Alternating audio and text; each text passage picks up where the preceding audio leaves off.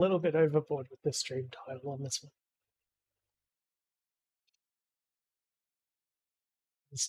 Stream description in YouTube.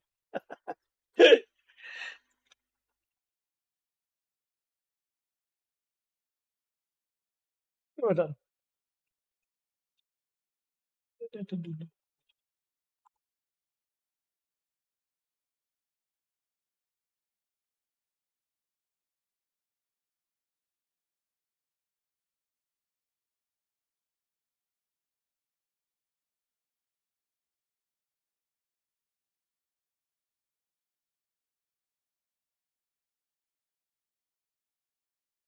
Not going to be on too long today, only probably a couple of hours. I definitely have been pretty low on time last couple of weeks.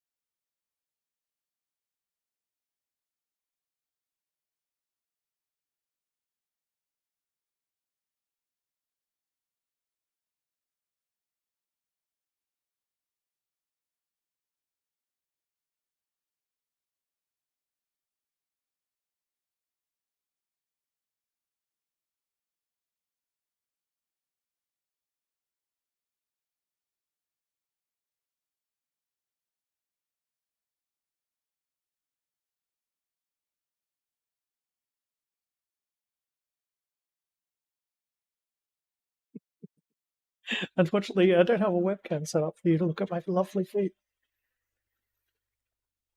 I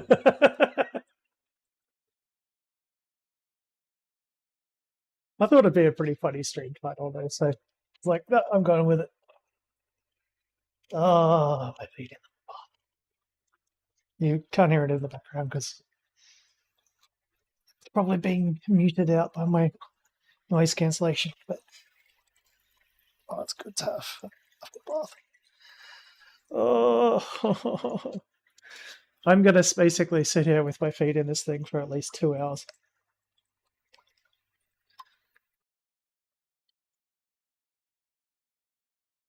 I just wonder if I could actually get comfortable and play the game at the same time.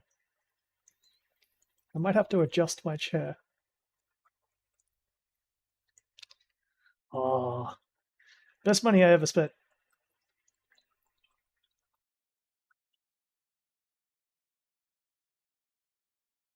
I don't remember how much it cost. I think it cost me like $60 a Kmart or something.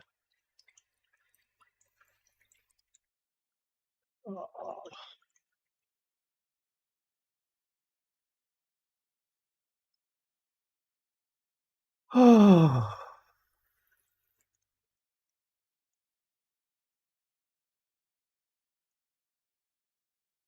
Actually, that's a basically my feet are lodged. Oh.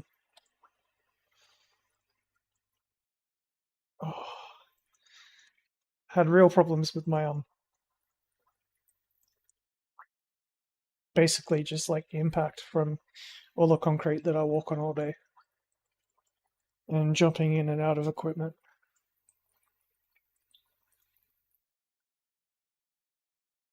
So I've got some nice Epsom salts, lavender and lang lang. Oh, the only problem with the design of this one is that the nodules that it's got in the bottom, like where you put your feet, they're very hard. So like when you've got sore feet, it actually hurts your feet to put your feet on and put weight.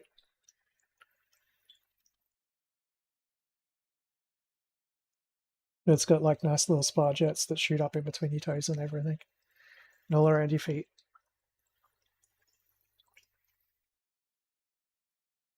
Oh, just gonna adjust my chair so I can sit forward a little bit further. Actually, this is nice. I like this. This is nice. I'm just gonna sit a little bit further away from the monitor than I usually do. It's just I don't have any back support or anything.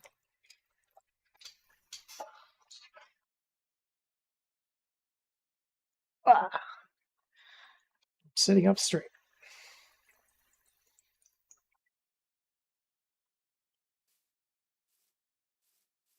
So what did I get up to? I've managed to dig down to bedrock. And I've got a very, very, very, very basic house. Hey! I'm starting to mine some metals and stuff. But I've only got like, well, some. Nearly none.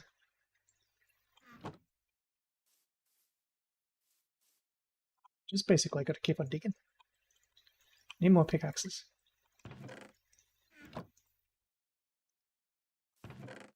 Oh yeah.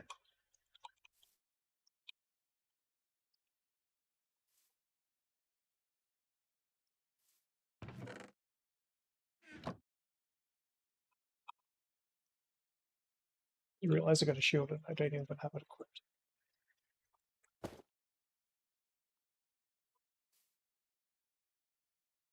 Oh yeah, that's because of like not being able to see stuff shenanigans.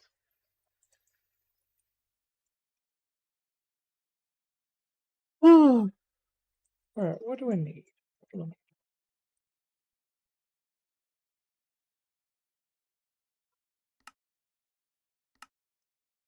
music is very hit and miss with this game. It's like either playing or it's never playing.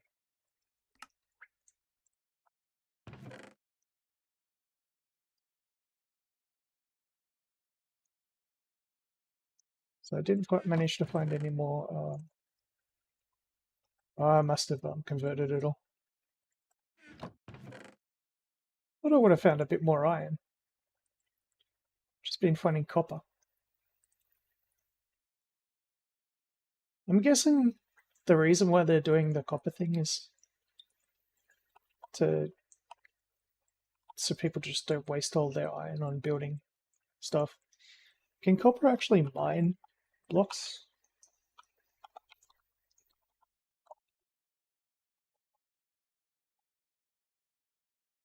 Yeah, I can't mine diamonds.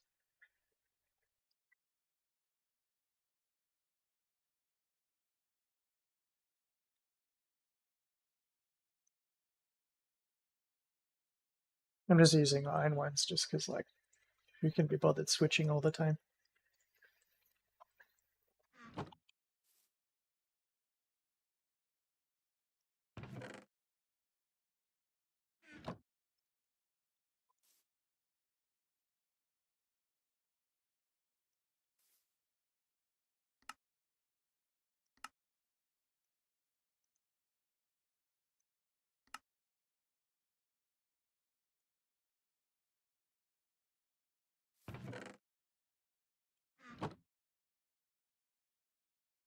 Gotta keep on moving my feet every now and then, otherwise they're getting, like, kind of numb.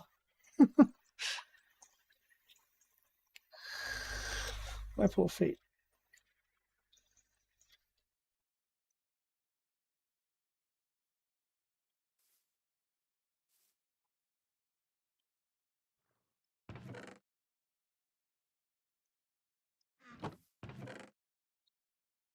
I'm trying to think if there's anything else I need to do before I go back down. Enderman.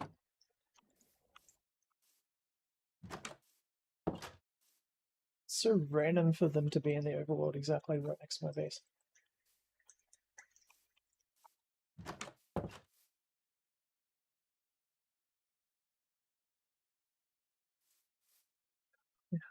I think the design of it is to make it so that you keep on moving your feet, now that I think about it.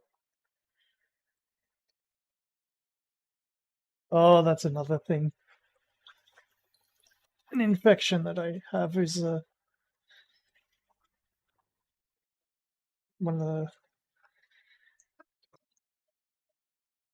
fucking one second. Whenever my immune system flares up, the rest of my immune system flares up.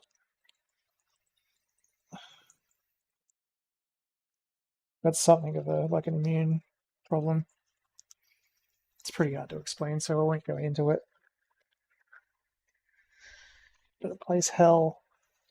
on my body.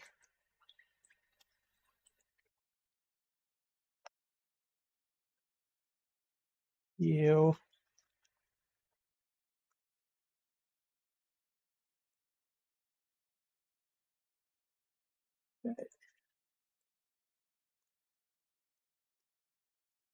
Why does everything always have to happen at once?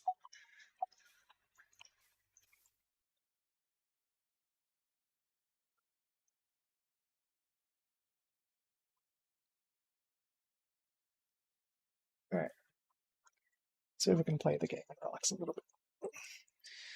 Just gonna move my freaking chair so I can move the chair forward a bit. Otherwise, I'm never gonna get comfortable.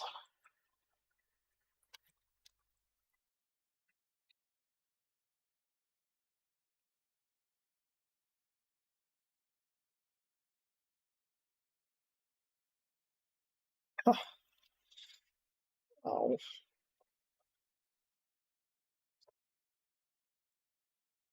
Well, of course, when I move back, okay, it does the same thing again.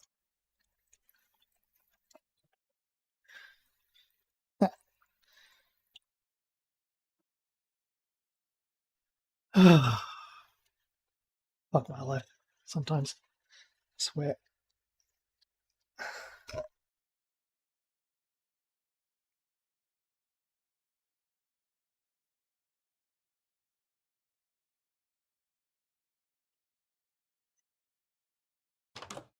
Alright. So I've got to build like a ooh, wait. I've got to build a railroad road down at some point.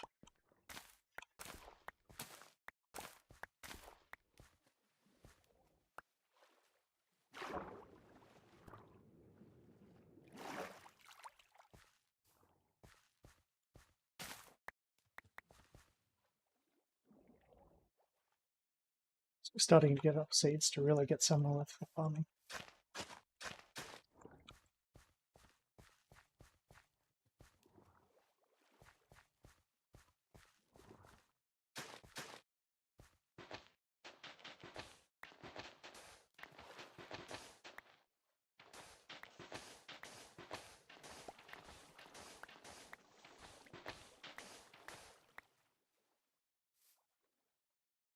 I think my luck a creep is gonna get to me.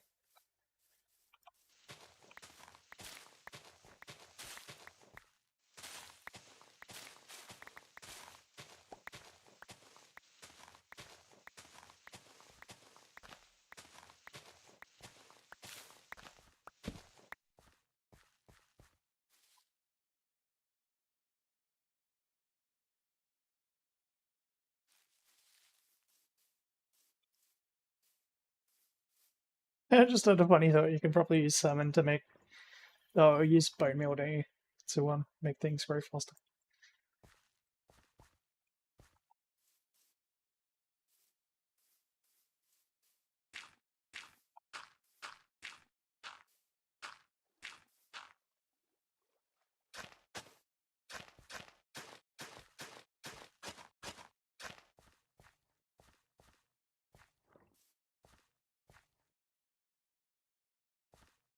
It's already done.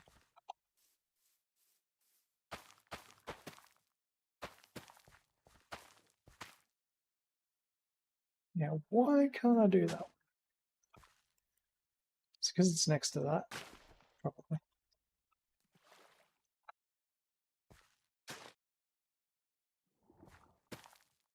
There we go.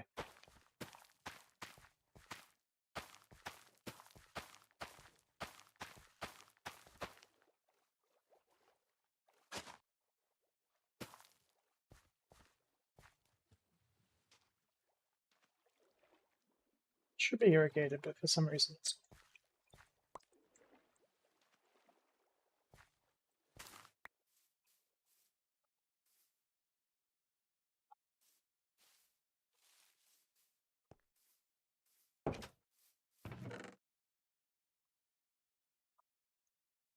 At least we can start making bread now.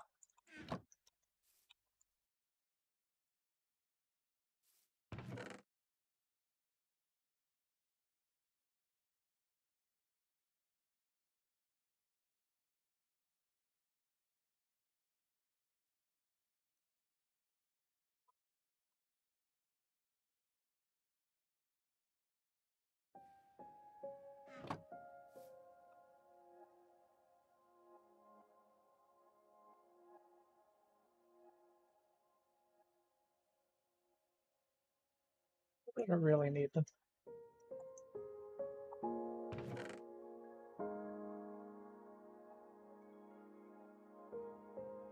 They look cooler though.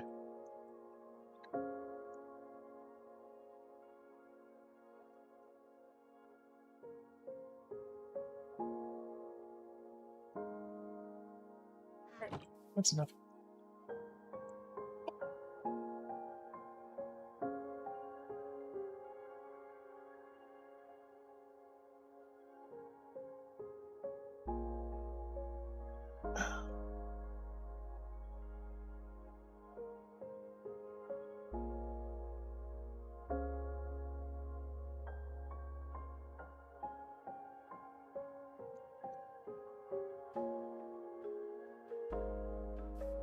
Right. Oh, trying to get relaxed, but it's not easy. My feet hurt. Various other parts of my body hurt.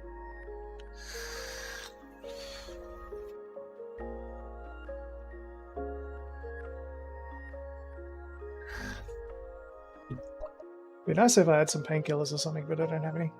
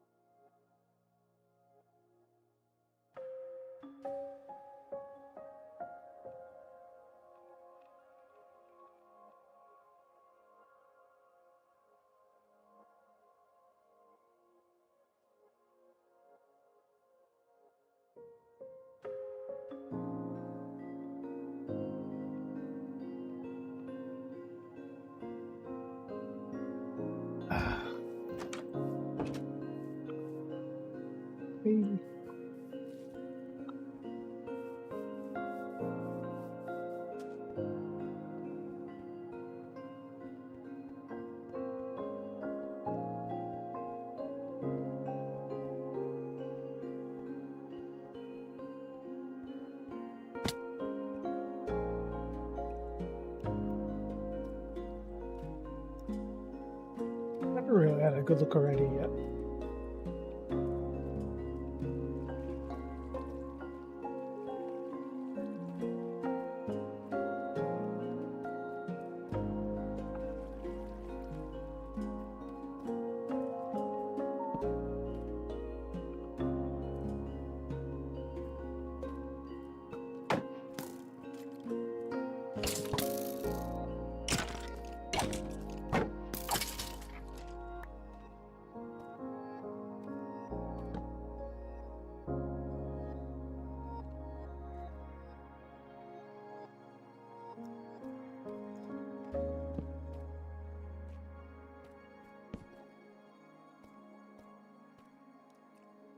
Ah, iron. That's what I need a lot more of.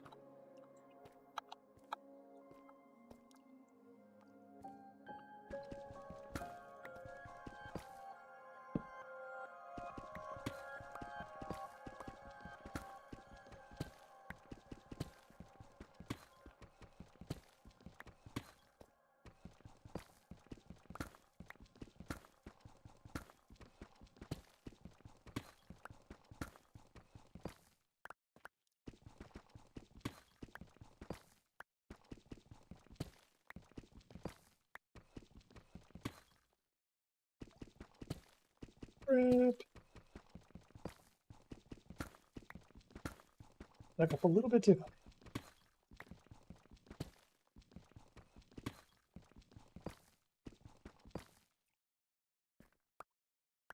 Whoa.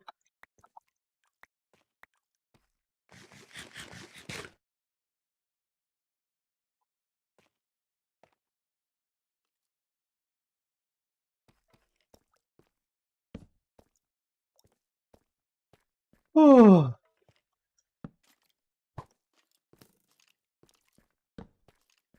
Oh, damn.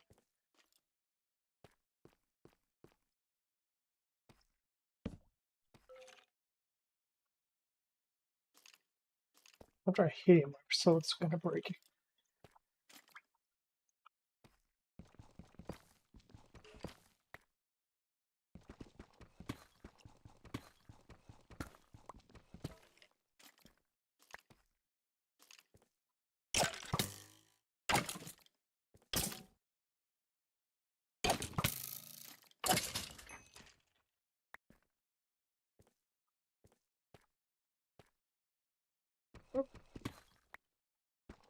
I'm so uncoordinated right now.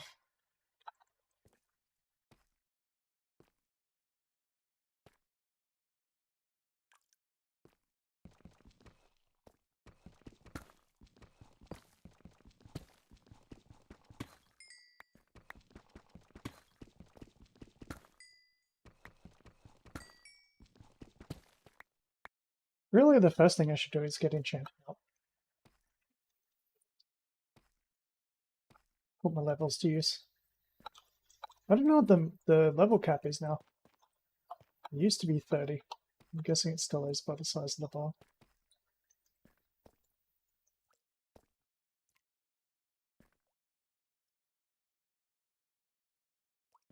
Fine.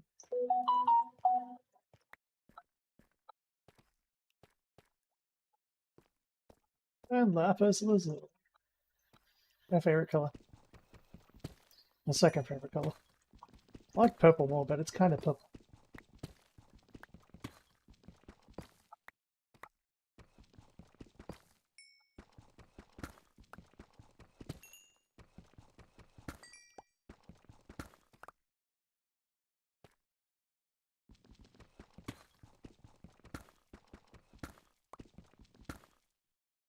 So,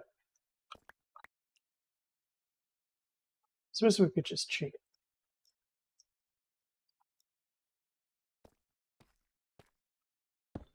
Probably makes sense.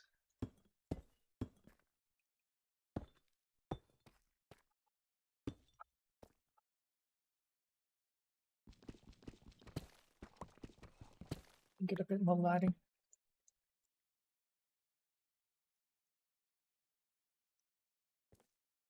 I don't think I'm going to be able to hear a creeper if one creeps.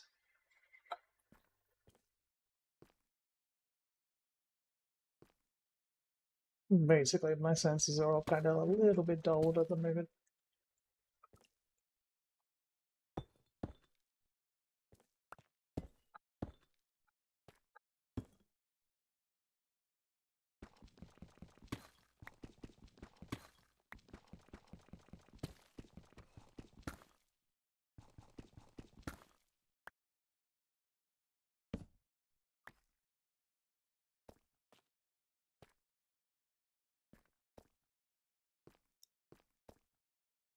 Keep on looking out this way.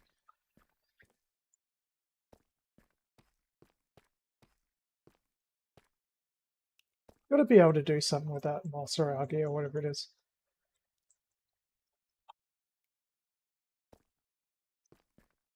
Don't know what yet.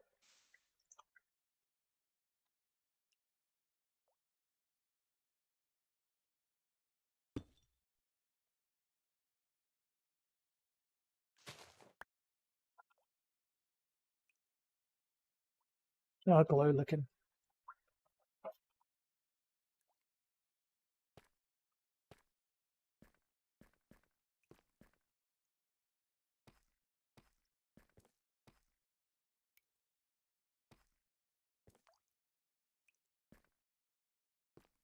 Wish I could jump up there and put one of these. Oh, Enderman. And creepers. Uh-oh, I looked at him.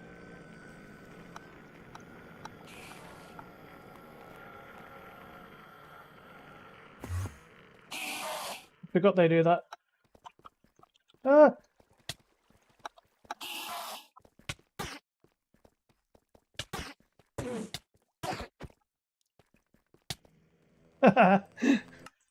Oh god, I didn't even know how to recover.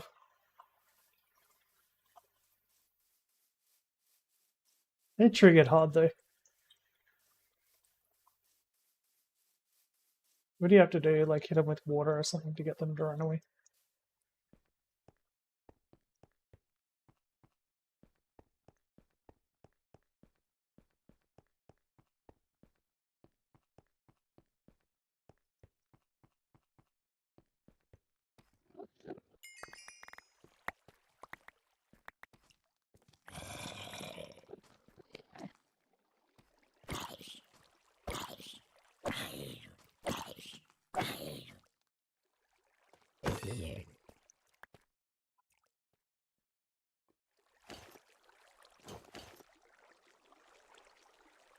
Because it would have been helping if I was using an iron sword. But as of this moment, I'm just still trying to burn through all my old stuff.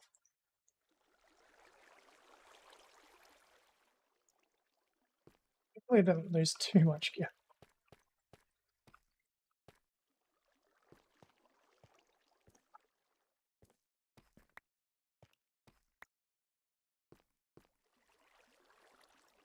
Oh, creep off.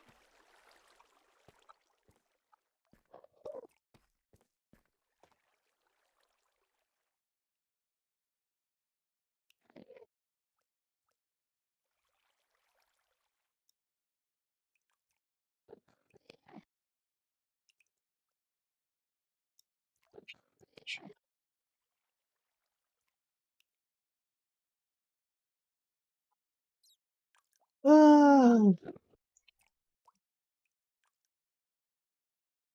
trying to think, is there anything else that I have to say?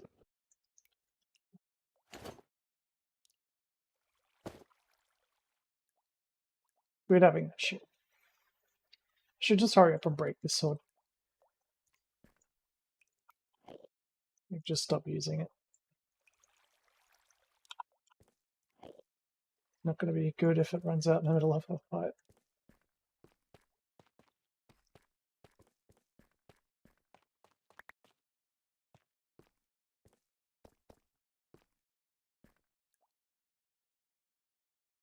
I really got to raise my chair up.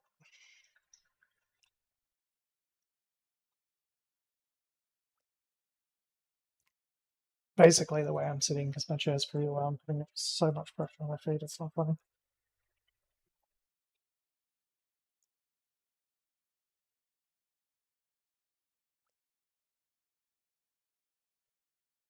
That's better.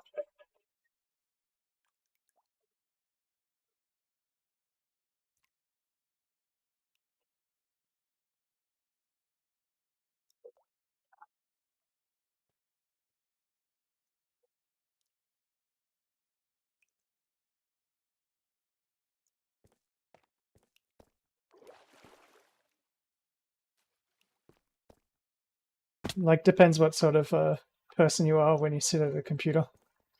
Oh, there's multiple Endermen.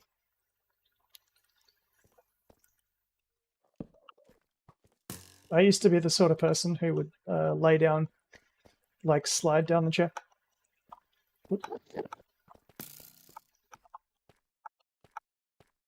So I'd like be sitting with my legs up against the wall on my, basically my back on the actual chair with my head like at a 90-degree angle. Underneath like the screen, pretty much.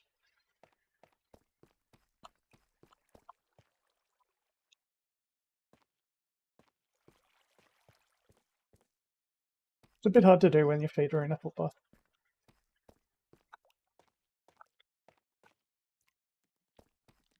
Fine.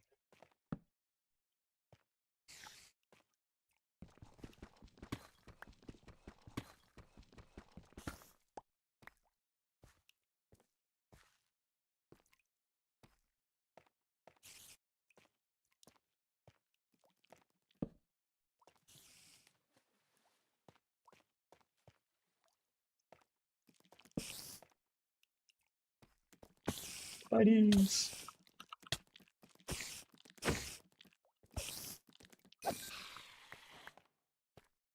Hey, I might be able to make a bow soon.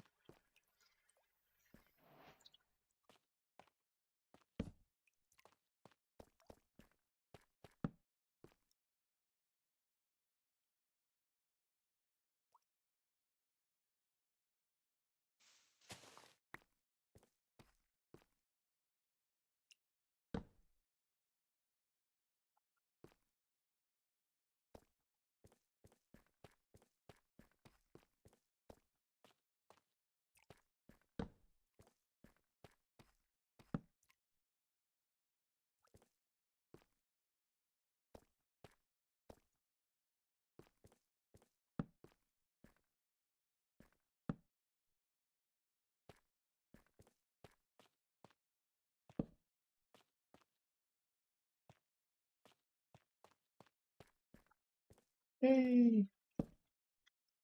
Let's diamond.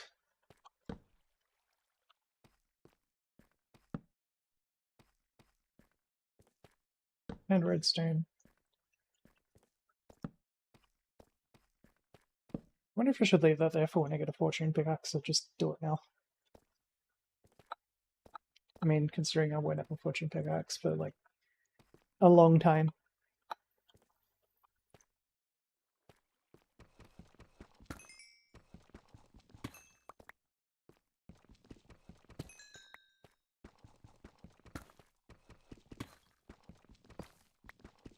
A really good score, actually, all in the same spot.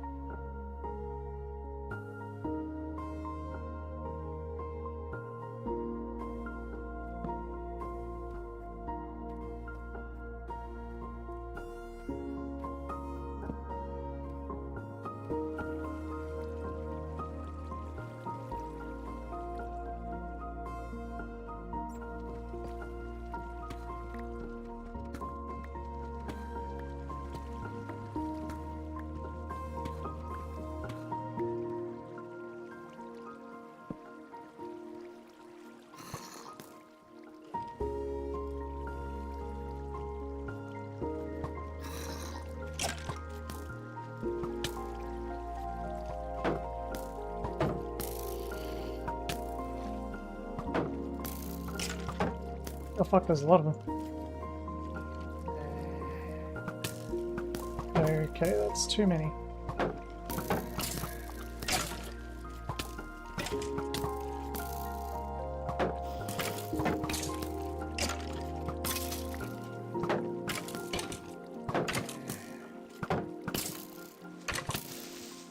Oh, fucking Enderman. Ah, it's the worst possible fucking spot too. I bet you that blew up everything.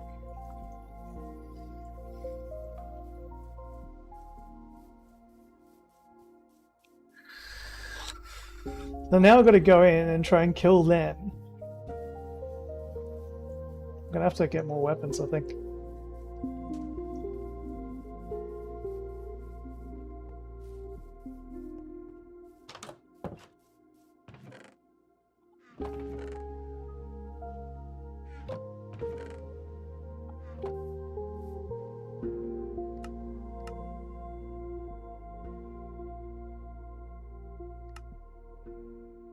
Oh, I need ingots. No, I gotta smelt it. You smelt it, you dealt it.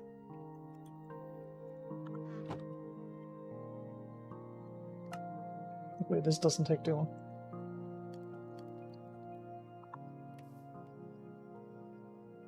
Okay, I need a sword.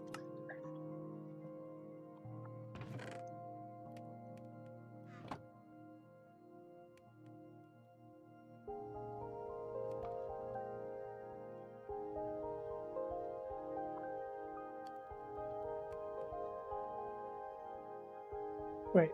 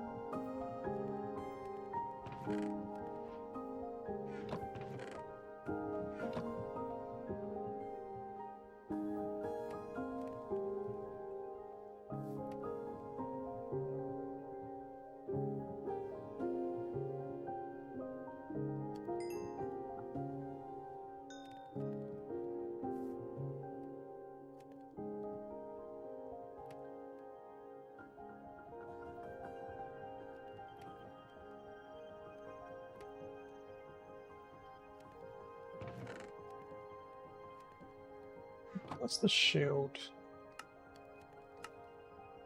So no planks.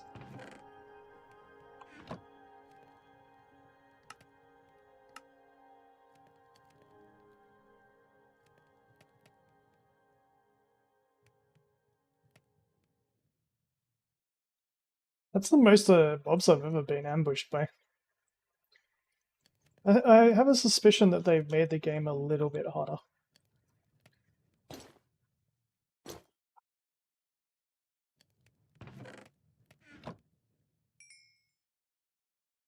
At least since I was playing like 13 years ago.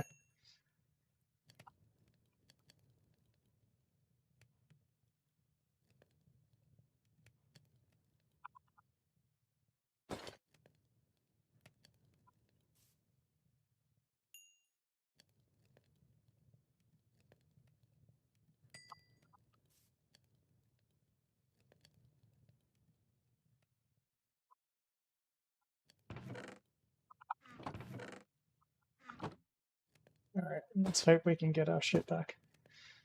That's all I'm going down with.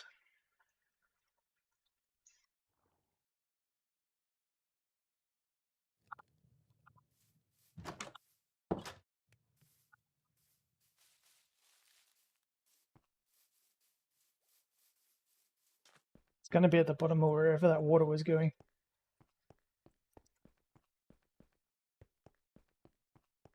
Oh, yeah, shit, my food's down there too. This could be bad. Speaking of which, just notice there's iron over there.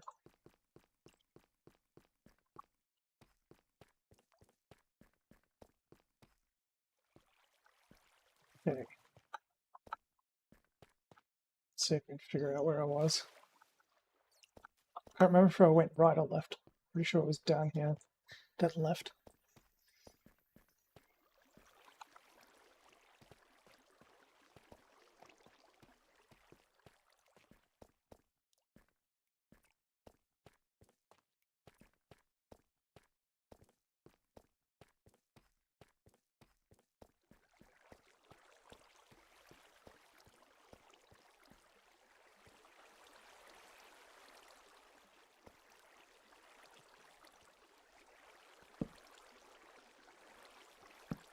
God, that Enderman cleared him out. All my stuff is gone! Oh my god, all the shit that I had. You're kidding. God damn it.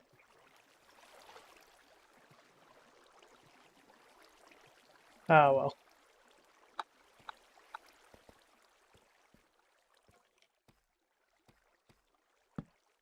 Oh, wait, maybe they're carrying it.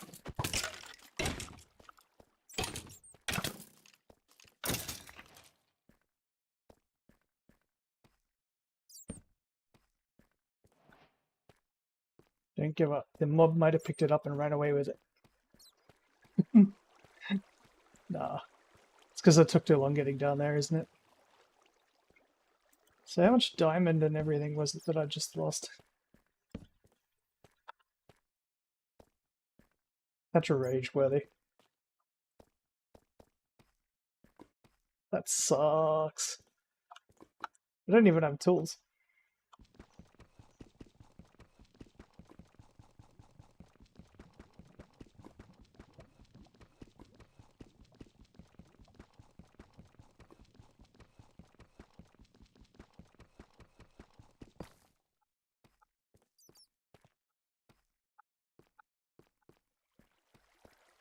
I knew I should have waited until I had a fortune axe.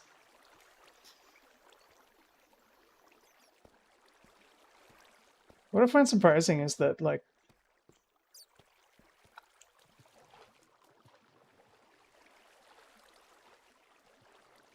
I thought stuff used to stay there a lot longer than that.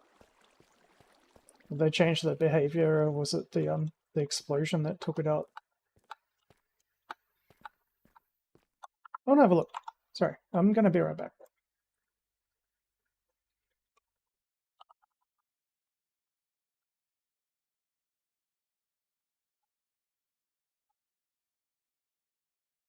$5 minutes. So it took too long.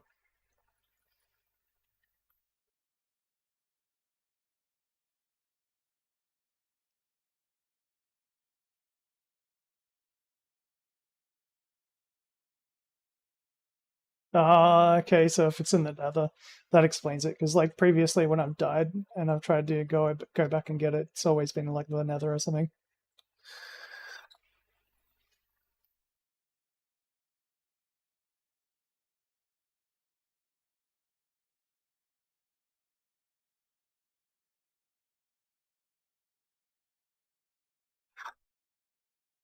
Well.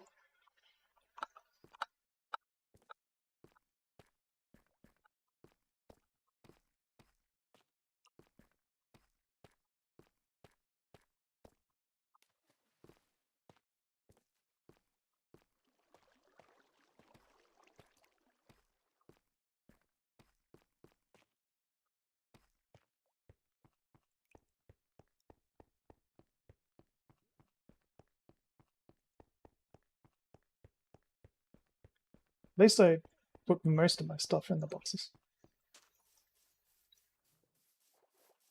So I can just cook some bread. But I've got to find more coal.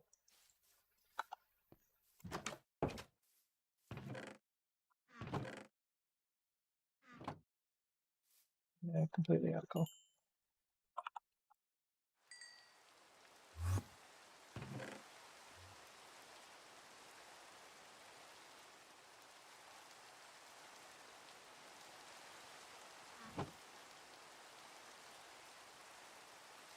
I'm guessing you can actually take it apart from being on a block.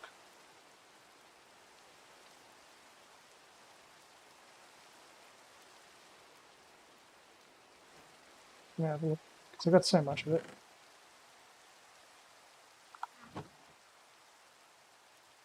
Yeah.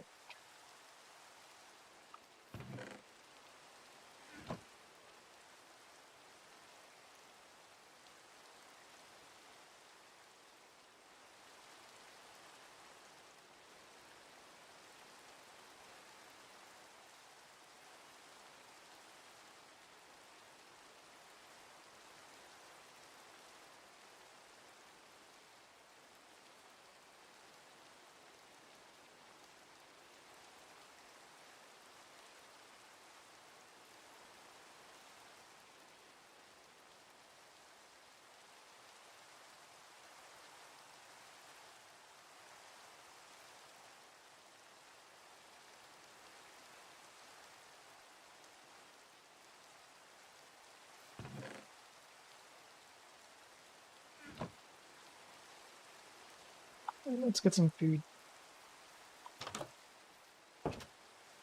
Gotta find some coal first up so that I can actually make some more charcoal.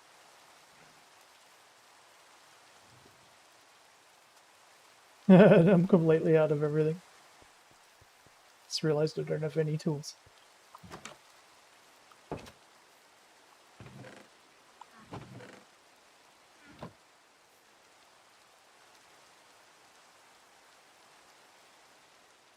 Just use the recipe system.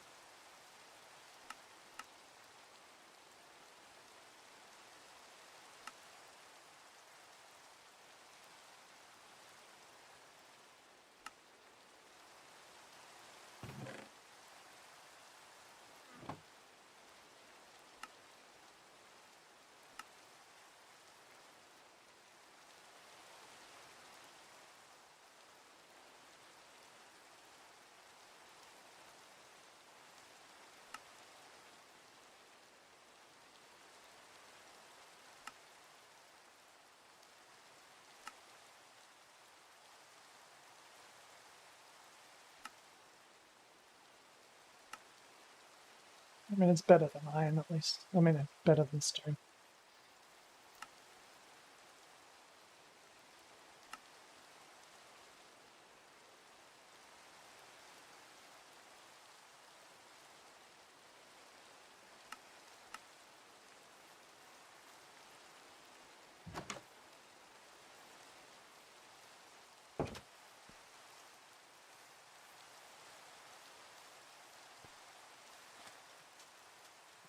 I can't cook anything until I find some coal, so that's like priority number one.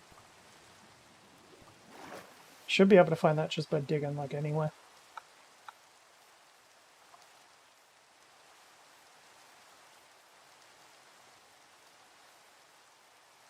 start leveling more of this mountainside, hillside.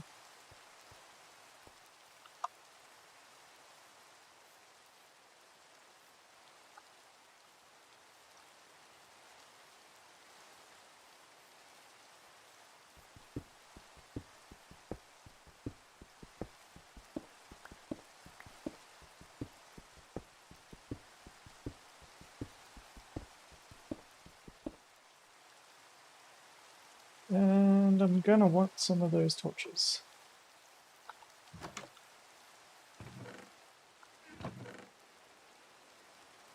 Hey. Did I just like throw my torches away or something? I swear I had some.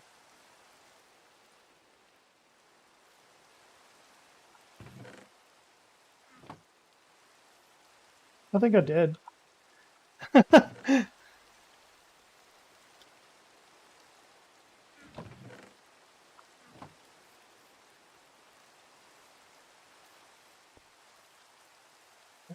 Need to push first.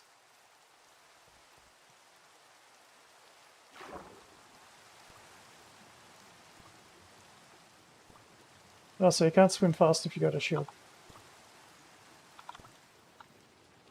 Or is it because I've got the...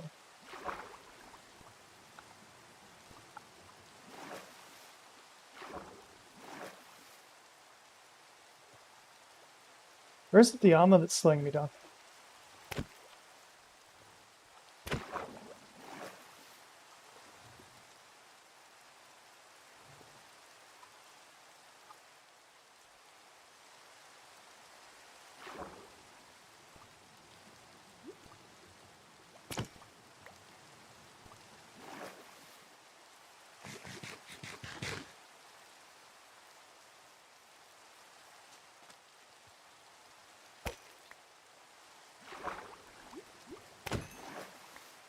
Or is that like a whole new fatigue system?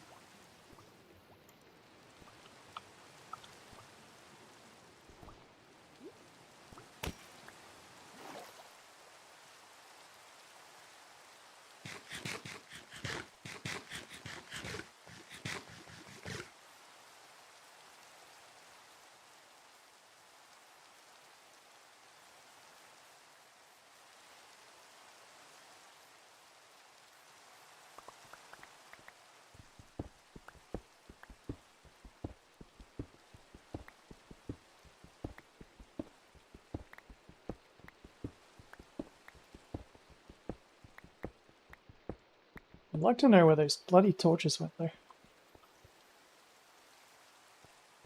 I probably threw them away when I was done looking for my stuff. Or something stupid like that.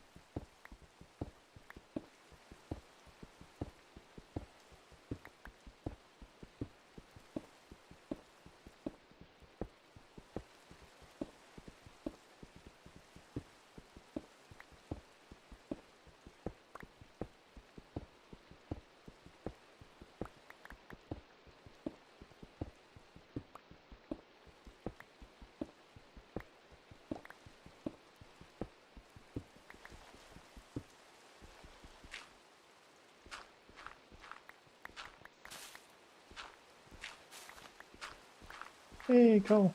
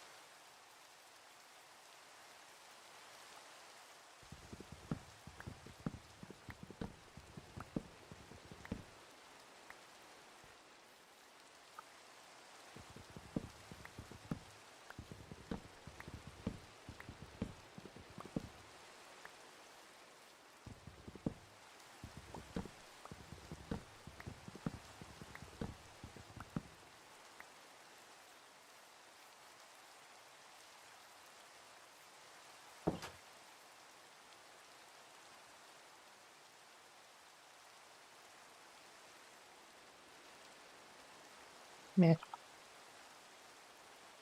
Guess I only need one. I'll use 2. We'll keep 20 in reserve.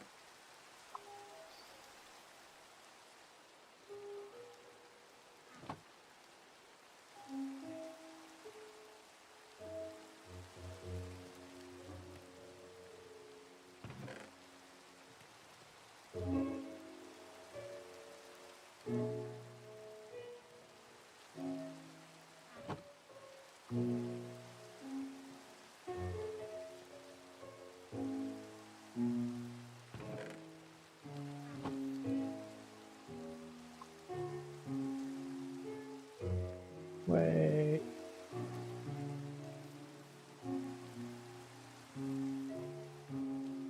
Get out and make it again.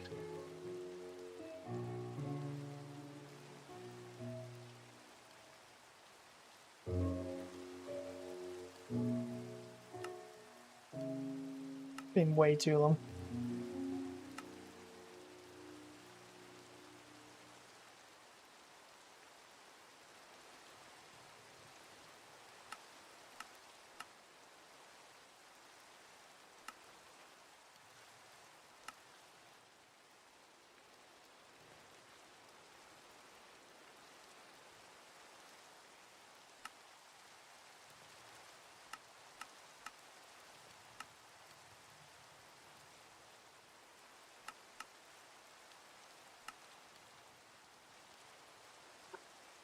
It's funny, I forgot how to make bloody bread.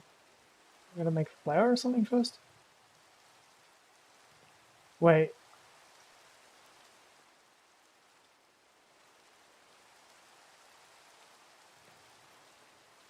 No.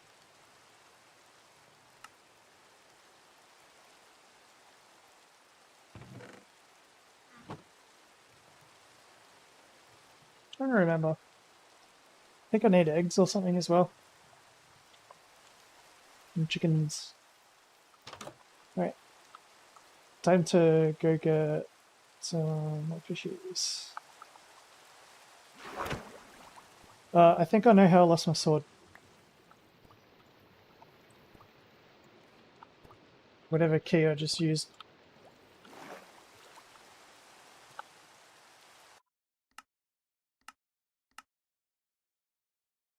I think I know how I lost the bloody torches.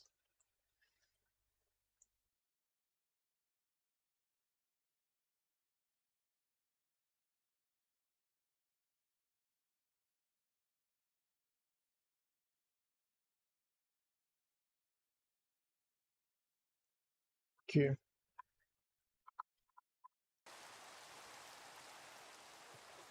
I'm guessing because it's night there won't be as many fish.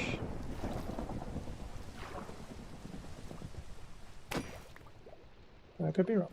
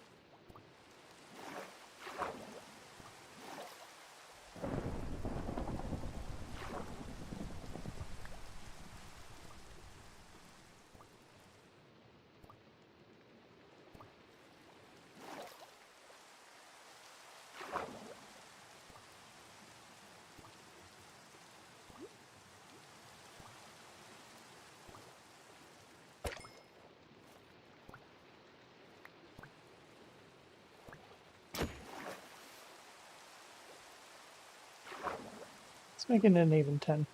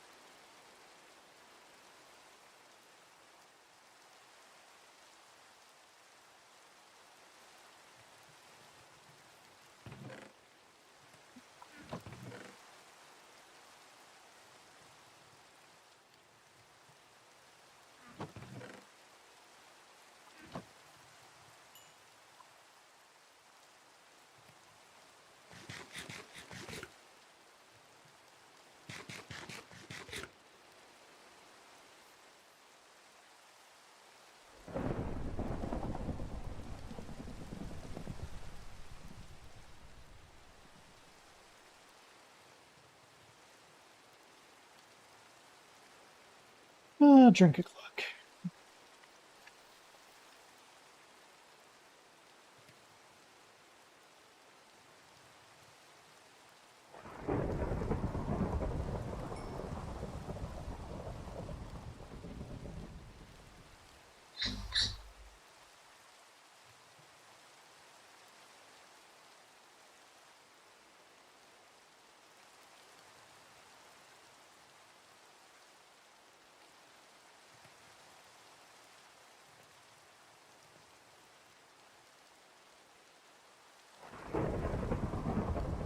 So 1 bit of charcoal does 8 fish.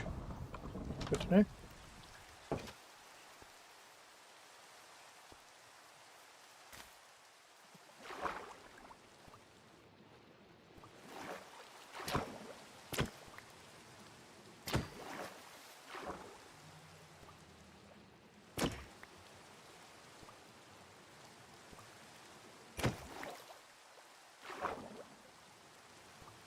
Part of the weird thing is I've been using a much bigger keyboard for quite a while.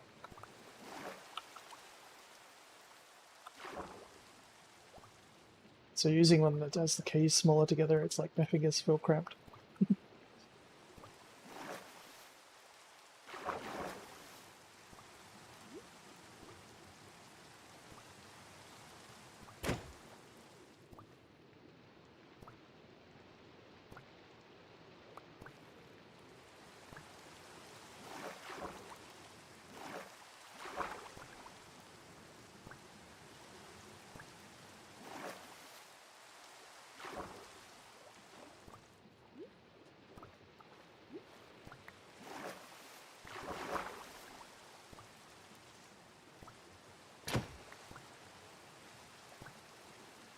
Yeah, that's where I just lost fish.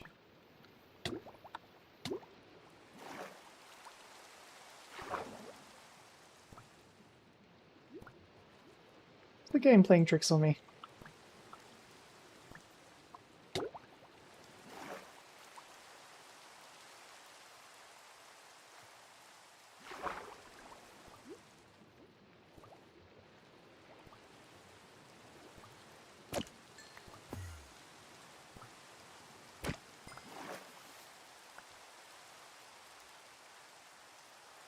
Yeah, I'm not picking them up.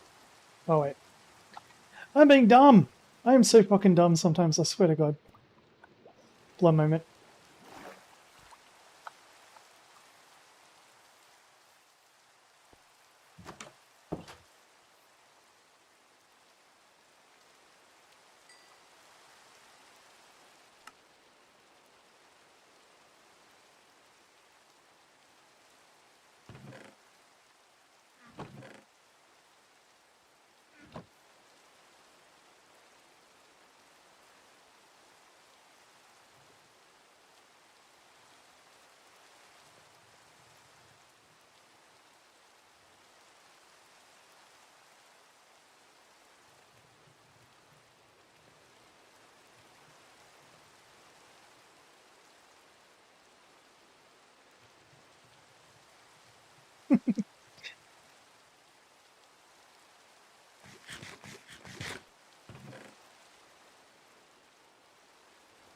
Alright.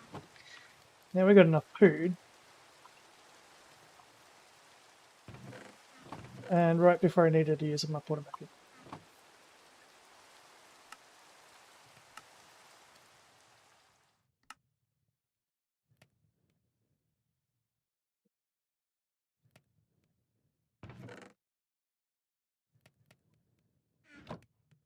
I'll be fine in there.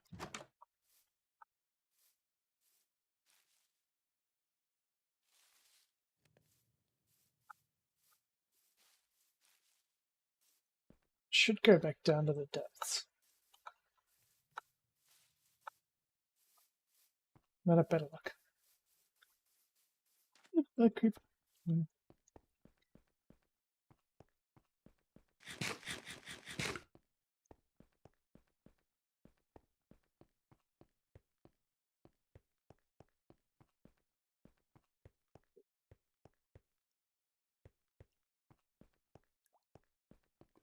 Oh, there's some nine there if he has. Can't believe I lost like 20 things of iron, at least. Like 10 gold, 6 diamonds, or something. Oh, and I don't have anything else.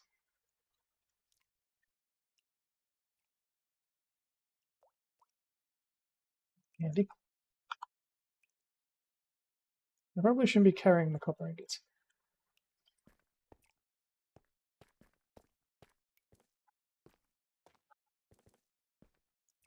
But what I could do...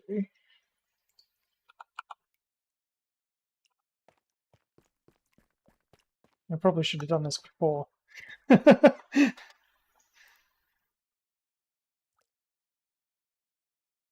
I don't have any wood. I need wood.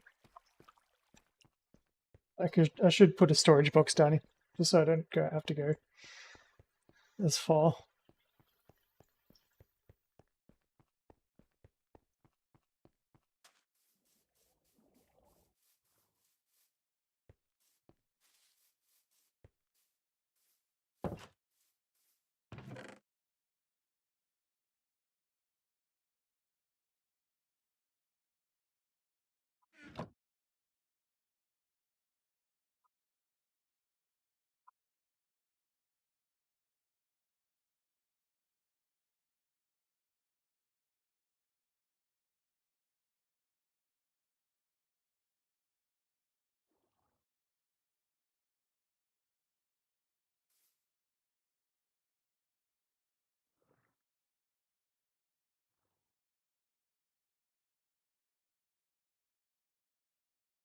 And foundry. A furnace. And a thing on the table.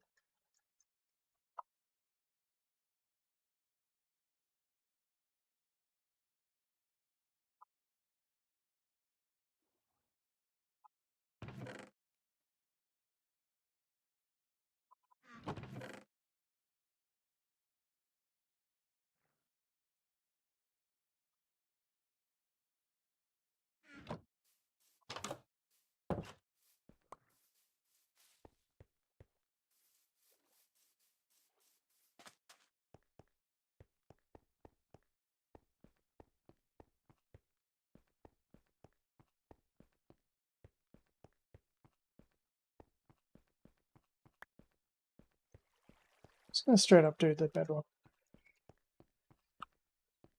At least nothing's killed me there yet.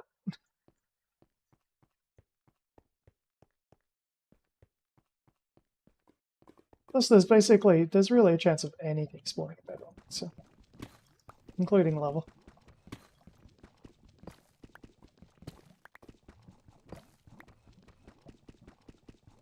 Oh wait, I don't have steel. I don't have iron things yet.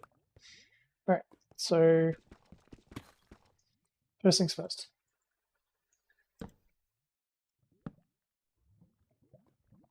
Mine out enough to get a full setup down here.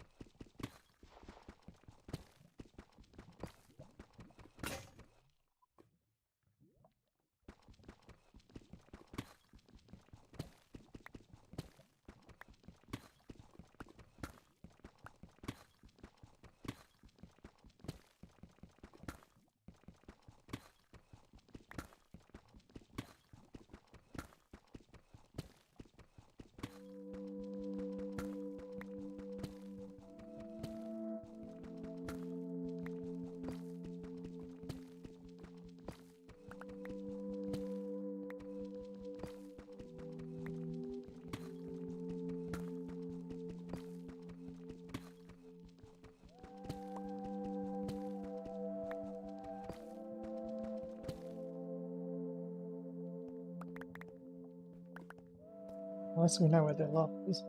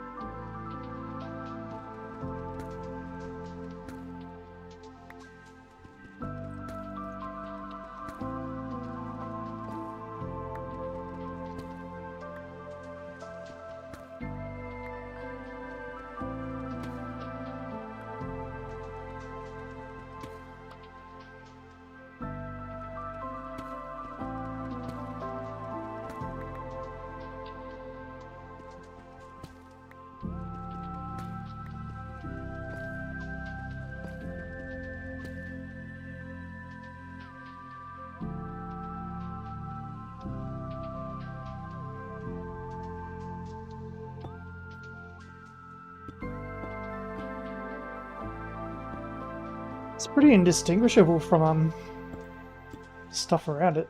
I reckon that's probably why they added it.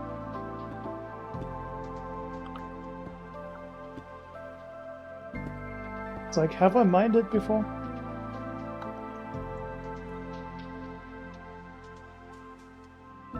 Can't tell.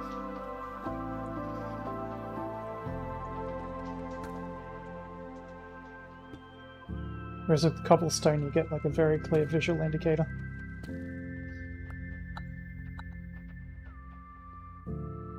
Suppose I could turn it into brick or something. That'll make it more obvious. The deep slate, I mean. That wasn't in the game the last time I played.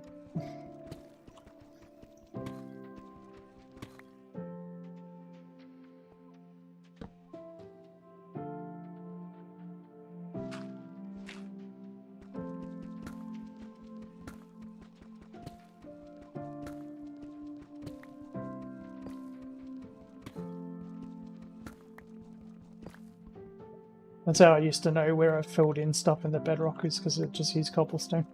It's like super obvious.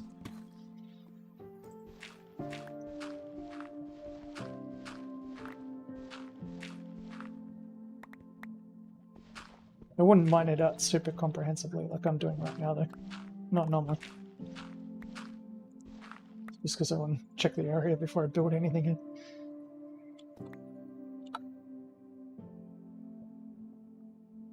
Suppose I can mark it out. It's probably like diamond that I've missed or something. Or gold.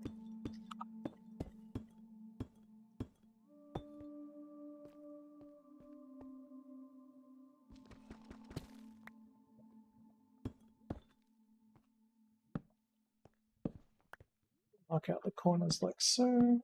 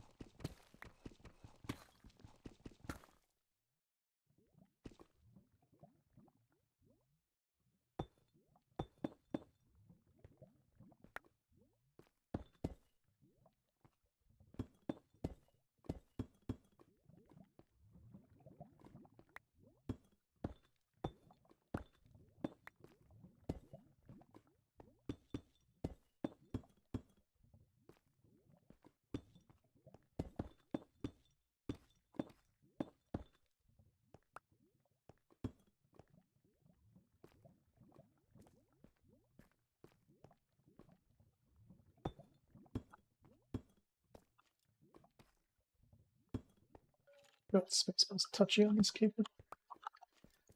The only thing.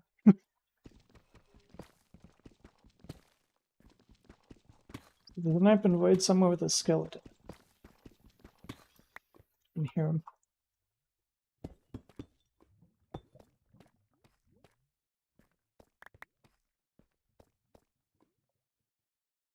Alright.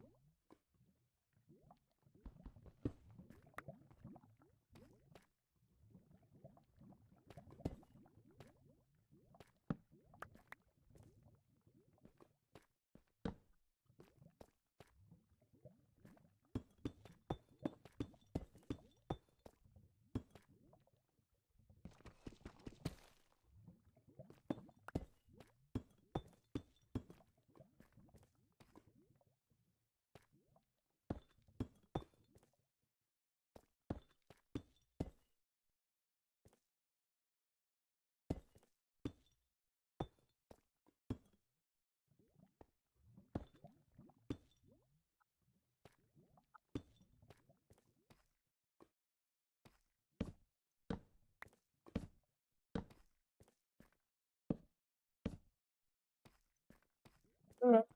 The dungeon room.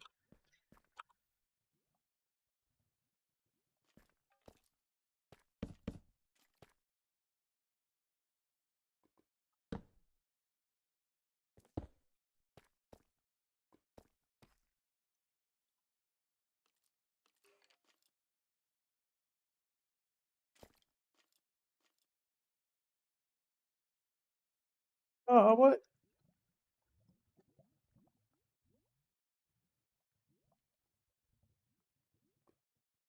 Oh, you could make stone doors.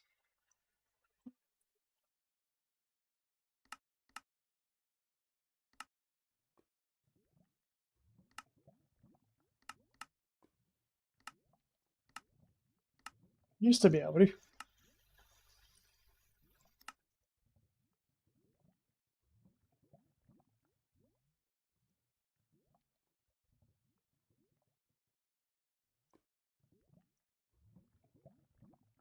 Or am I thinking of something else? Probably.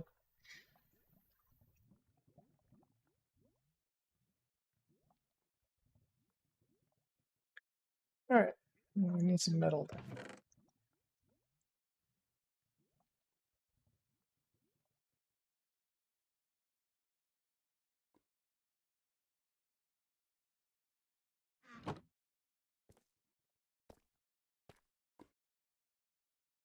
You run in here and get killed by an enderman.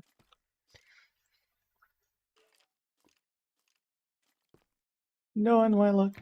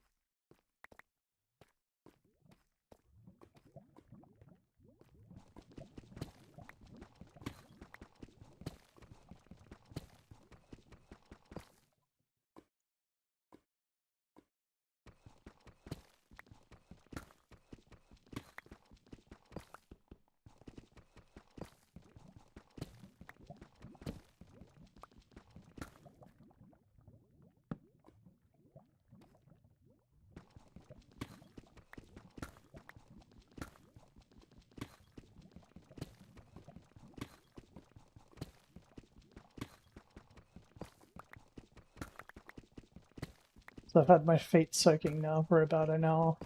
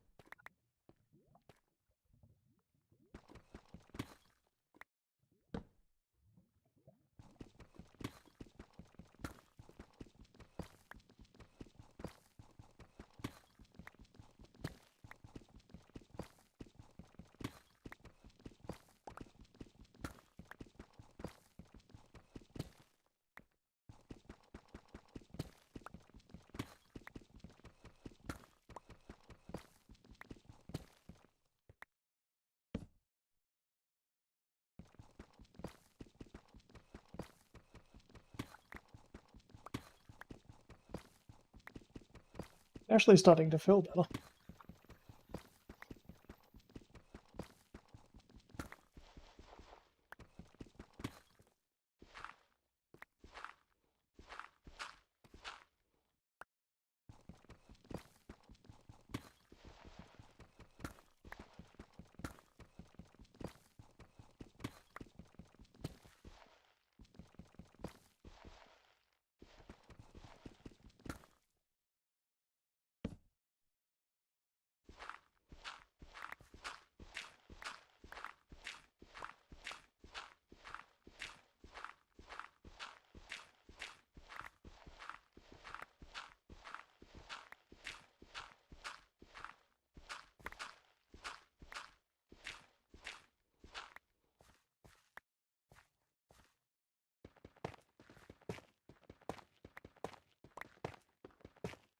Oh, what's that?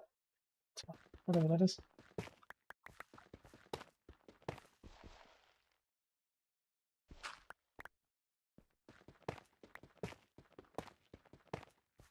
It have to be a lot easier to dig through.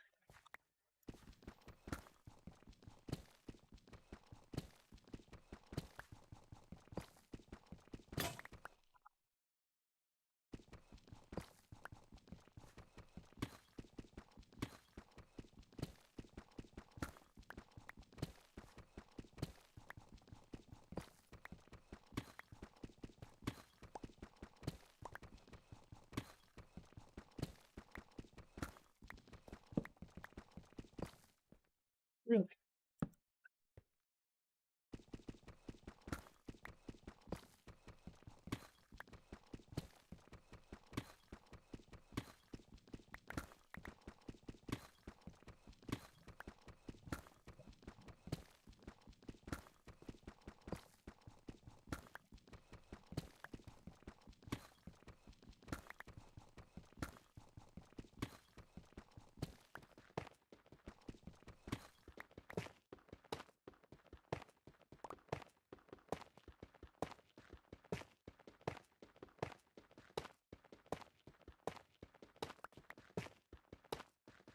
So this is basically a 0% chance of any valuable ore spawning in it.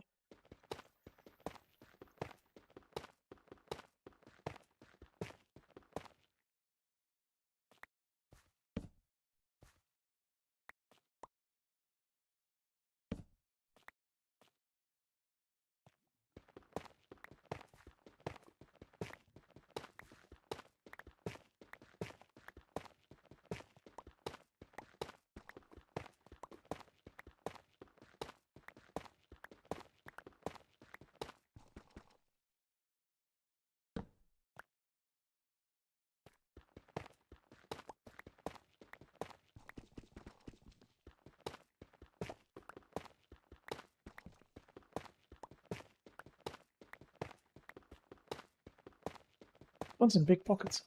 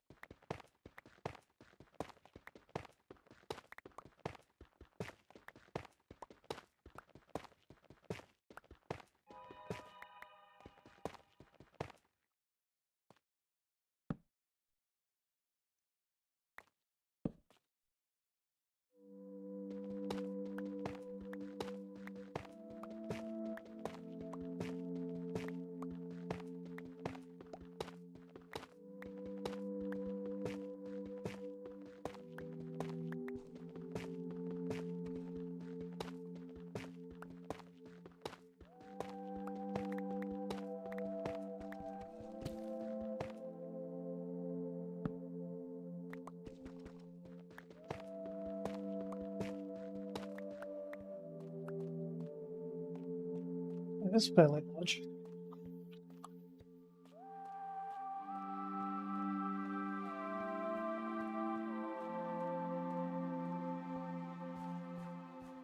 That goes up as well.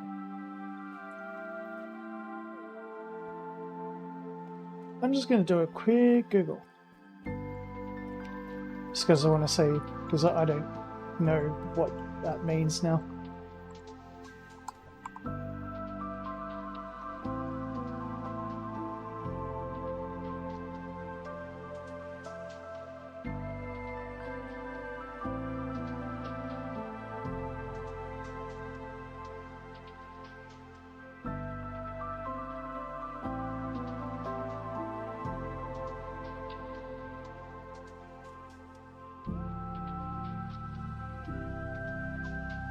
I suppose I should probably pause.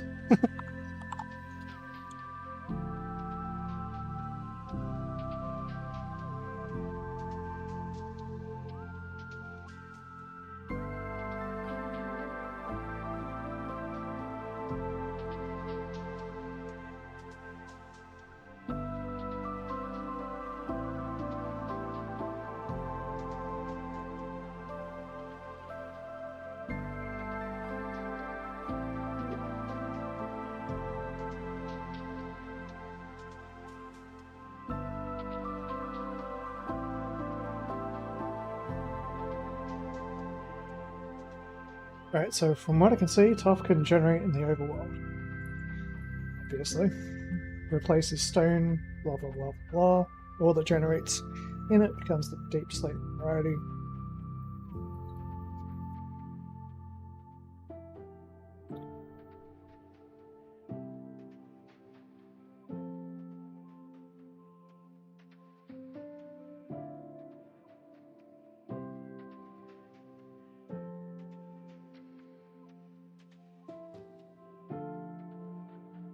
Okay. The question is, can any ores spawn it?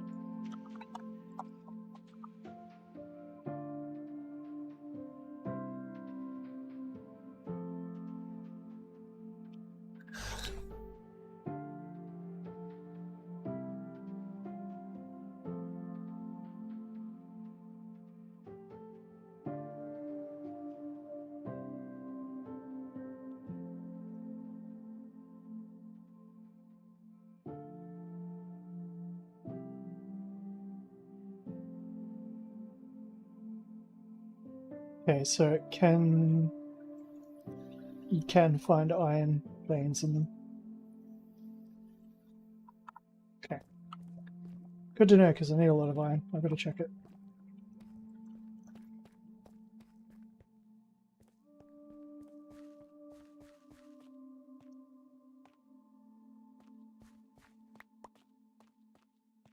You're back.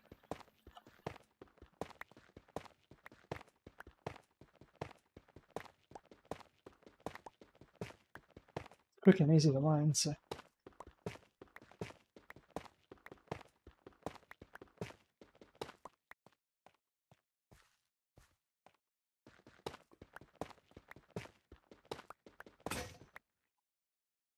And I need more pickaxes.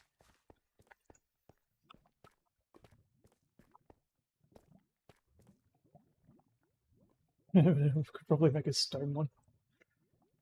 I need sticks.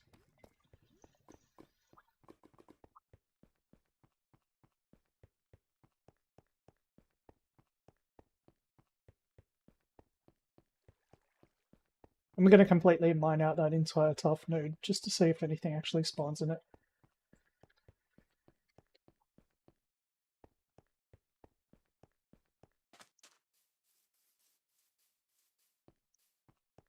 By quickly, I mean it's probably going to take me in the next 15 minutes, at least.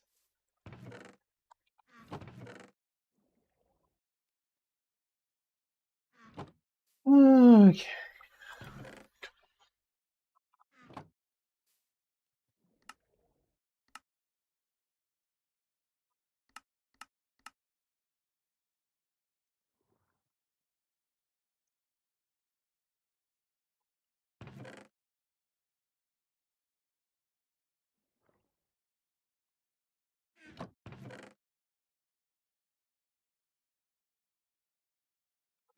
I don't need more storage up here now.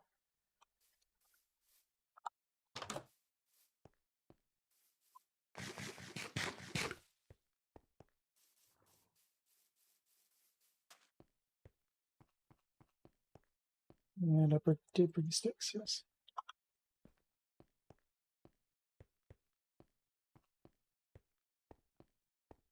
I don't know if I'm going to find any more coal, especially down the bottom.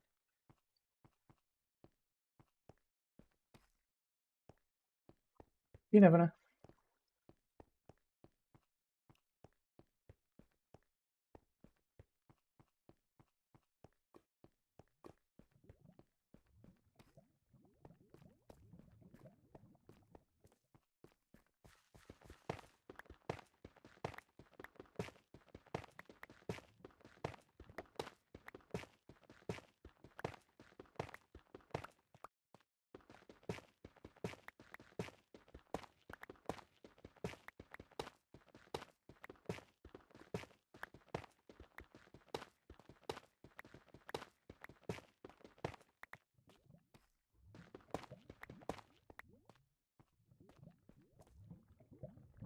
Lava over there.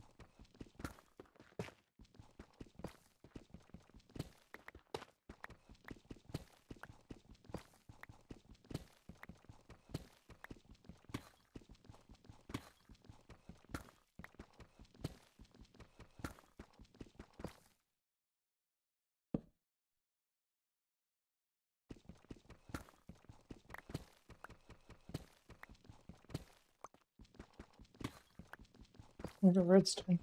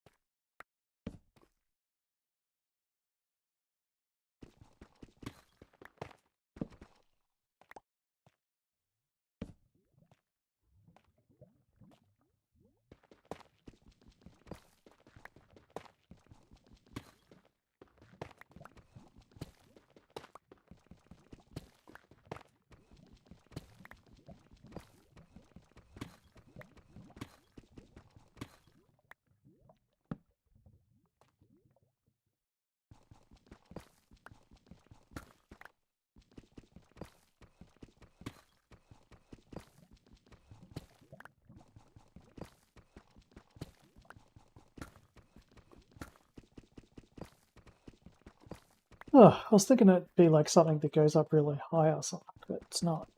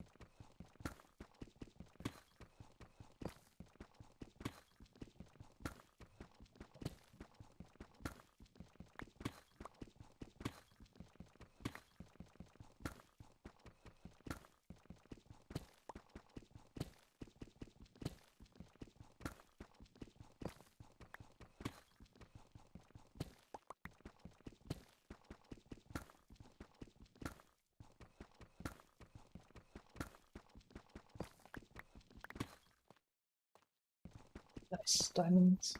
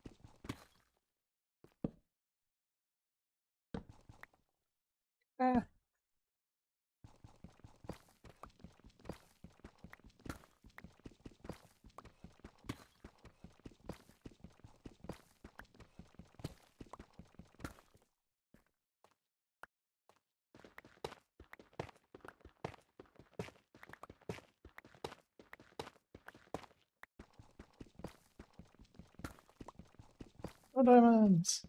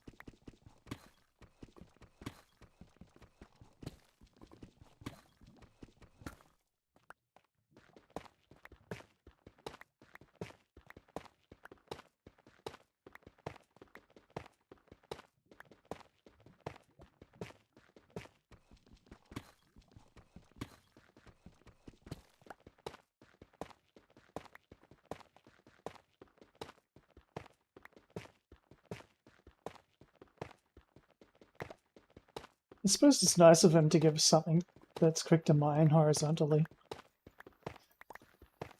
down this deep. I mean, the gravel's the way to do it vertically, but this is horizontal. So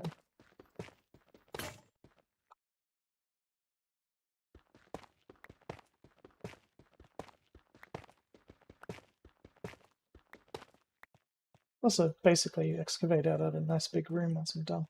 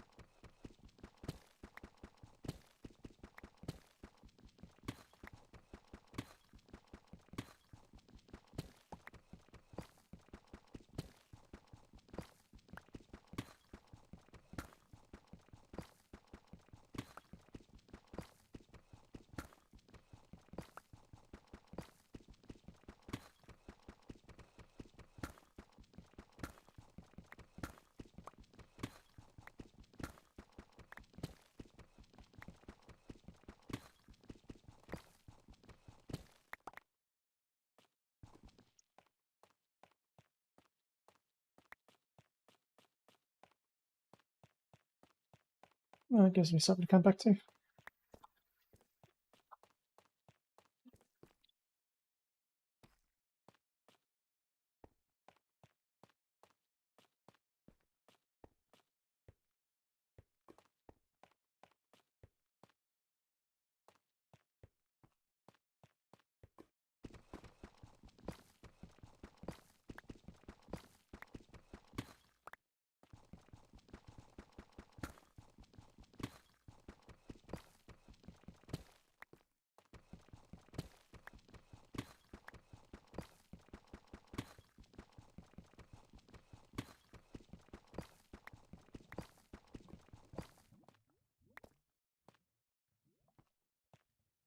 I like how the wiki says that it's a purplish block. Am I going colorblind? Looks green to me.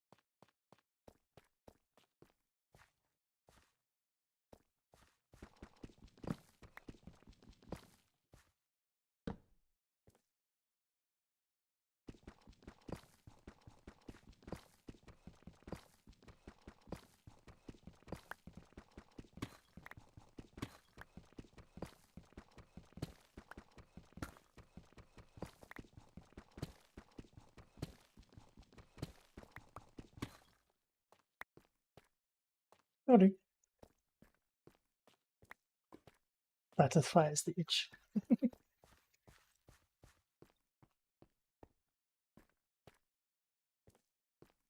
I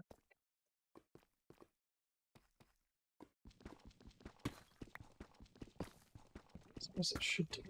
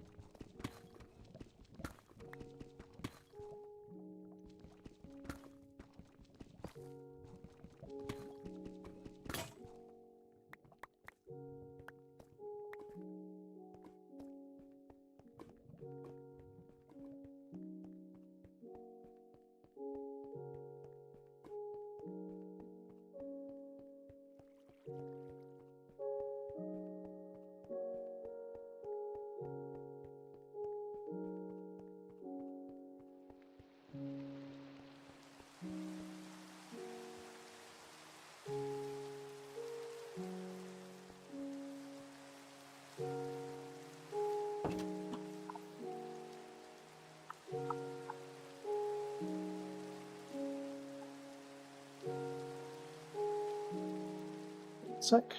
It's getting a bit warmer around. Like my feet have been soaking long enough. I can probably pull them out of the bath. Ooh.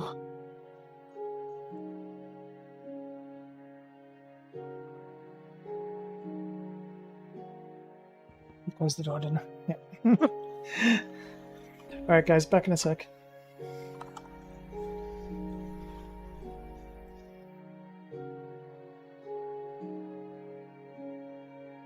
Gonna check my feet.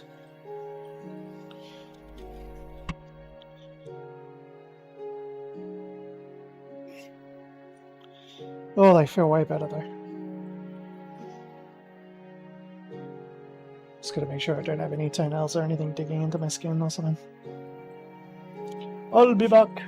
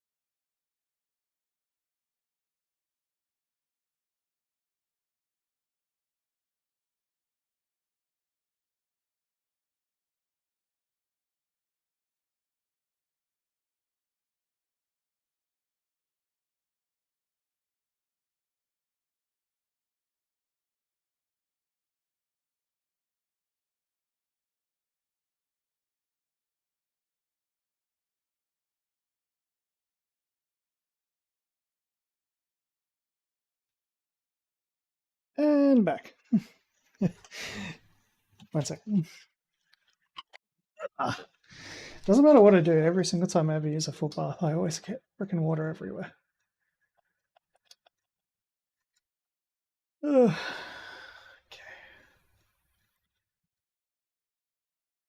Okay.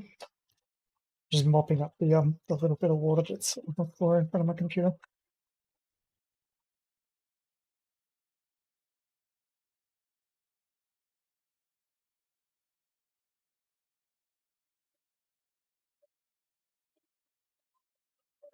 Absolutely worth every penny I paid for it. It's like a cheapy thing from like Kmart. And my feet really, really hurt. So the Epsom salts means my thumbs are really slippery at the moment. I'm having to be careful not to fall over. And I'm just looking for one more thing on my desk. I'm gonna probe my toes just to make sure that my toenails haven't like, fully cut into all my freaking toes. Oh, needed to be done though.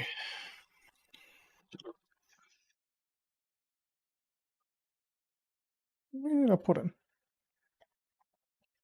Ah, there they are. I'd love to show you on webcam, but it's gross.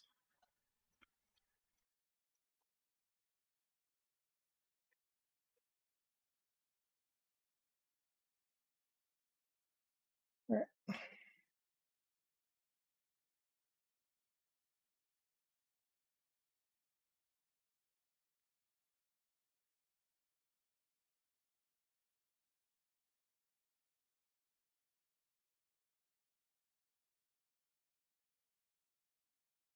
Me scream in pain, you know why.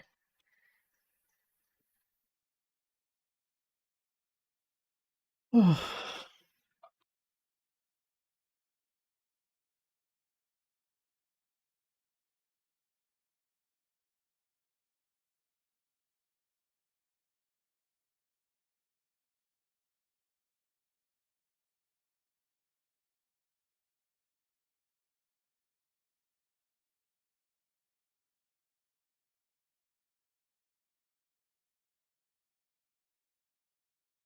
'Yeah, we're doing alright. 1 foot down. 2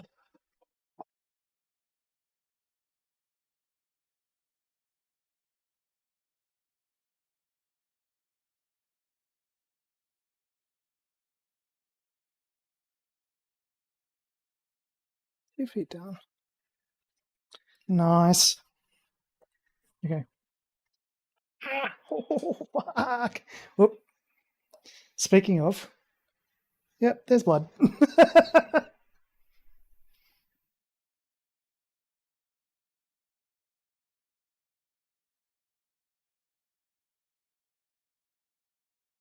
I knew I was going to do that. Sorry.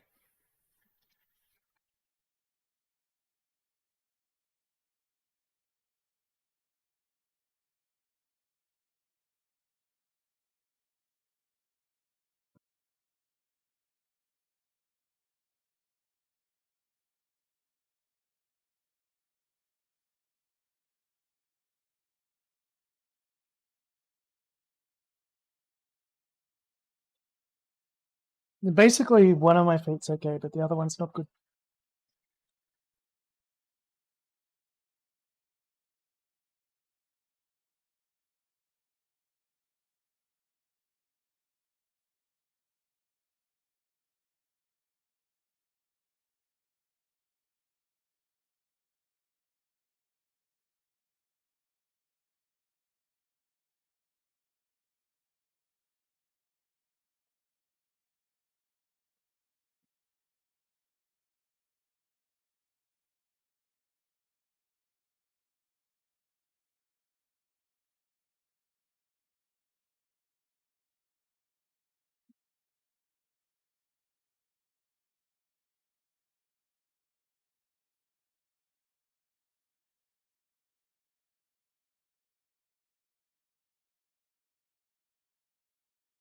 And I'll be back in a minute.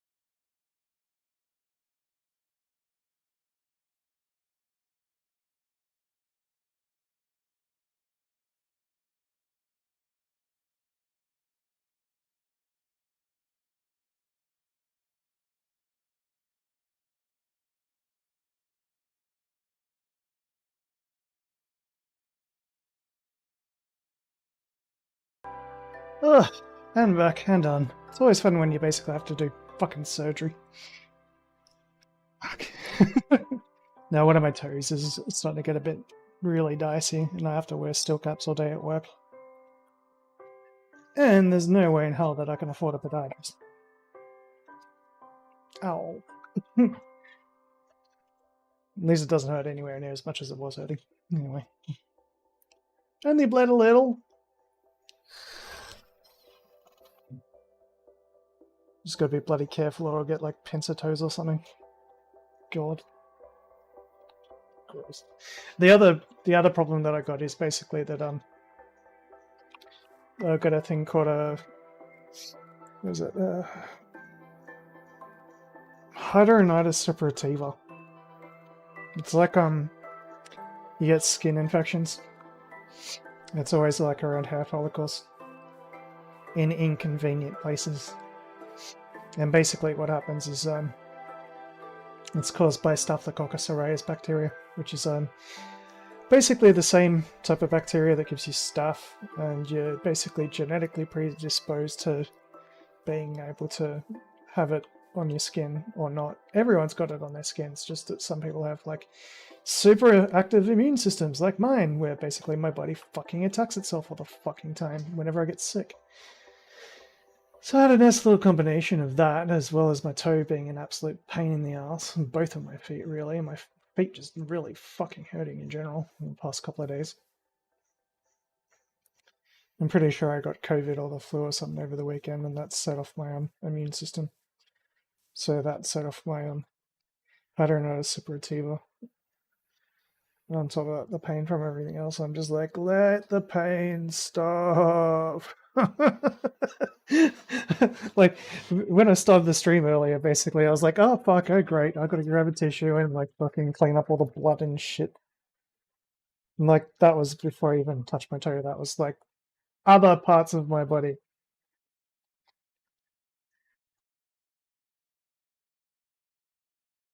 And basically most of the time I'm at a low grade, maybe 3 out of 10 on a pain scale, but it can go up to about maybe about 6 or a 7. But it's not like something that it's like, oh, I'll just go to the doctor and get it fixed. It's like constant. And I get neuropathy as well from all the nerve damage from it. So basically, I get fucking stabbing pains, like fucking really, really hard to explain. Like, I'll give you a good example. Like I was saying before, that my feet were hurting earlier today. So like I was just standing on my feet, and all of a sudden it felt like someone put a red hot poker through my fucking foot. I didn't even do anything. Like I was just standing. Like nerve pain. It's it's weird. But I put up with it for so long that it's just like I'm like when it happens, it's like pain 9 out of maybe 8 out of 10 on a pain scale, and I'm just like, oh fucking hell. If I even vocalize, most of the time I don't. Yeah, not a lot good with me at the moment. I need a drink. And alcohol doesn't cause any of the problems, by the way. Like basically the immune system thing. It's genetic, and there's absolutely nothing you can do about it.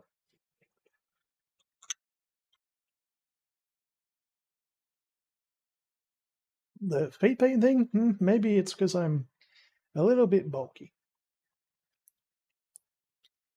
But I mean, I do lift like 40 to 60 kilograms all day.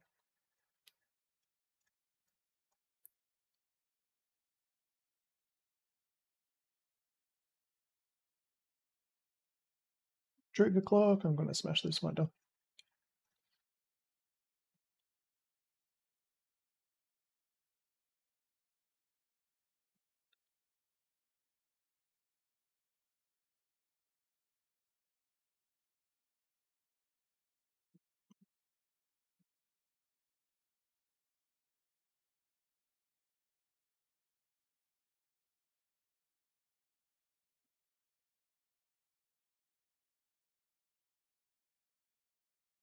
Uh, and the plus side, my upper body strength has definitely picked up with my core strength. since when I started this job like 3 years ago.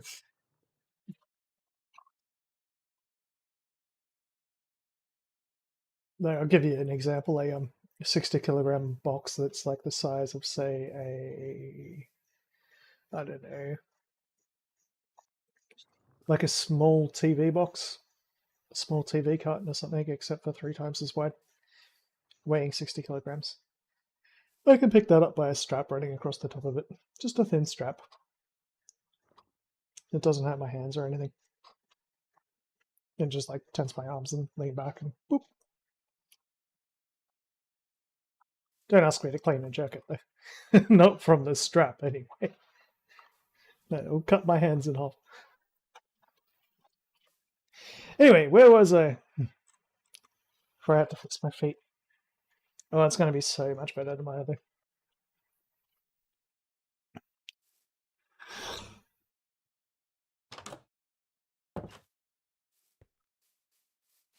So, what I need to do...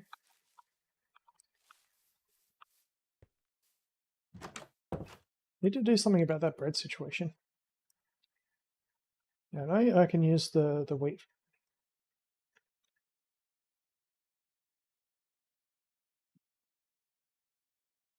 Oh my god, I'm so dumb.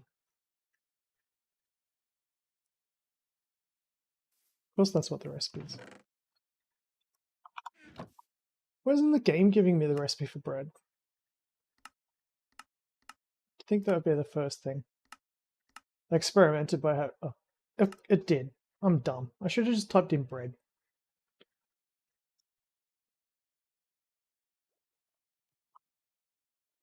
Okay, no more doing salmon.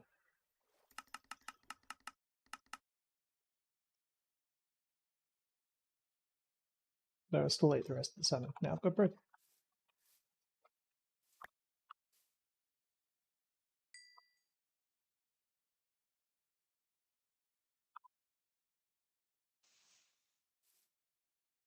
That's basically the food situation taken care of. So I've got a lot of it growing out here.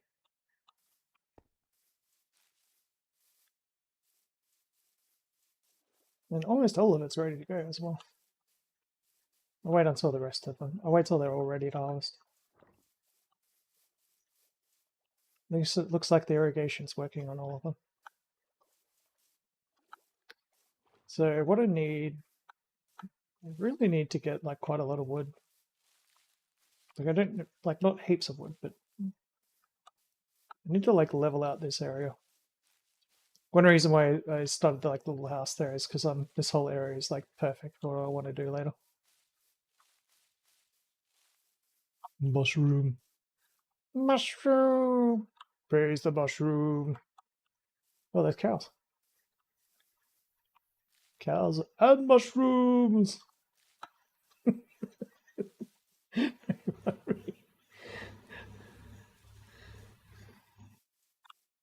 Suppose we could start off a little fun. I need fence gates. Wood! Let's get wood. Let's get wood. Da-na-na-na-na-na. Knew that I would now. Da-na-na-na-na. Let's get wood. Dun, dun. So good.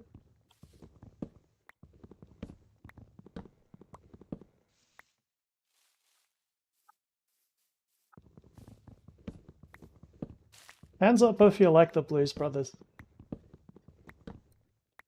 Loved that movie so much when I was a kid.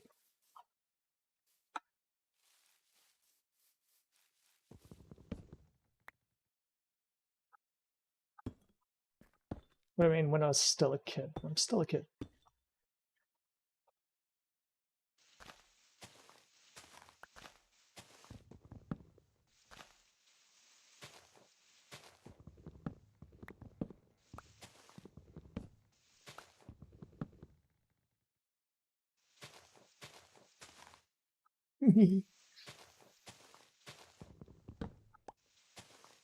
Forgot you could do that.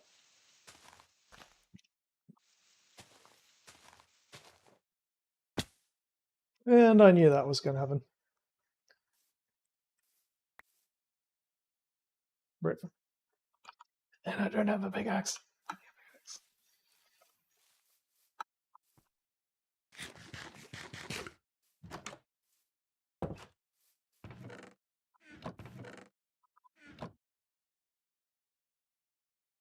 I'm not even trying to sing. It's too late, basically.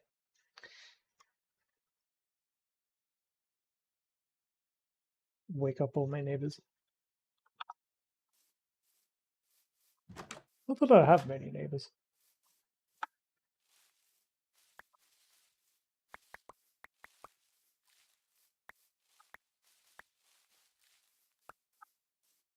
Saplings!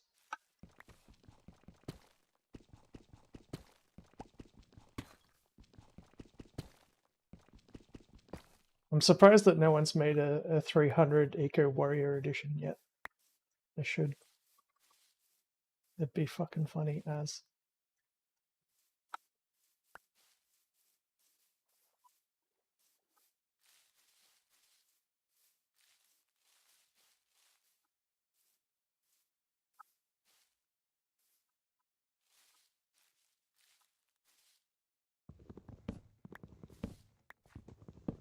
One of the funniest trolls I've ever seen was back when they did the whole anti-Peter thing in World of Warcraft. So like there were Peter people camping out in Warcraft trying to stop people from hunting seals. So like people made it their mission to hunt as many seals as possible.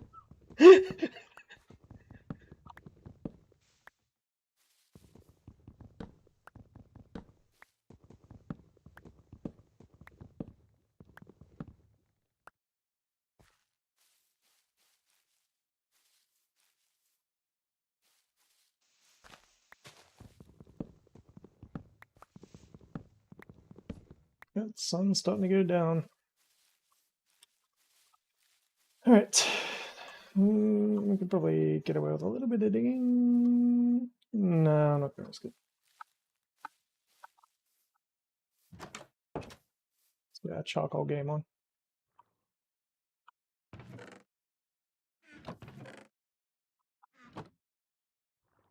Just got to remember, always keep a little bit of charcoal. So, what I don't understand is the conversion. So, like, one log is 4 planks.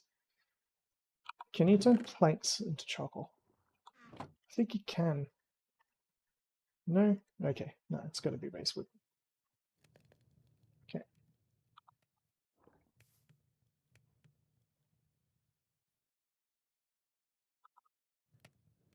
Suppose I could finish off that salmon while we're at it.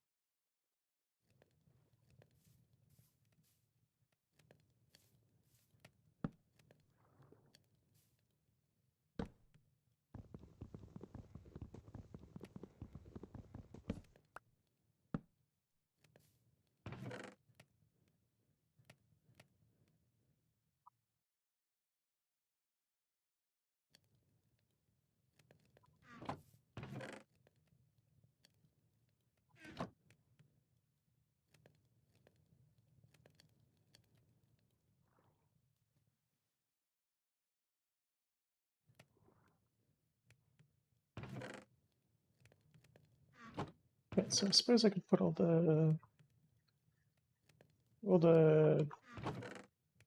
like awesome, like valuable sort of stuff in here. And in here we can have all the wood. In here we can have all the dirt and gravel and stuff.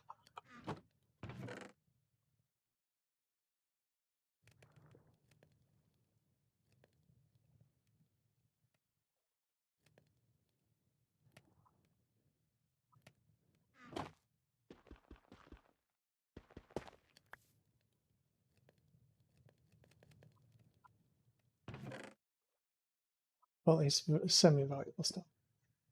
Like loot drops and things.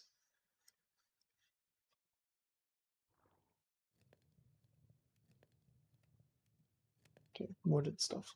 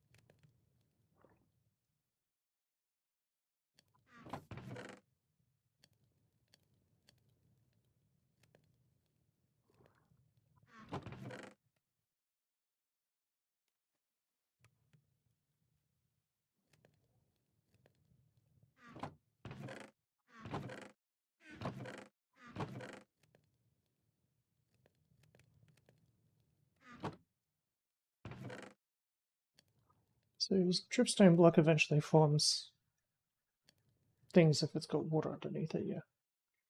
So that kind of makes it like a specialist block.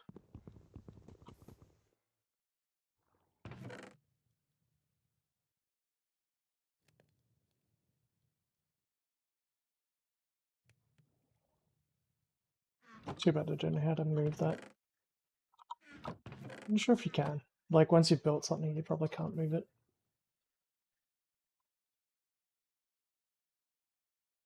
Alrighty. But we definitely need more storage. We're already running out of it, even after I moved everything.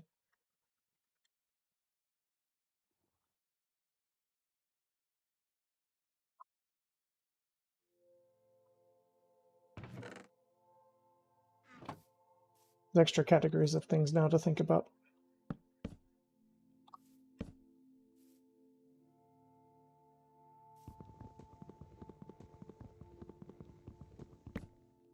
Hey. Just hoping it didn't drop it.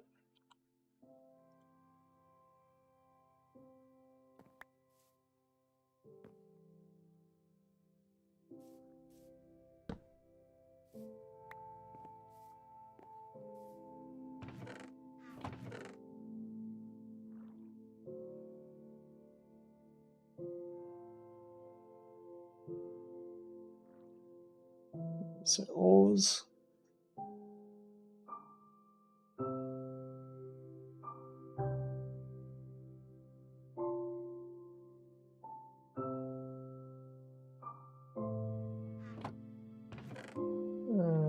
Drop stuff. I suppose that counts.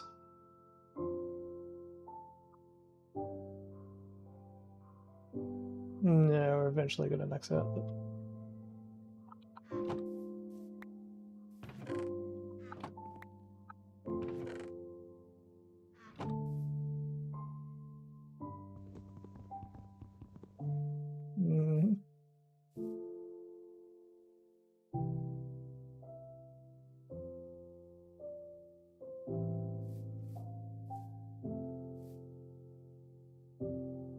we're at a room. 1, 2, 1, 2.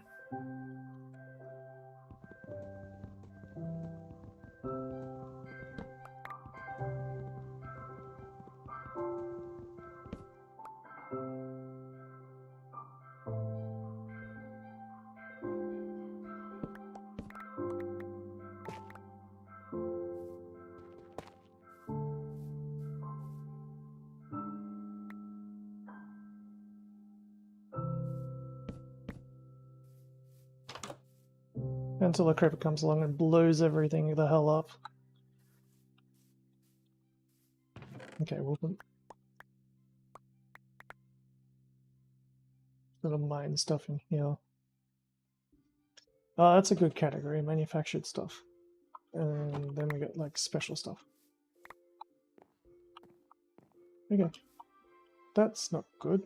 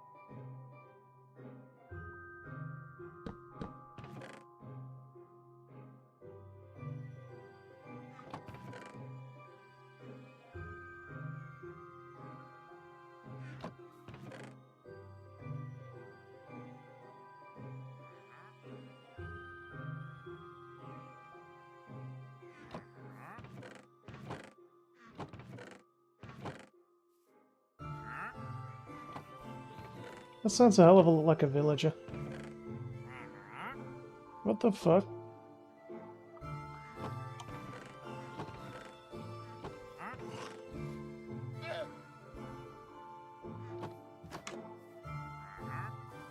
No way. Huh!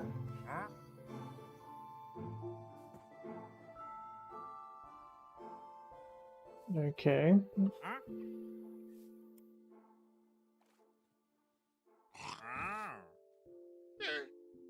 Okay, so I'm guessing that means if he wants to buy stuff and then he'll give me emeralds for it. So if I had it. God damn it. Wait, you can ferment spider eyes now?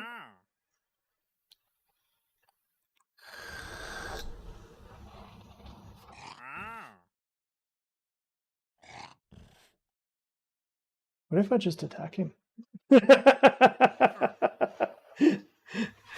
I can take it all. Nah, better not. Well, that gives me impetus to make sure that I get some cows going.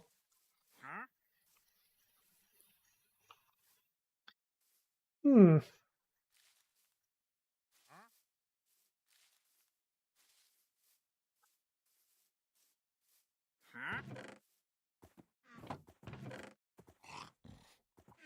Okay, so I had wood. We don't have it.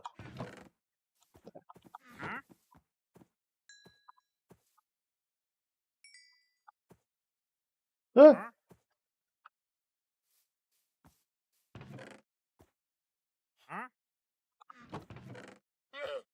There's a manufactured stuff.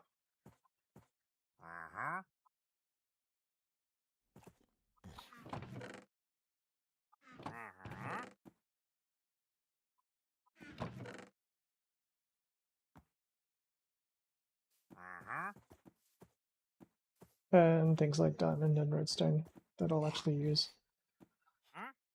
No, or stone. Only manufactured stuff.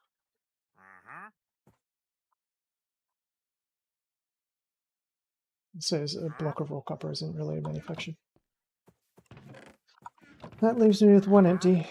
Oh no. Yeah, cluster. That'll do. Time to cut down more trees.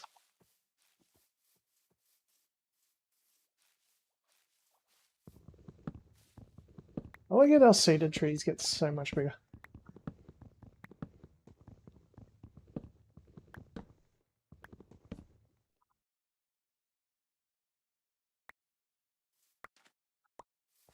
It's going to defeat the point a little bit. But...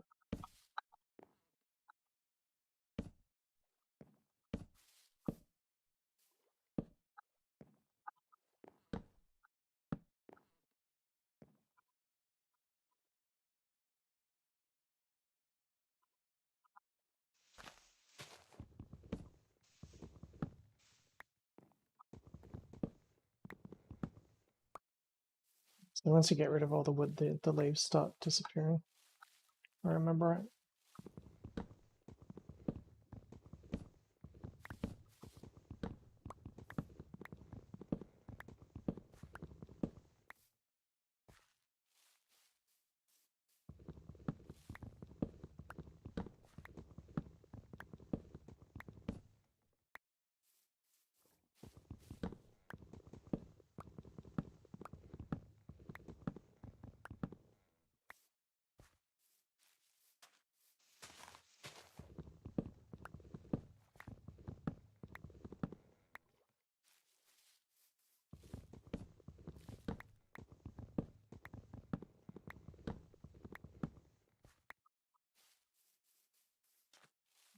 So I got a very good plan for this area, basically. I mean, we've already got sugarcane growing. It's nuts.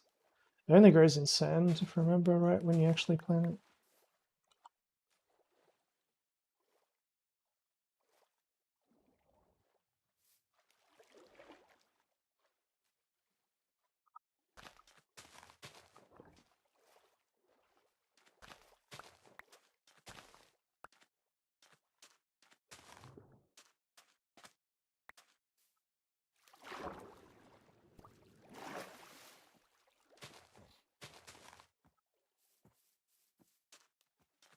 You need those for paper, I think. Alright, let's start leveling. Ooh, apple.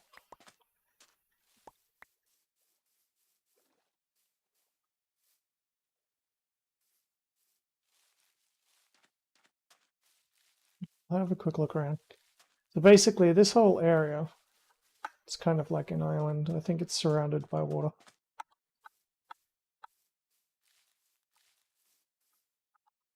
Yo, it is. God, look at that wood. Jungle boom. Oh my god, we got we got native cocoa. No way. How lucky is it to spawn right next to a jungle biome? The cat certainly is fine too. That's the seed, by the way. It's got everything. It's got chickens. It's got cows. It's got jungle. It's got bamboo.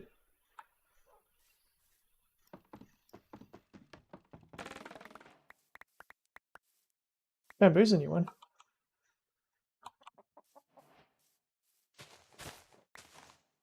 Natural eggs.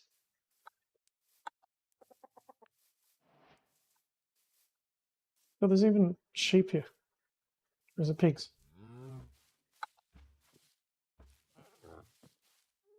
Look at everything here. There's sheep. I think. No, I was saying things. It was a tree. Sorry, it must have been the mushroom. The mushroom! Worship the mushroom. Shroom doom.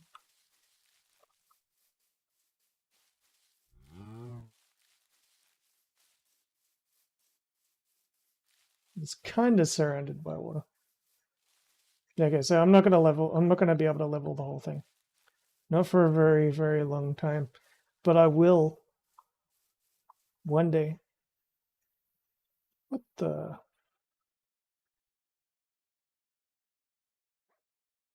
They look like they're armed.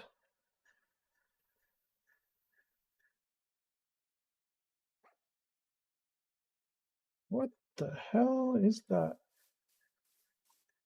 presume if I run up to them, I'm gonna get killed. I have not seen that before. Is that like a raiding team or something? See if how close I can get without them spotting me. Whoop, that close.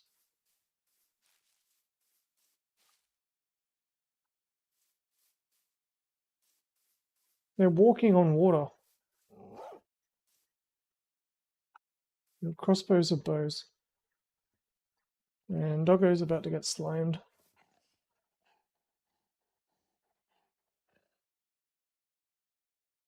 Zombies or something? And they got the right color eyes.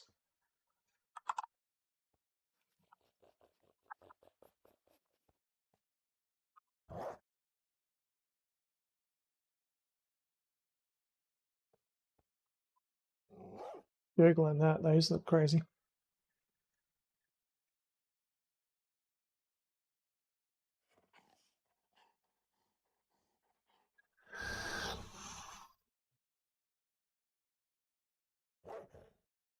Ah, pillages. Yeah, that's a new thing. I haven't seen that in the game before. Yeah, I'm not going to try and take them on unless I've got proper armor and shit.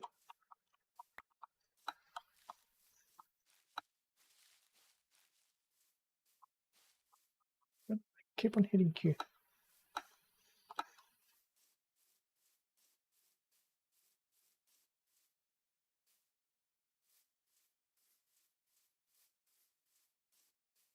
Anyway, because we got this nice little thing over there with the lava flowing out of the mountain, and like it's got a really good view, like it's got a river, got an ocean over there. I was thinking I'd just level this whole area.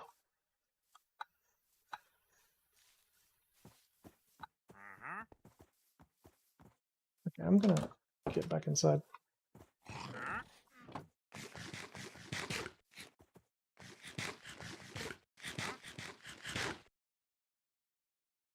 I was thinking that I'd sort of level the area and sort of do the whole thing and like build a sort of like castle sort of thing here. But now I've seen the water over there. I like water bases. Well, specifically bases above water. Then you don't need to worry about getting eaten by stuff. What can you do with bamboo?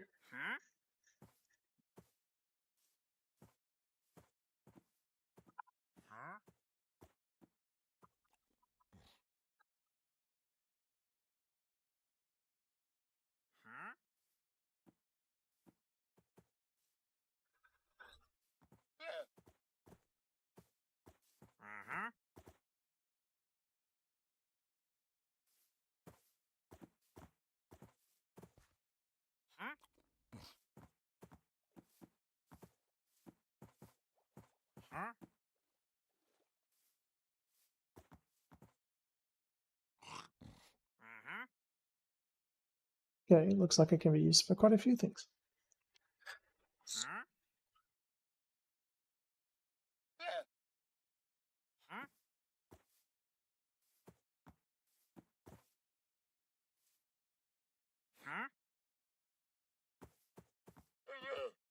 So you can set it up the same way as a sugarcane farm.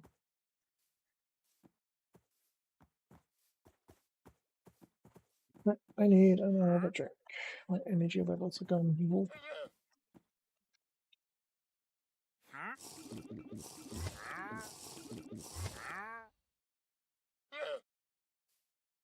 I wonder if I can even actually let him inside.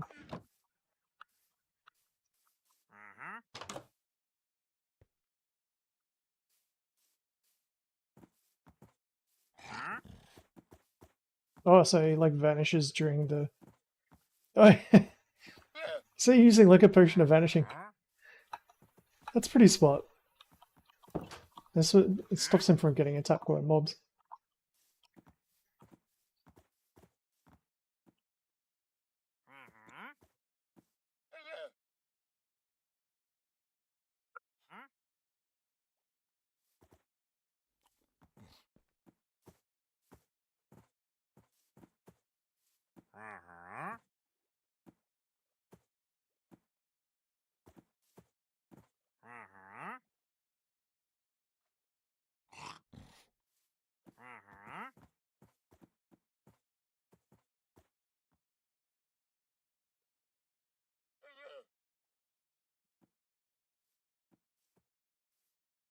So you could actually use it to do smelting.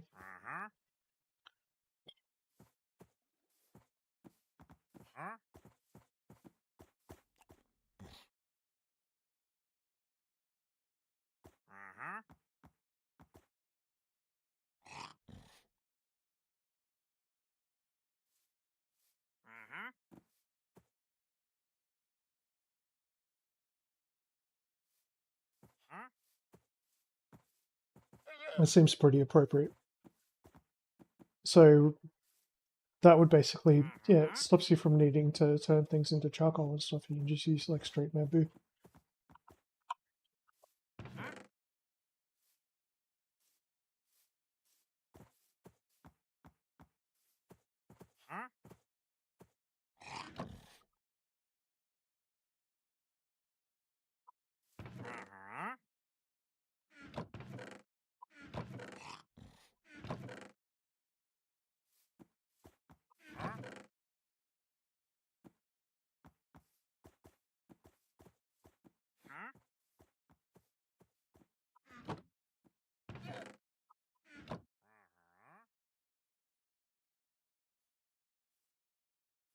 Wait.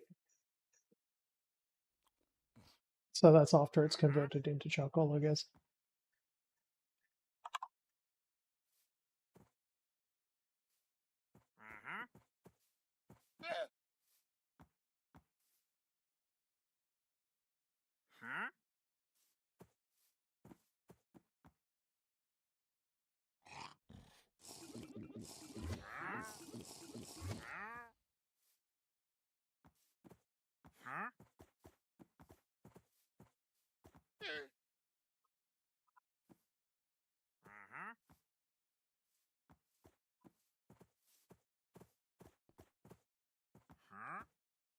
Smelt it was a smelter, like a different construction.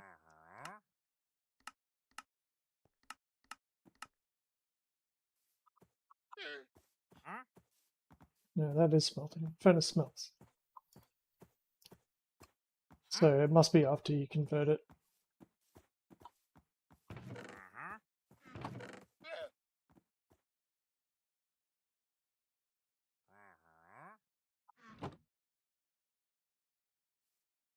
No. Even then. Hey, I need to Google that.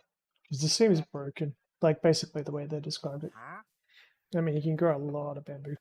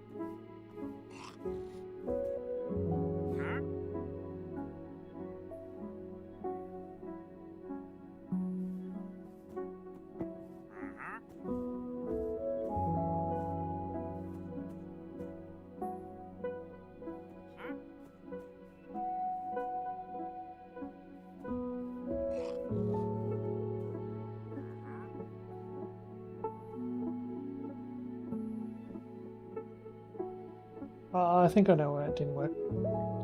Maybe I'm being stupid, because you gotta use logs. Here I am trying to burn a plank. Oh my god! No.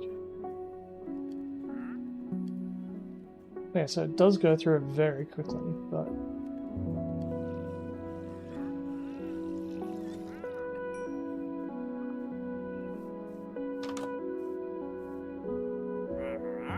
Still alive, I see.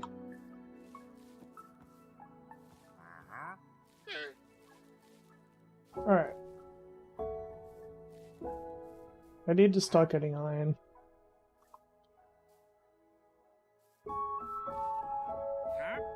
But yeah, there's a lot in that mountain over there.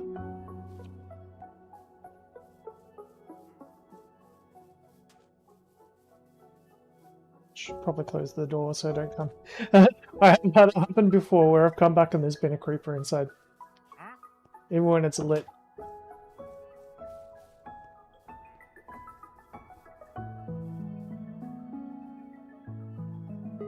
It's a funny memory. And I must have thrown away my my hoe.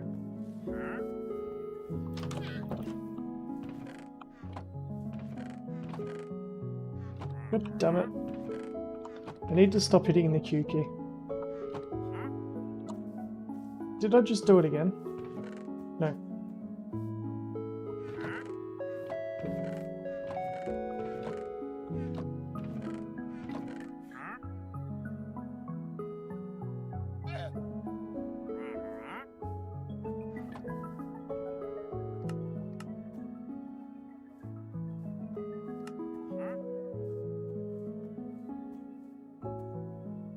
And somehow I've got a lead now as well.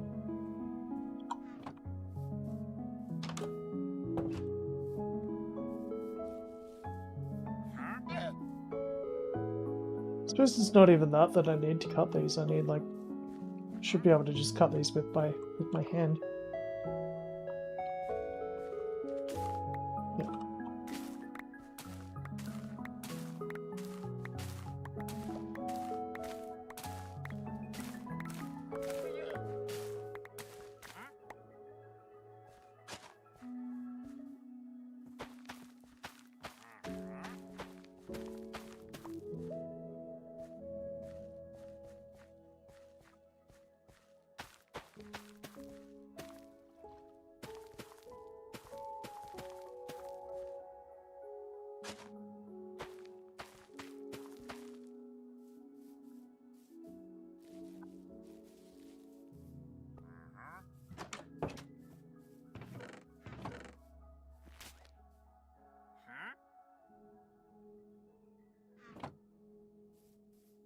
Okay, let's go for that mountain.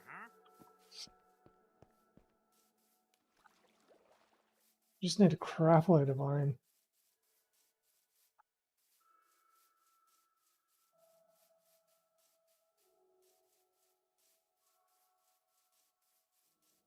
Pretty sure that's mountain.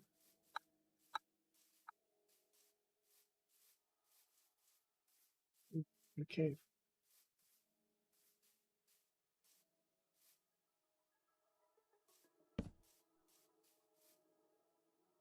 Okay, I'm not going to explore too far in there. But what I do need is I'm going to need more torches.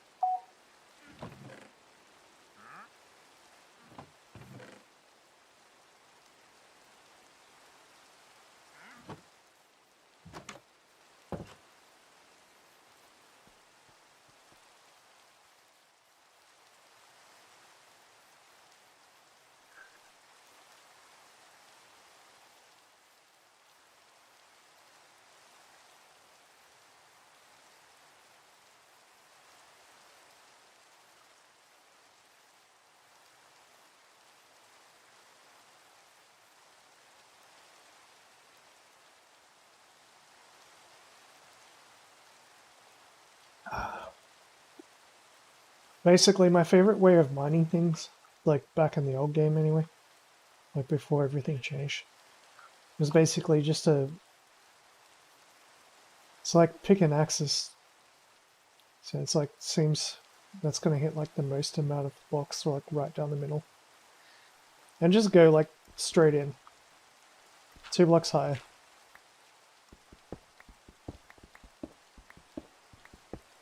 Until you hit the other side.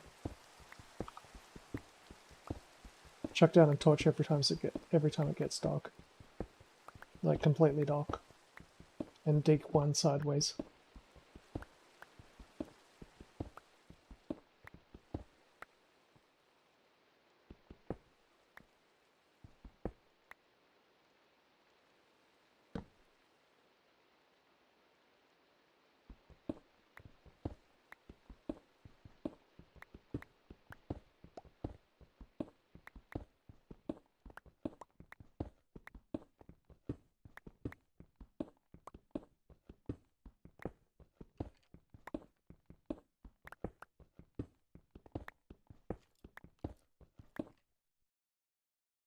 Okay, we've got a cavity.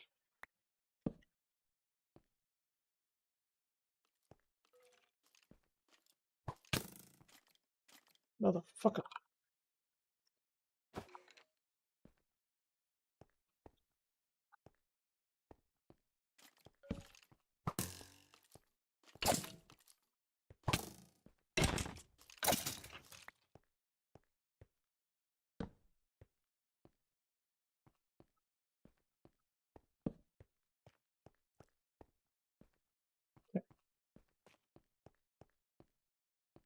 It's just like bit digging, you don't get the thing off it. That's why I built the shears earlier to get the glow licking off.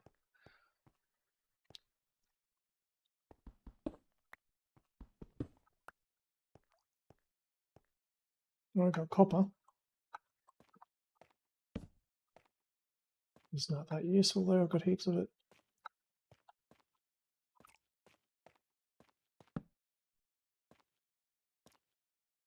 Ah, coal. There we go. I don't know if there's anything that coal can give me except for XP, but...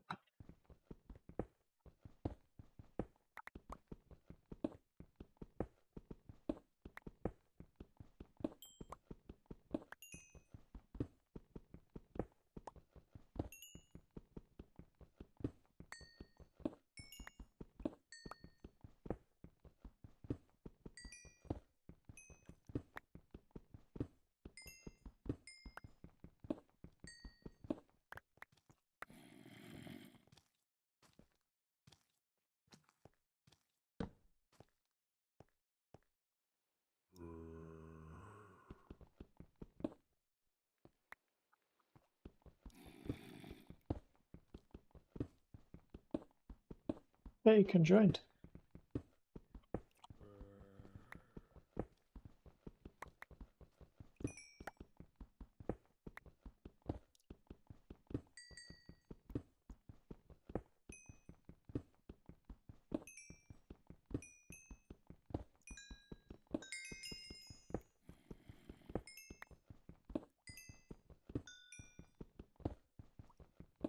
Hey, the game audio didn't default over to the other one, did it? It might have.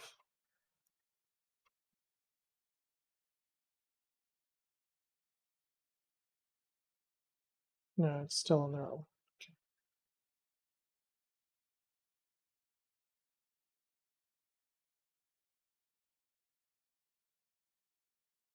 Just noticed that when I came back before, I had to change the window back.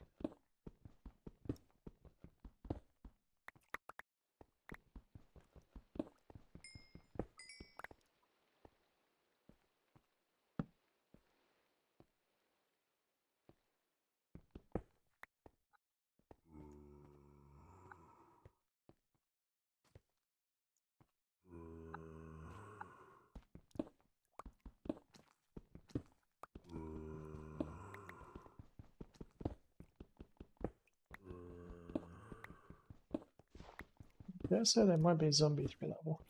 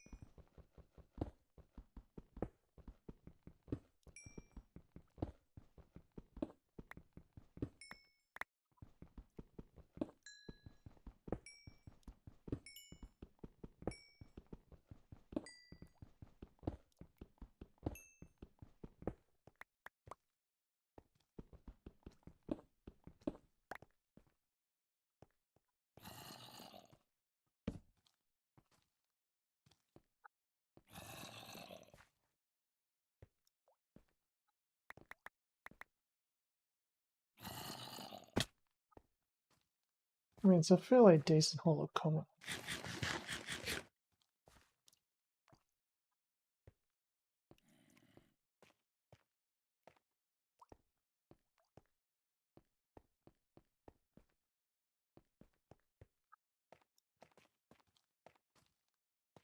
Mm.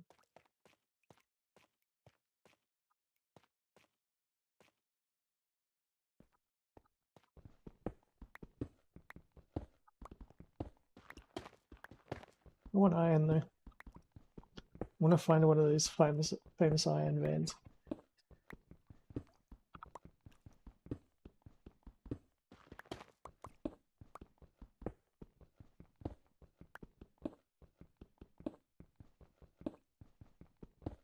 I've never seen one.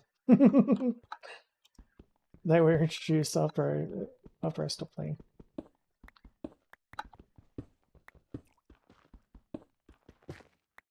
Oh.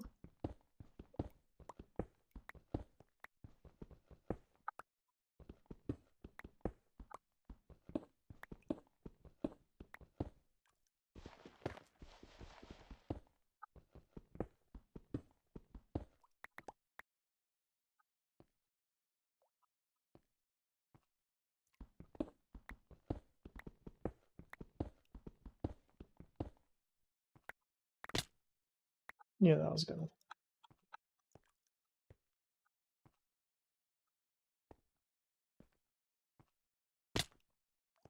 Right.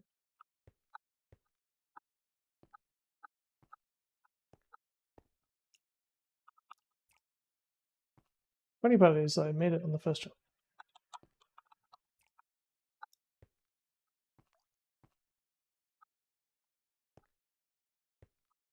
Okay.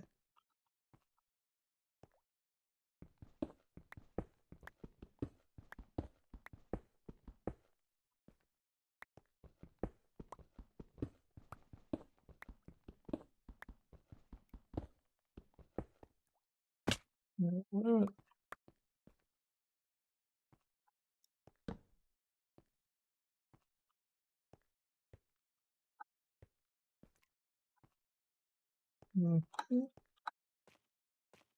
Back through.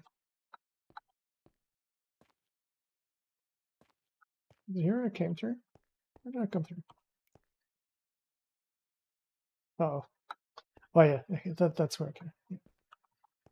So basically, by digging like that, you can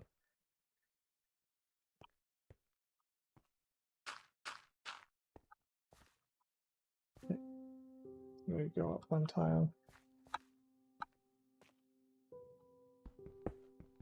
When you come through later, you can actually properly strip mine the place. So what you do is you do two mines side by side, like this. And then you dig like that, and you step them. And every so often you stop and like put like a connecting passageway going that way. Make sure you light it up along the length so you don't get ambushed by stuff behind you. I think I can see something off there. There's a creeper or something all the way down there.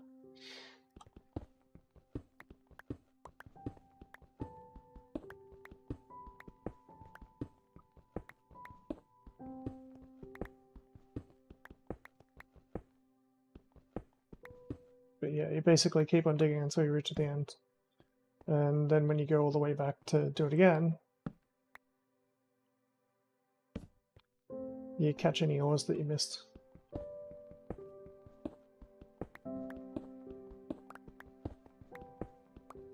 And this being a mountain, I'm gonna just go all the way through the mountain, dig like a 2-tile high thing all the way through.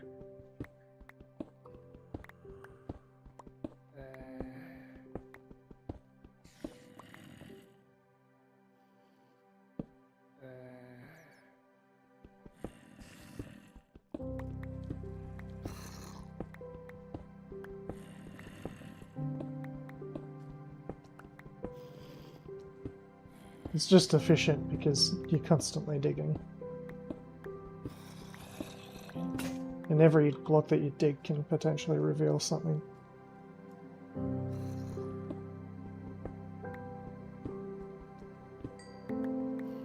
like that one.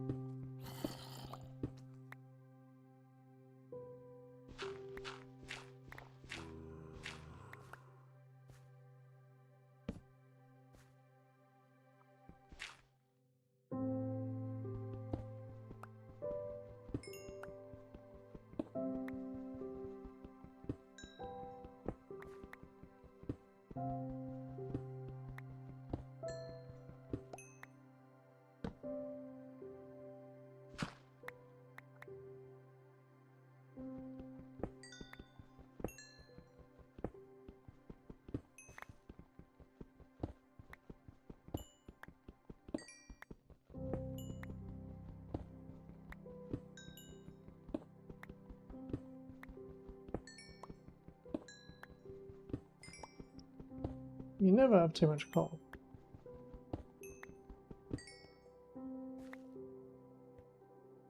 Unless, like, you fill up your inventory.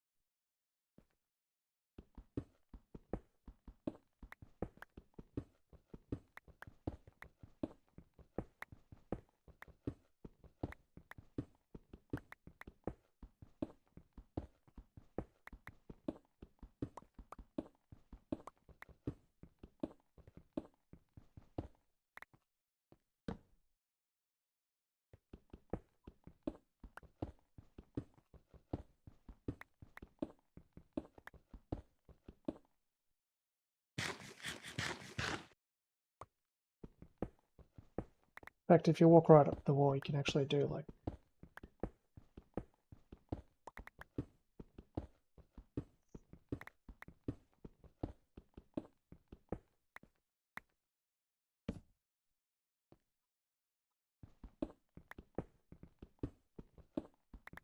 there's like an angle that you can use that's like perfect.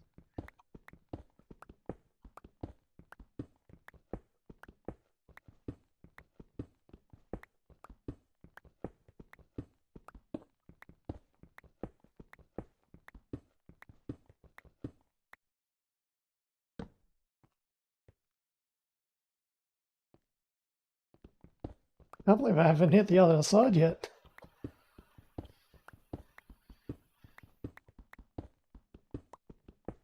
Wouldn't it be funny if it was like going into like a mountain biome? Just keep on digging forever.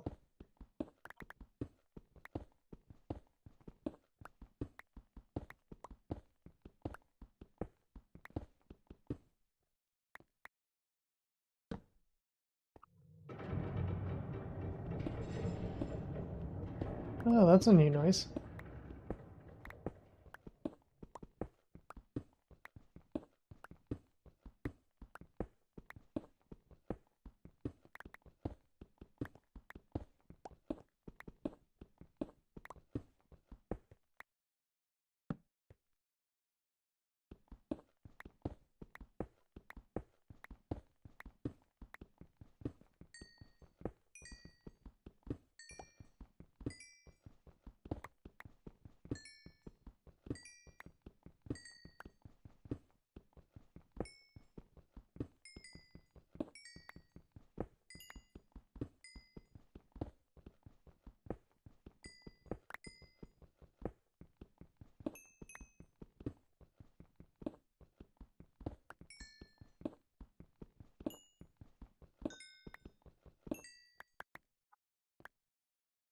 I'm going to leave a little note here. It's like, this is where I heard a weird engine noise.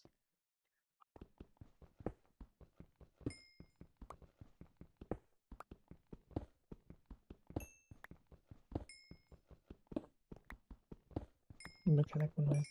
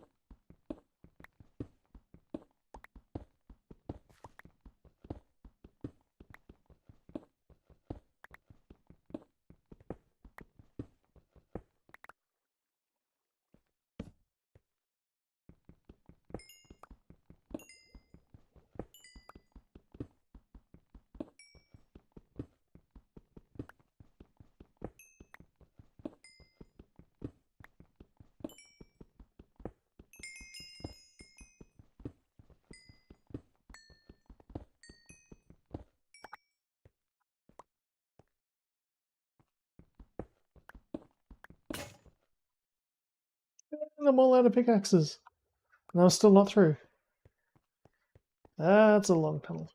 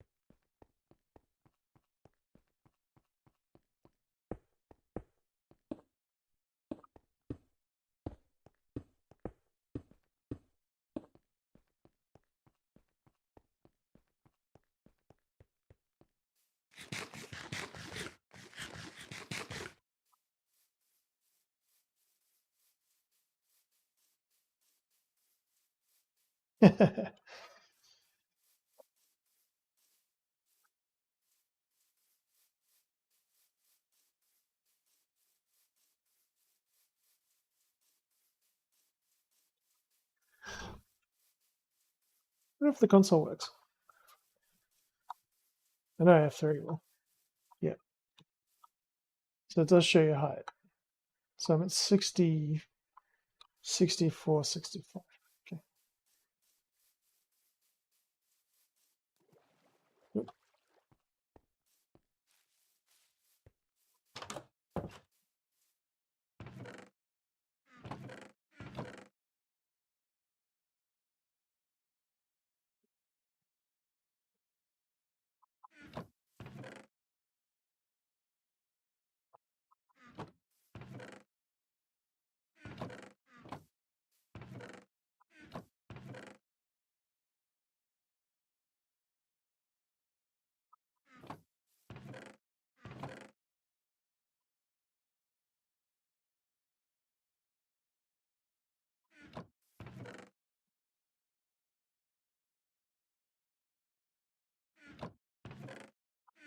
The crafted one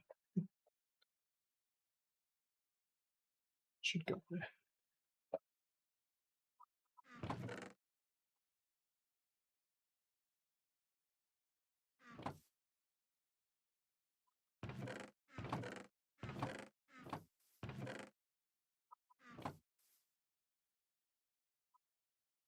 Actually going to need more.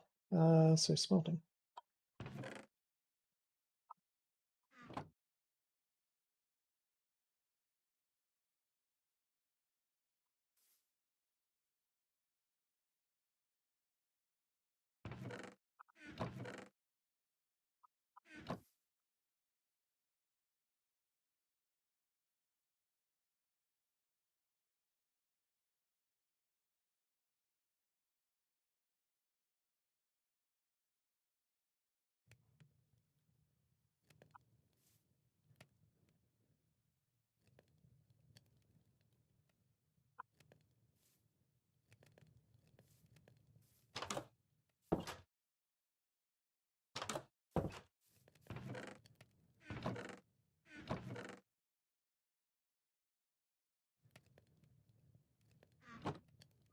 Problem is, once I start a farm, it's going to be a pain in the ass to move everything later.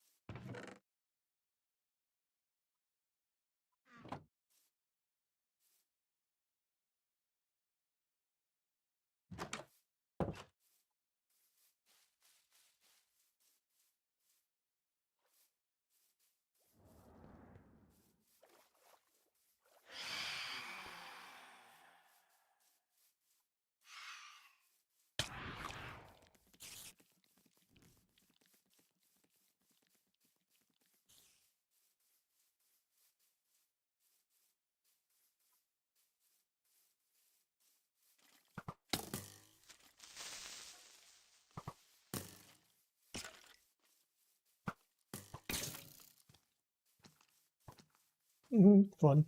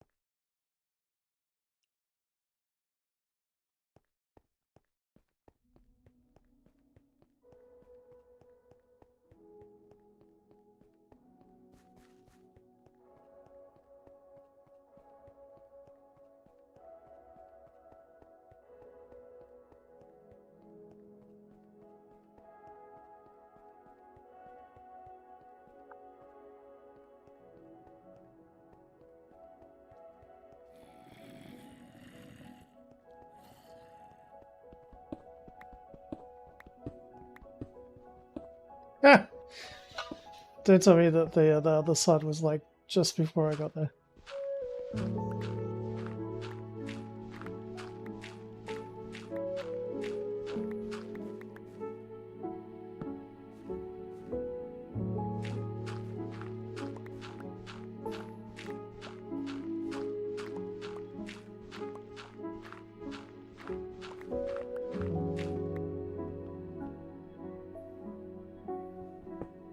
Ripped off again.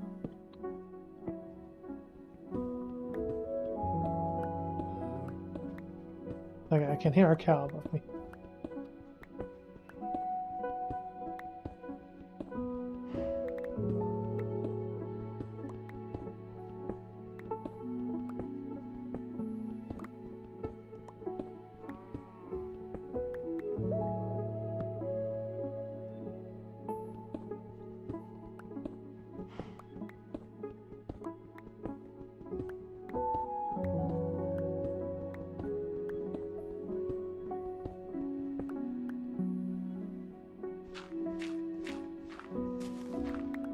Yay! New recipe. Oh, dandelion.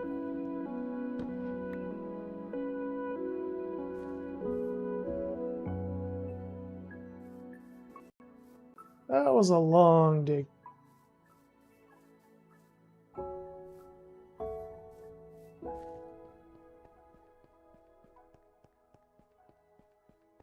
Alright, so what I want to quickly look at is the distribution.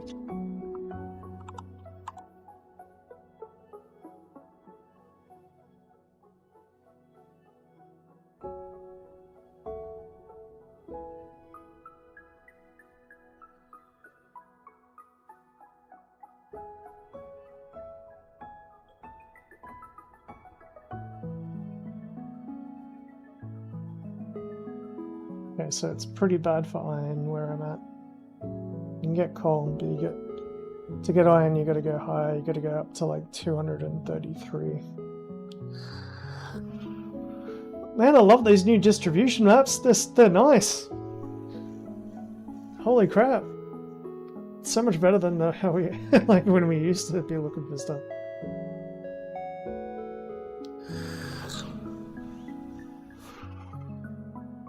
So that got me a good bit of coal. Speaking of which, I did drop off the coal, didn't I?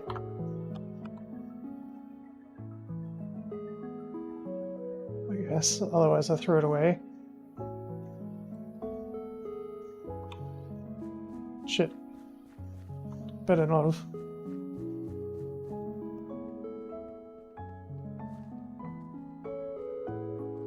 Nah, I'm pretty sure I did.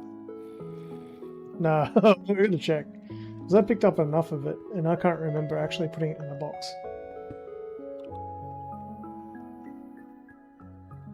But yeah, the new distribution maps are, like, great. See that that's progressed a lot since I last played. Yeah, it used to be, like, basically a text file. It's like, oh yeah, you get most of it at this. Now they show, like, full spreads and everything. It's great.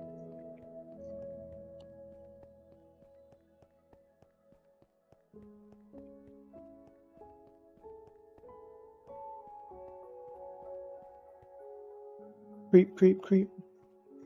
Creep, creep, creep. Creep your booty. Da, da, da, da, da, da.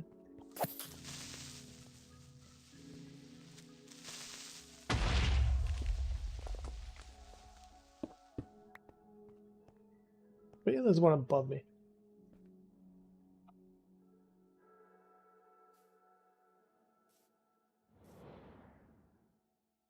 Okay.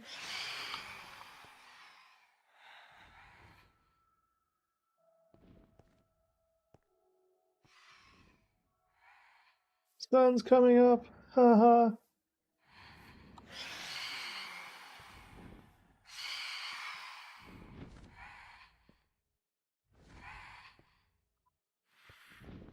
Should kill one, see if I get fucking so glad I got armor. I was saying something about creepers before. I saw two out here, I didn't know where the other one went. I was too interested in trying to kill one of those things. Oh, that's so devious. So they made a mob that spawns in the sky, so you have to look up. And that means you can't look around.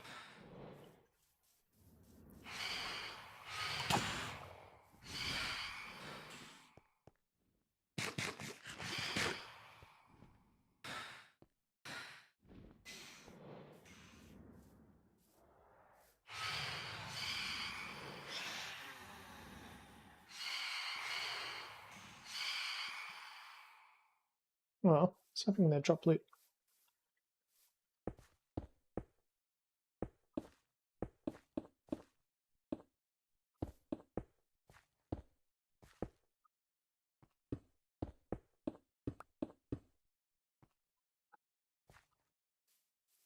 Should stop any unpleasant surprises. I'm just making sure that I actually did drop off that bloody coal.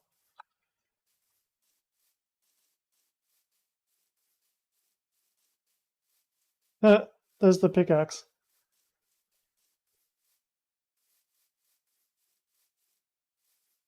Keep on hitting Q accidentally.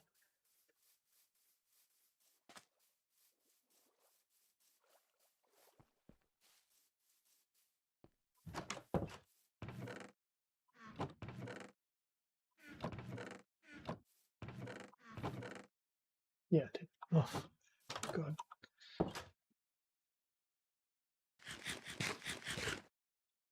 So now I know that the distribution is supposed to be at...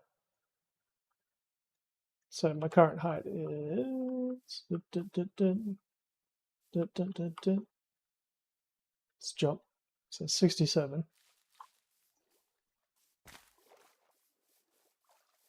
suppose it's a little bit of a cheat.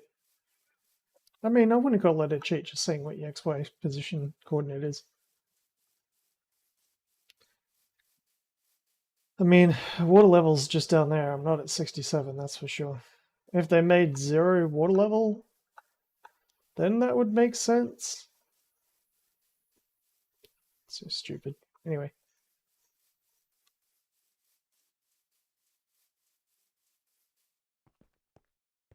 So in here is 71, and based on this lovely distribution graph, it's saying it's at 230, about 231 or 232.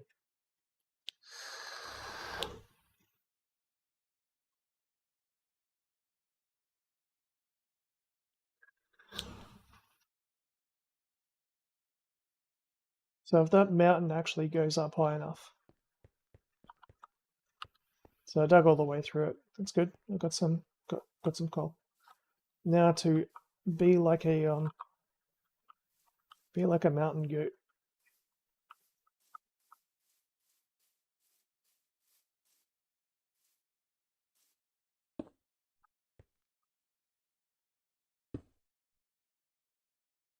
Oh, just realized this is going to be a pain in the ass.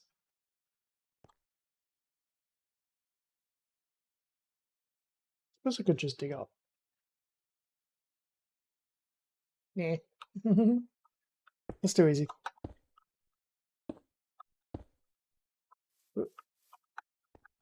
It's good practice anyway, because I haven't played for ages.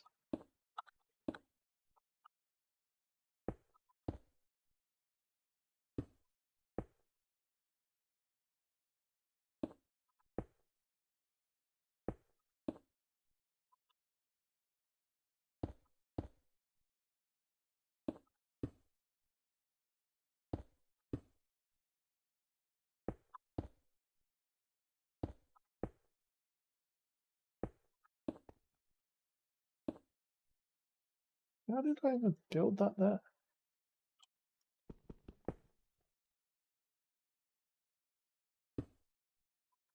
Yeah.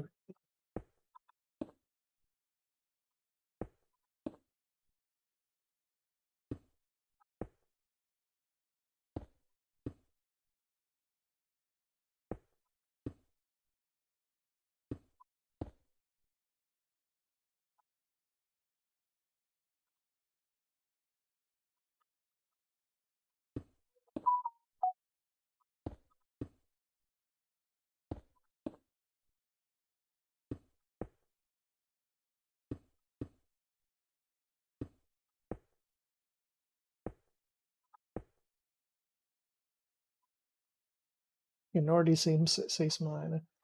So I'm at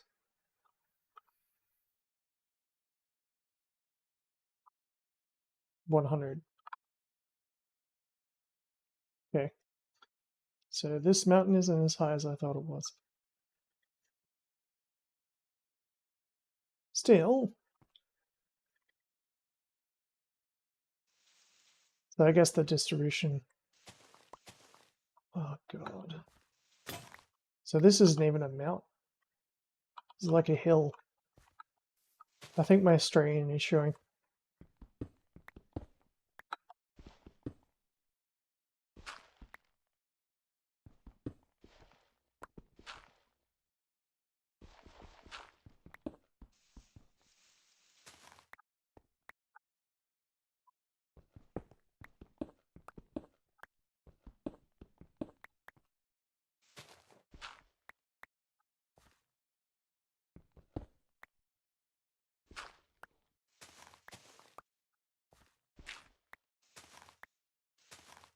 It's a long way down.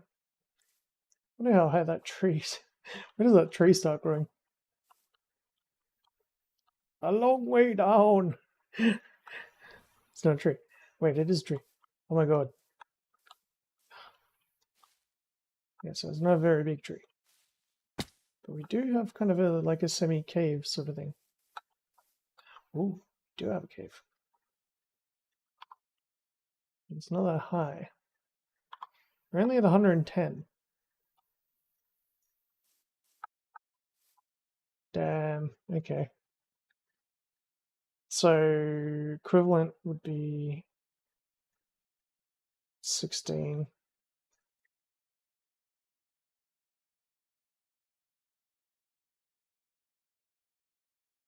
And same sort of height is 156.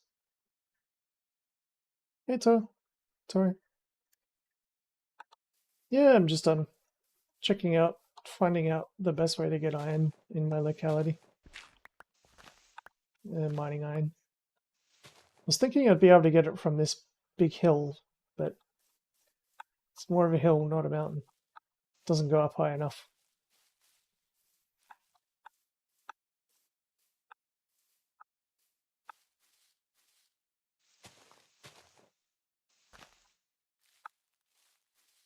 So it's pretty cool that like you get up and there's a whole bunch of where is this? That's a long way down.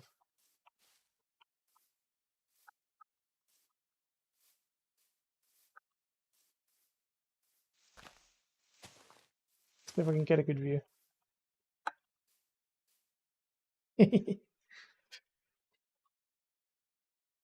Alright.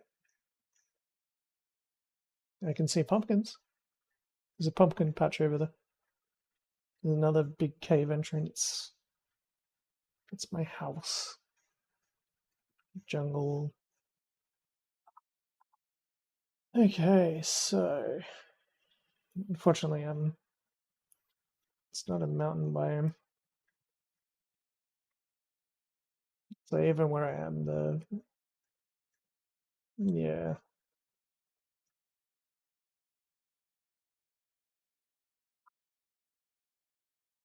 Fortunately, if I want to mine iron, I need to go back down.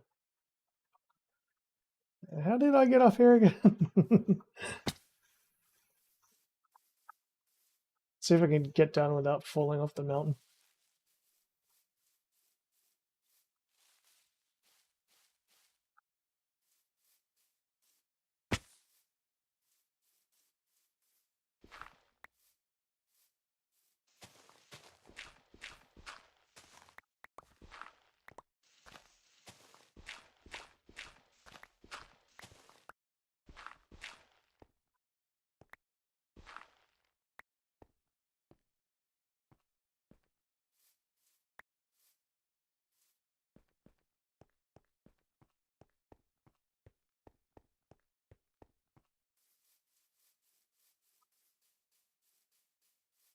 Well, in that case, I've already got a nice little mine going that I can get it back into.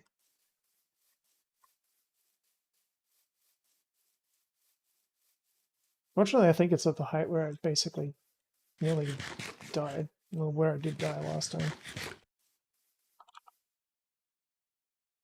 Red.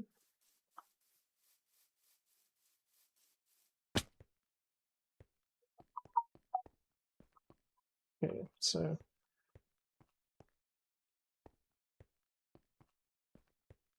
we go down to 16. Okay, here is apparently where we're supposed to get the most iron.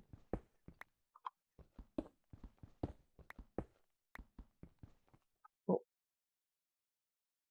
Okay then.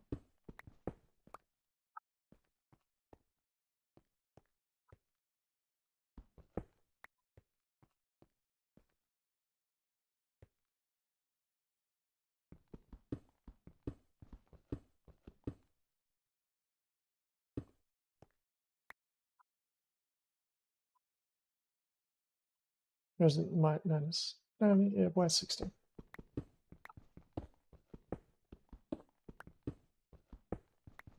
And basically, there's nothing for it. Just gotta dig out a nice little expansion chamber just to make it like less claustrophobic. Not that it's claustrophobic, but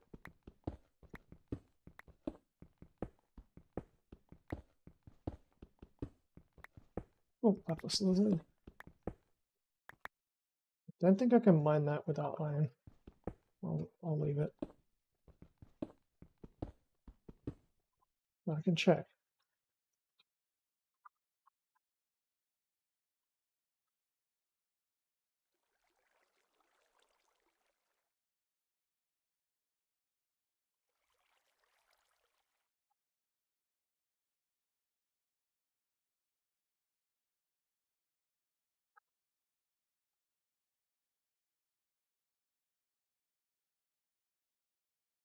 Yeah, you can use the stone. Okay, so I can mine it.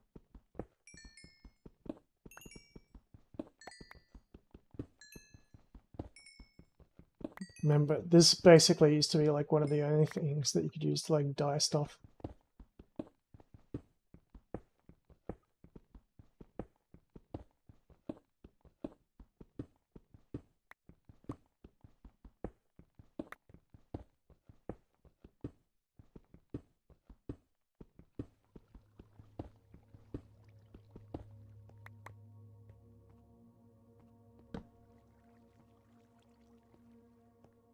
Yeah.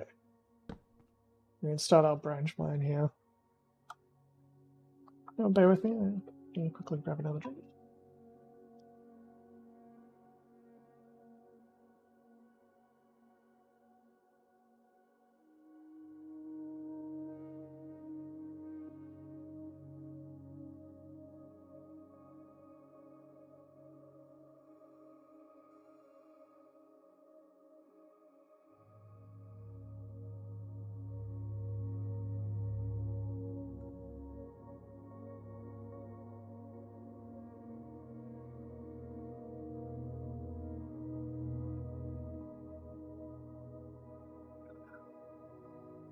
Alright, so basically branch mining is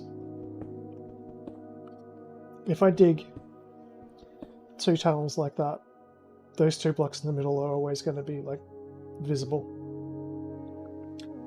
And then you dig a tunnel like that down above it.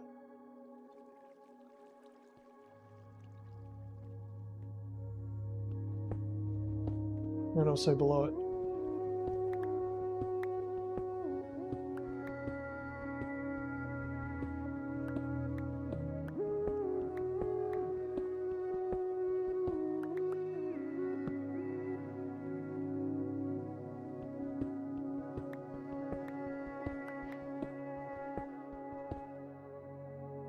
Oh, I got new stuff. And decide.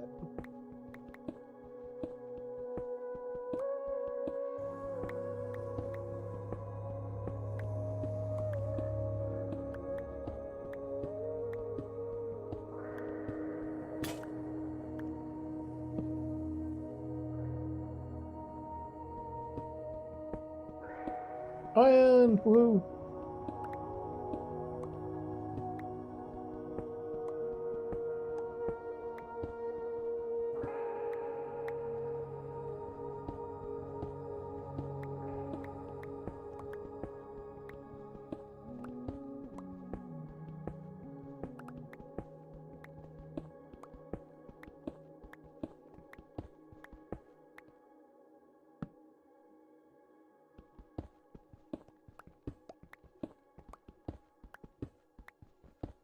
That's you, Rocky, isn't it? Trying to remember.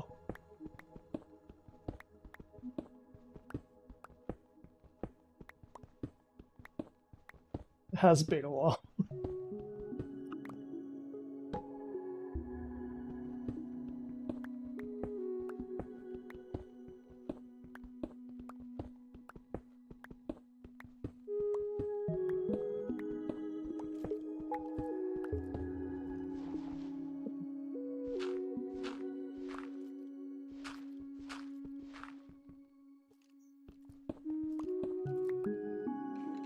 Uh-oh.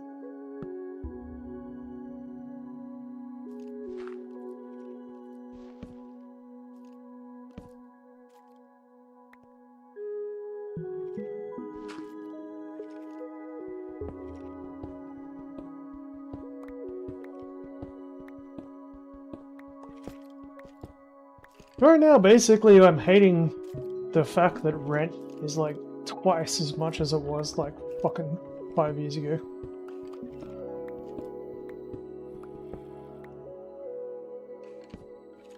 As soon as I finally get a job that pays me exactly the wage that I was like planning on getting when I left high school, finally. Of course, everything is so fucking expensive, it doesn't matter. Winch winch, bitch moon. You know me. Oh.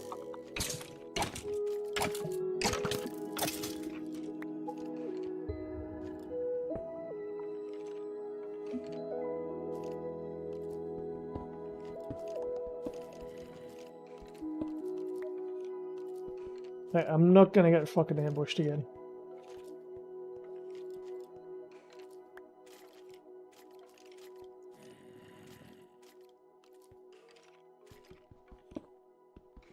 After I'm just gonna block off the entrance.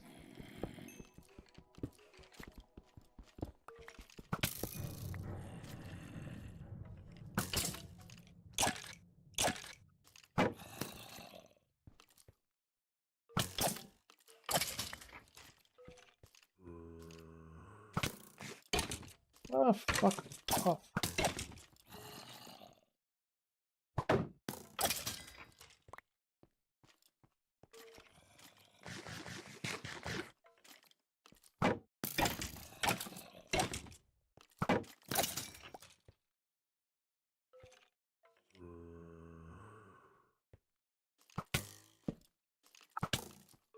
Okay.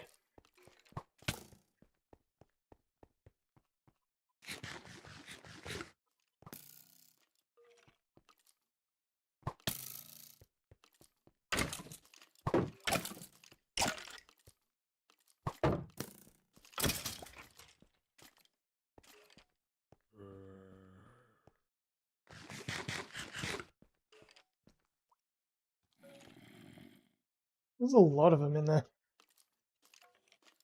They are trying to ambush me.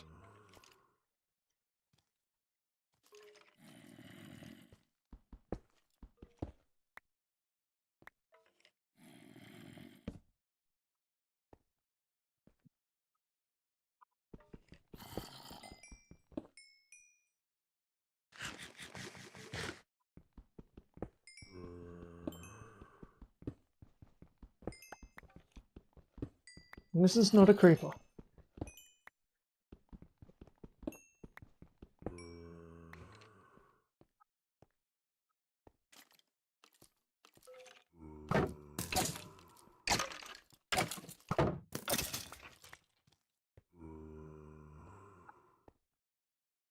Oh, it's a spawner! It's all freaking treasure room. Okay. I'm gonna block that off.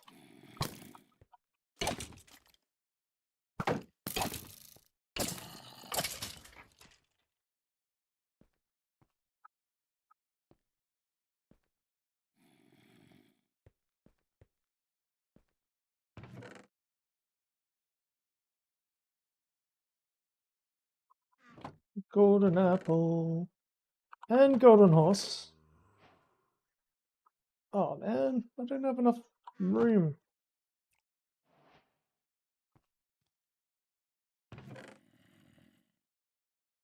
Seeds and gunpowder and everything nice. Alright, I'll be back.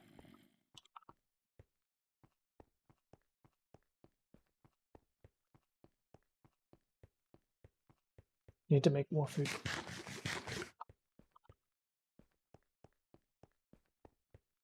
Don't know why the spawner isn't triggering.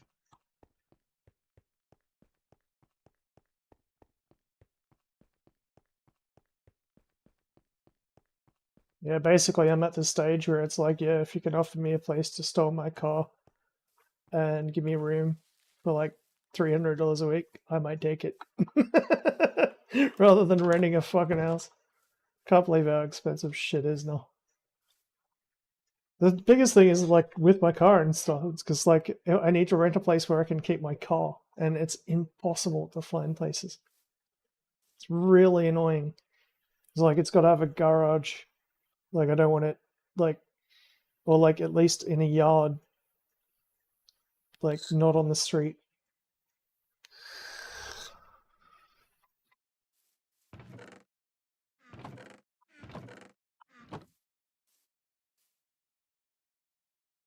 I'm tempted to live in my car actually if I get it fixed up enough that I can actually get it on the road. But yeah, I mean, I was renting a. Let's go back to 2007. I was renting a 3-bedroom house with a like a pot-bellied stove, plants like vegetable and like fruit plants all over the property. Marble bathroom, marble kitchen, massive garage that you could fit like a truck in, like if not like 2 or 3 cars. Like, did I say pot-bellied stove? So it was really like it had like an extra room in between the house and the garage that was like a sunroom with a like an old style pot-bellied stove in it. $285 a week.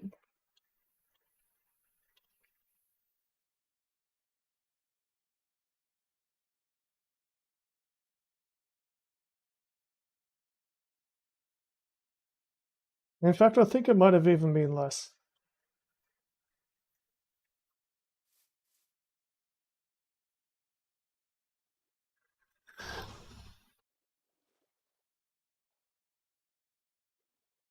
And that was like in Melbourne, of all places. Rent wasn't exactly cheap though. Yeah, back then you could actually, like, I could afford to pay the rent if I was on welfare. If I tried to pay the rent on welfare now, I'd be up shit creek with our paddle. Now I'm paying like $650 for like a 2-bedroom house, but at least it's a house. Technically, it's It could be 3 bedroom.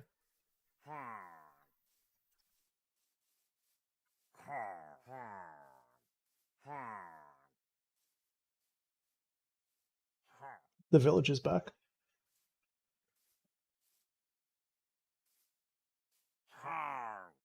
But yeah, no bedroom. No fruit trees. Yard's pretty tiny. But at least I got a front and a backyard.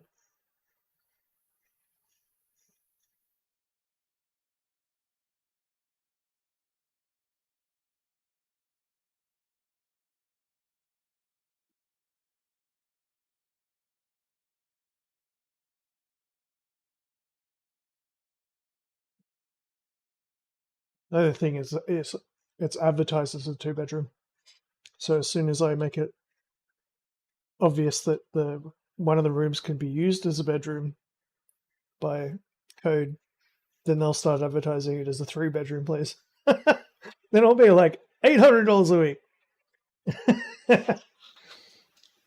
So it's like, shh.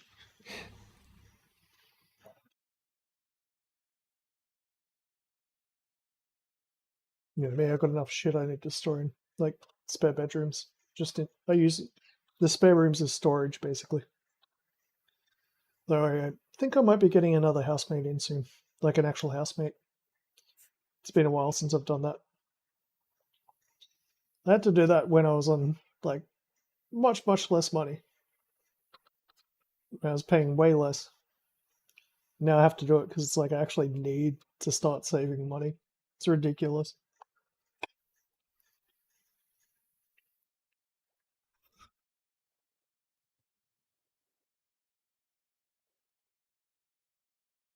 Oh, okay. What am I doing? What am I doing? What am I doing? Okay, so I came back to drop off all my things.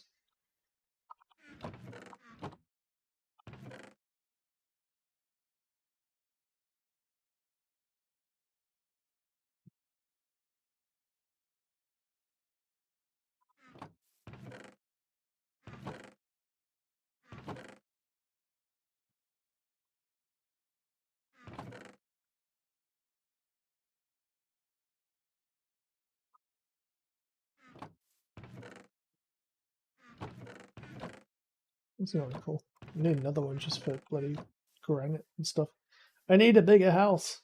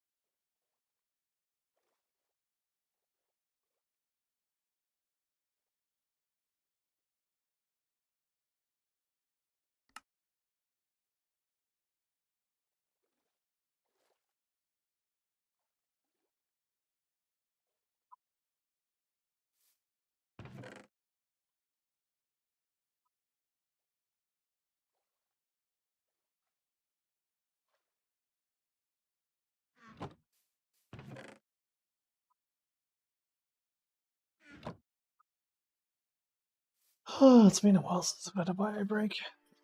It actually has been. At least my feet are feeling way better. Oh, they really needed that Epsom salt bath.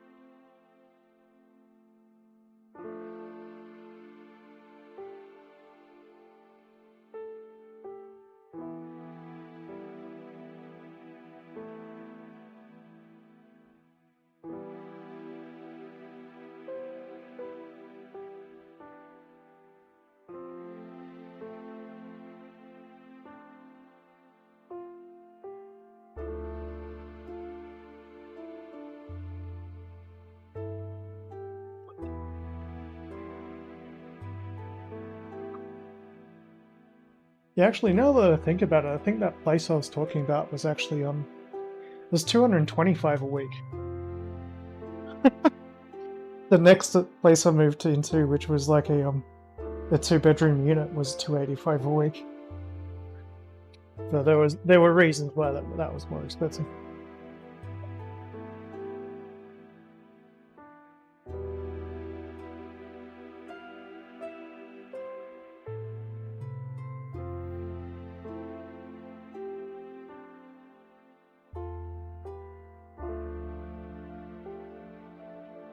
I think I'm starting to get the amount of rent I used to pay mixed up, just because I've rented so many places now. I'm just trying to think, so I'm going to count them off. Broadmeadows, Glenroy,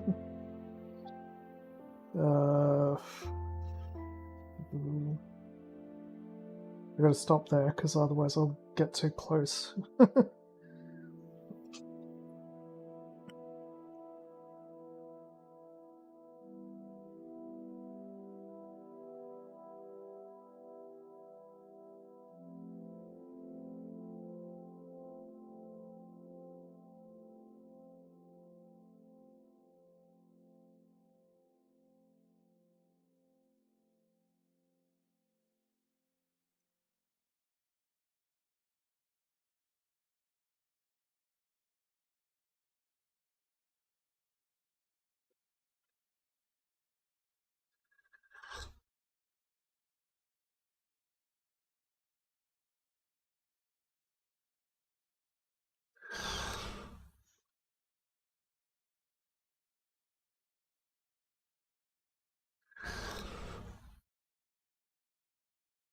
Because like rents didn't actually move that much for like about 10 years. Like between 2008, 2007 and 2019, it only went up from about 225 to about 350. And then from 2019, it's gone all the way from 350 up to like 650 in 5 years. Hope that AI bubble pops soon. That's what we all need. That's the reason why like prices of everything has just gone up. Just stupid freaking increases in inflation. Basically, the higher the market goes, the more people spend and lose, especially with investment stuff. But it seems to be like the government's doing a good thing right now in reducing. They finally not realized that it's completely unaffordable and it's going to get worse and worse and worse unless house prices come down. So it's like, but how do you tell like a voting base where like 2/3 of people actually own or are in a house that's owned by relatives that house prices need to come down for like 30% of the population?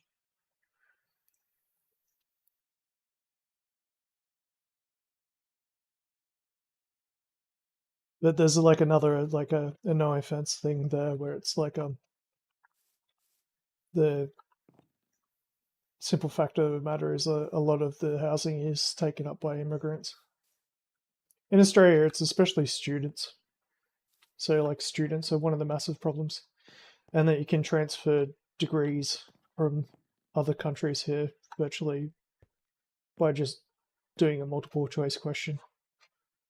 So, like, you pay fuck all to get like a degree in some bumfuck country by basically cheating at all the exams and shit because you provided all of the answers, provide substandard service, and get a skilled visa.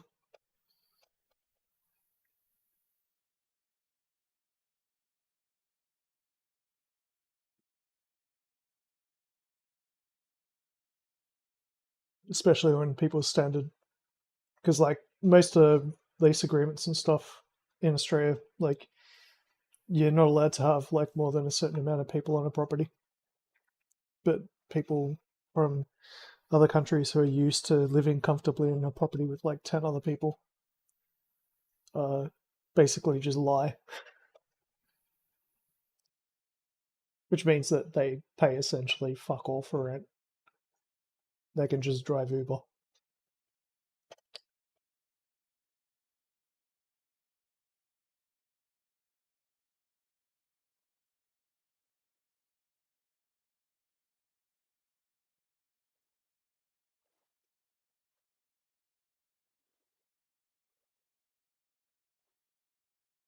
When you've got, like 5 people bringing an income into a house, it's a little bit more sustainable. And that's what drives the price of rent up, because you got people willing to do that because they can fit that many people into a house. It's like on the books, there's only supposed to be 3 people living there, but there's 10 and 6 of them are paying rent.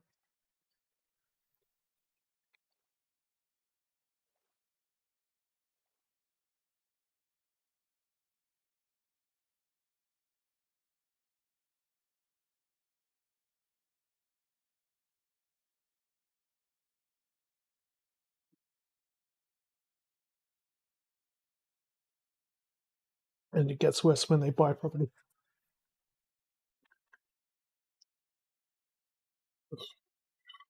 It's just facts. Like I'm not being a Trumpian or anything like that. I hate that shit, but it seems to be how it works. We need food.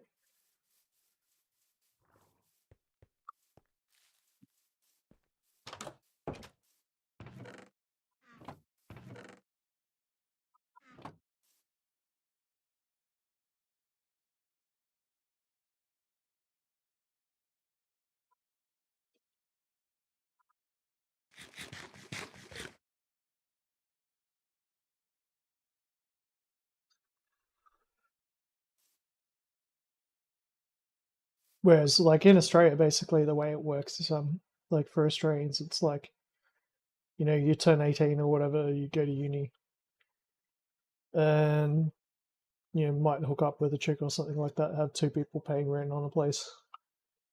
That's it. Until you buy one.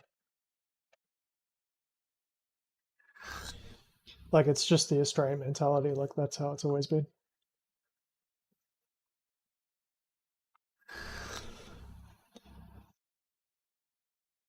And plenty of people are lucky enough to secure mortgages when the rates, like the interest rates, are low. Especially if you can get like a fixed interest rate at like 2% or something. But now the fixed interest rate is like 6%. So if you want to get a $250,000 loan paid off in 10 years, you can do it and pay about $80,000 interest.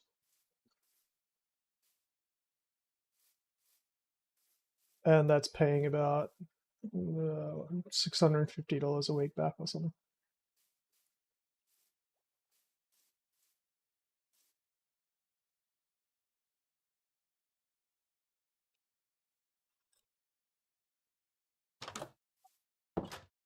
Which is completely adorable if there were places available for that price. One of the worst things is you can't just buy land and put a tent on it.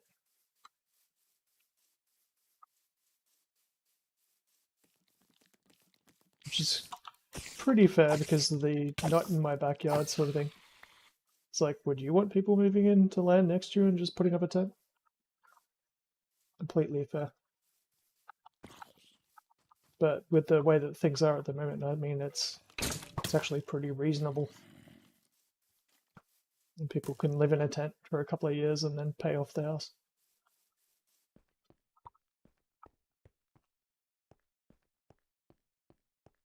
It's really hard to get away with that here. Like in terms of probably the best way I can put it is hostile architecture. If you really want to get into the nitty gritty of the like the whole shall we say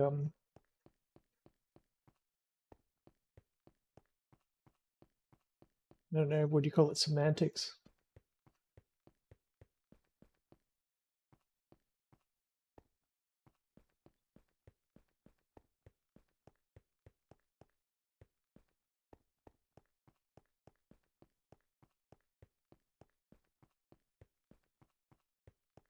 Wait, I've gone to the wrong mine. No, I don't. I suppose I could mine this one. I ran the gauntlet to get here, it's the wrong mine. I'm not thinking.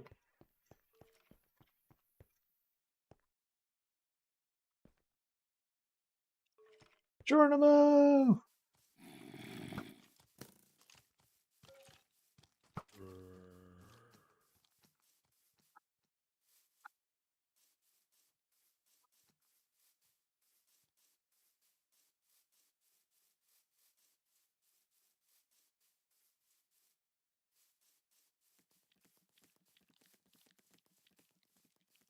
What they really should do is like let people like move caravans onto land.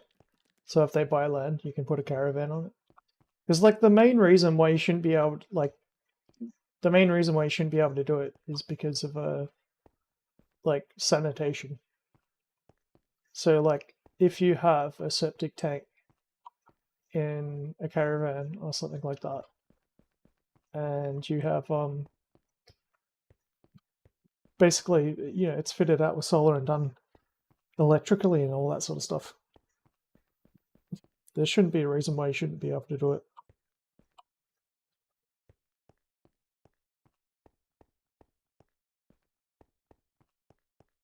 Like I can easily get something that's like a donger or something from mining. That's dropping shit. That's a term from Australia. I don't know if you have it overseas, but a donger is basically a portable unit that they use for like construction site housing and supervisory offices while a development is being built. You can buy them pretty cheap. They're like $60,000, $70,000 or something like that. You should be able to just buy land, chuck a donger on it, and pay off the land. And then once the land is paid off, build a house on it. And everything is geared towards making people build a house at the same time as they get the land, which is kind of really bad because that increases the cost up to like $600,000, $700,000 easy. And that's if you're like not even close to a city. If you're in a city, you're talking more like 2 mil.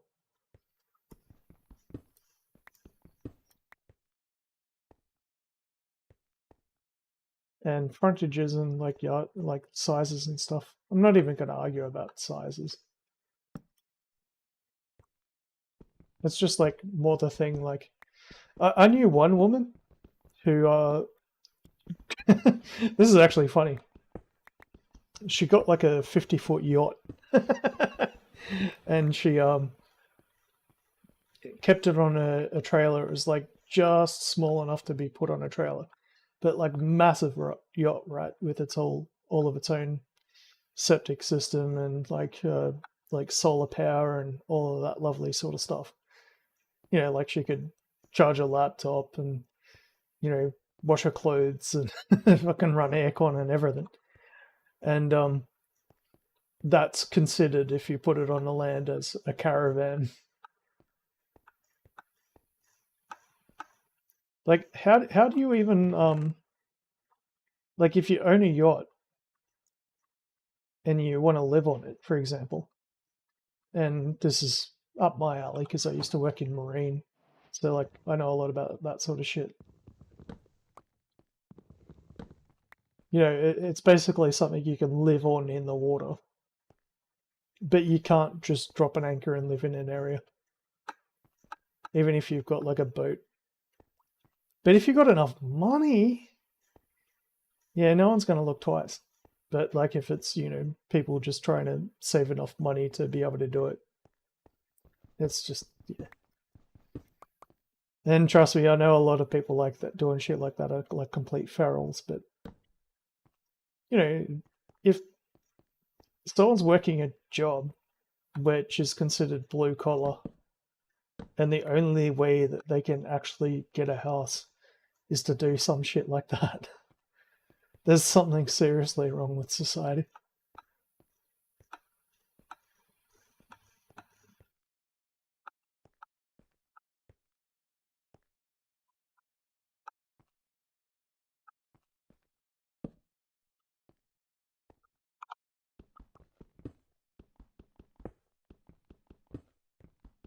Which is why there's some good changes coming through, but it's going to take a long time, and I have no doubt that before any meaningful progress is made, it's Australia's going the way in specifically in. Whoop, one sec.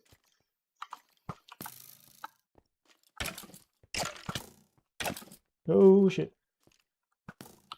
Fucking creeper.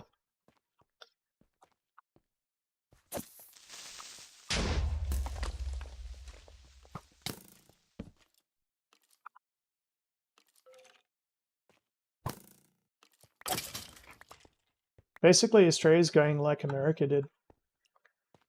At the moment, our polls are showing that the next person who gets elected, might actually be like a Trump-style candidate. And I'm thinking about like all the ways that that's occurring, and like because of my knowledge of like amplification and like propaganda campaigns and all that sort of shit, I just wonder if our elections might not be getting influenced by the United States at the moment, especially with like Elon Musk and fucking Trump and fucking CIA and all that bullshit. You got your Packers and your Murdochs and all that sort of shit. And it would not surprise me in the least if that's what's going on.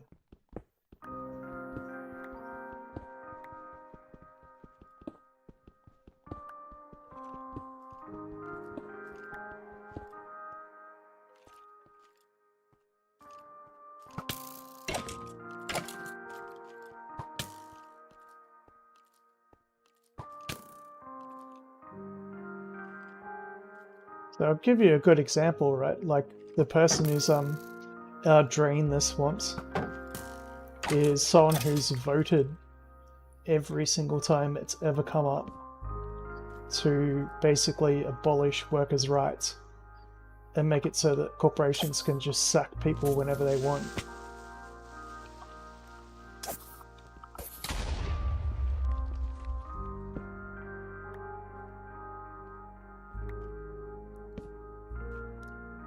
Yet, basically, they're being viewed as like the savior of Australians because it's pro-anti-immigrant and all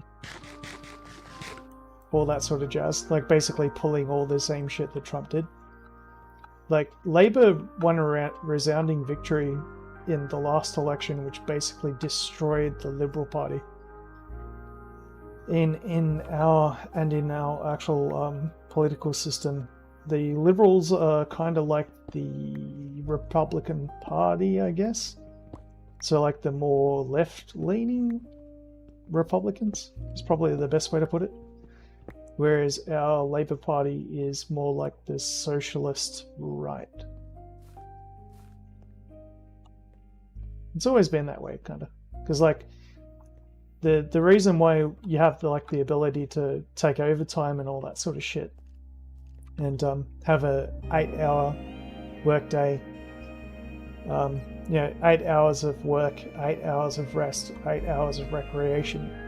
The whole reason that you can do that is because of labor movements and the unionization, and a lot of that actually started in Australia, believe it or not. So like when we speak socialist, that's what we mean. And in the boomer generation, so like the boomers in the US, yeah, whatever.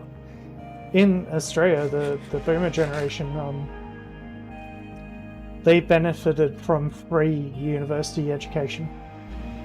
They also benefited from... Whoop.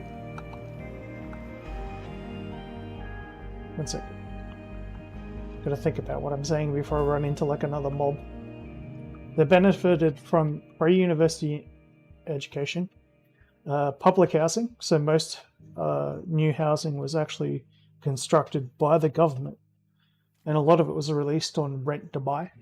So basically, you paid a subsidized rent based on the amount of income that you got, and you could pay that and pay off the actual property, and once you actually paid enough, you owned the property. Like, that was a really good way of doing it, basically. The government built houses, people moved in and started paying it off with virtually interest-free mortgages. Like, it wasn't even a mortgage, it was just like basically pay the rent. Here's the deed, pay the rent. Once you finish paying it off, you own the house. And that's like the boomer generation in Australia, like our 2/3 of the generation, 2/3 of our population that actually owns houses. Like, almost all of them benefited from that.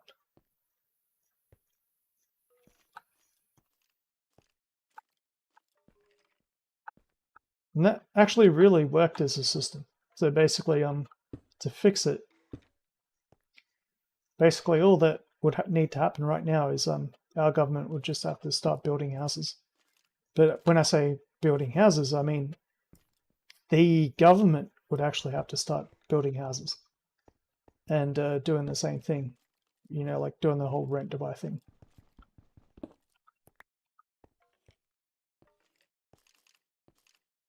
Yeah, basically public housing. But because of the way that they've never updated the eligibility for public housing, if you want to get on a waiting list even to start off with for basic stuff like that here, all it does is it fixes the rent to and you have to earn below a certain income, which at the moment I think is something like $50,000 or something, which is it's not even close to being enough to live on. Like literally, that's like paying rent right now would be about 70% that. They base the rent on the public housing on market rates for the area, which means that people are paying market rates essentially.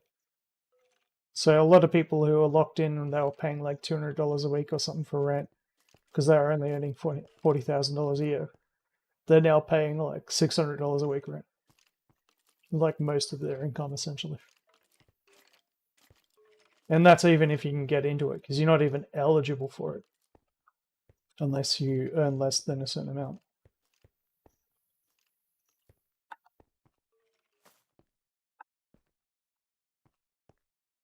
It's crazy shit.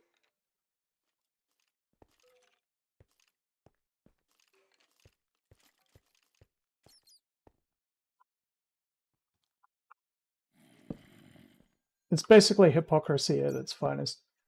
It's the people who benefited from the system making the system too expensive for people who are entering the system and then saying, oh, well, when I was your age...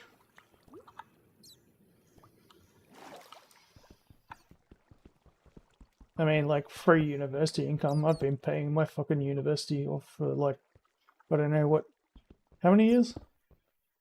How many years have I been paying that off? 18 years?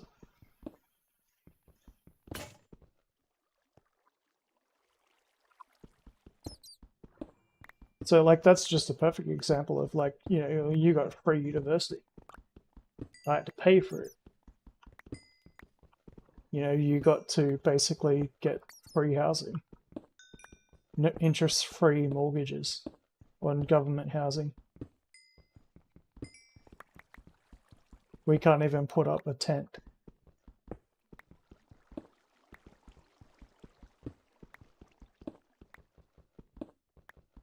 Like, that's the way that I think about it. And I'm kind of over it.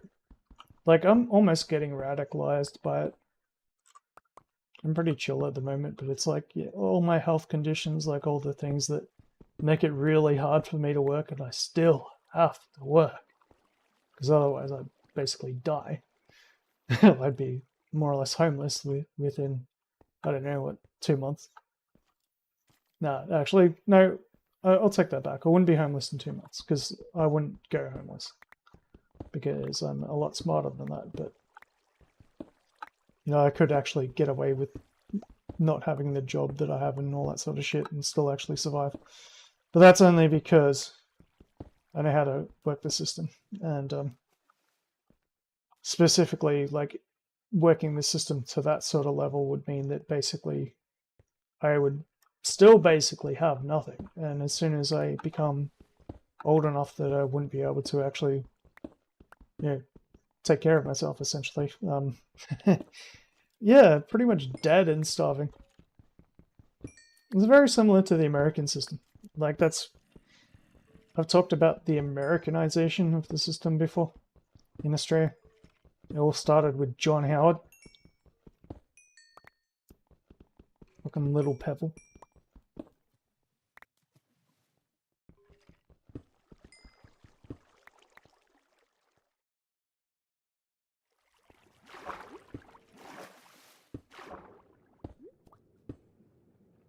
Fucking...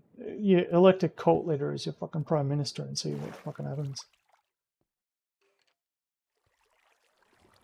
That's what John Howard was. He was actually a member of a extremely cultish Christian group. You know, people think he basically fixed everything in the Australian system, but basically all he did was make it so that people who already own property and people who already have security can just leech off people who don't.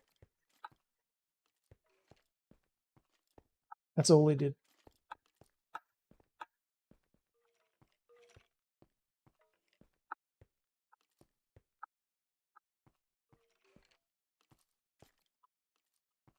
I'm gonna find my way out. There we go.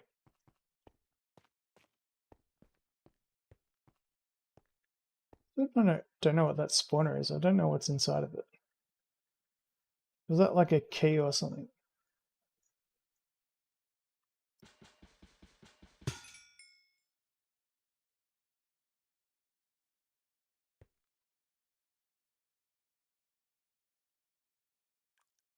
Fuck knows.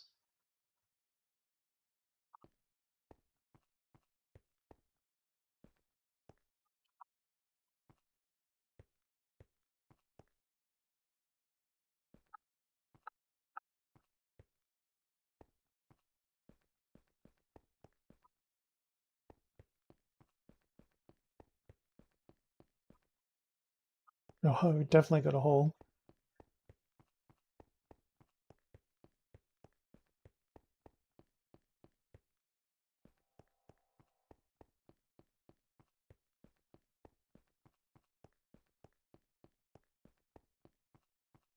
And see, like, the thing is that, like, when I say stuff like that, it's it's like I don't suppose I like hear like a reverberating. We know. You know, it's more like it's just that everyone fucking knows. So it's just more like people deny the truth for as long as possible.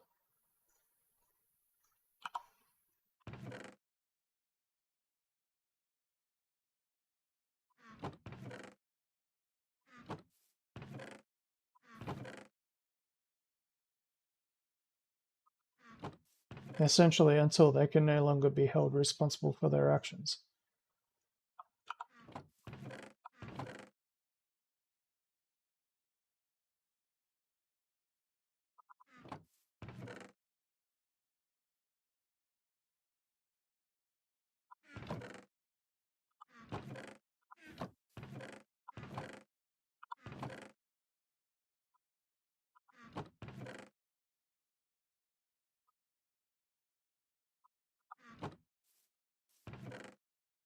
Basically, the way I look at it is if you're part of the system, you're part of the system.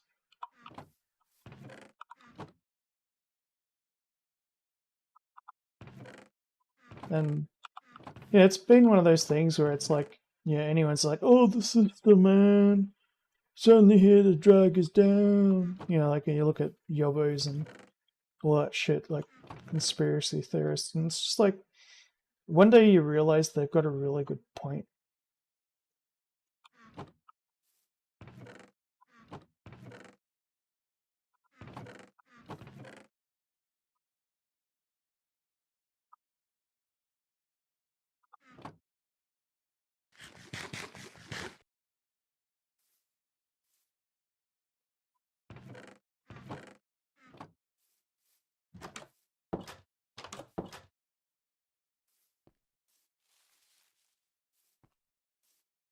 But basically, the job of people at the moment is to make you scoff and ridicule those types of,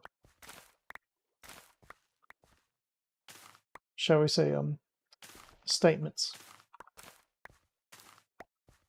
And that's kind of like how it's always been since the late 90s, early 90s. I wouldn't say there's been like an active propaganda campaign to like discredit every single thing that has been done to make people who have things richer versus get things for people who don't have anything. But I just want to say, like, you know, that whole campaign is there. And that's the reason why everything is shit. When we talk about like enshittification.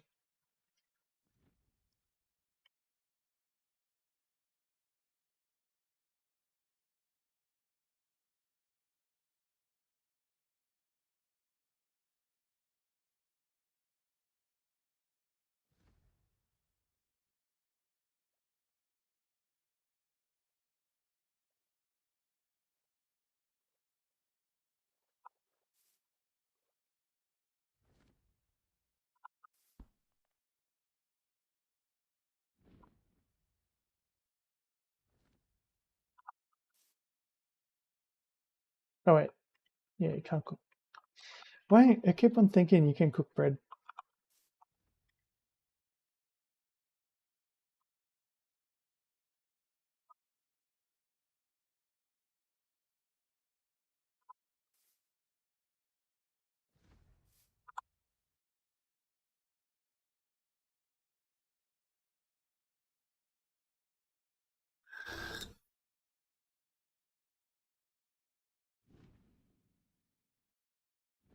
And basically,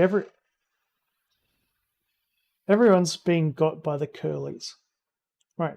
You spend every day basically working, trying to make ends meet. You never have time to sit back and think about the real questions. And I think the system's been designed that way.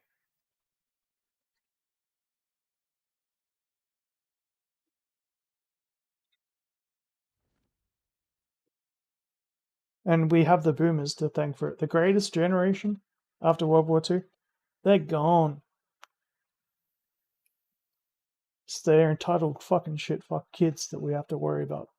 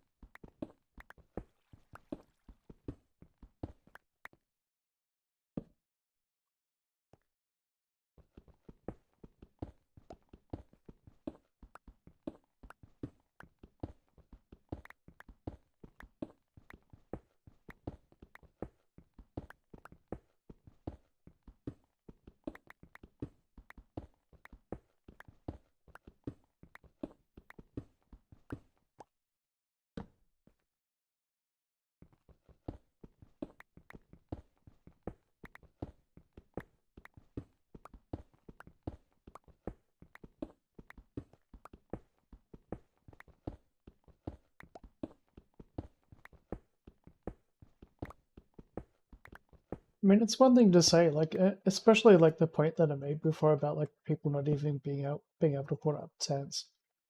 It's like you got a primary residence, like that's supposed to be constructed on a property, but as soon as there's a primary residence constructed, then you can throw a granny flat on it.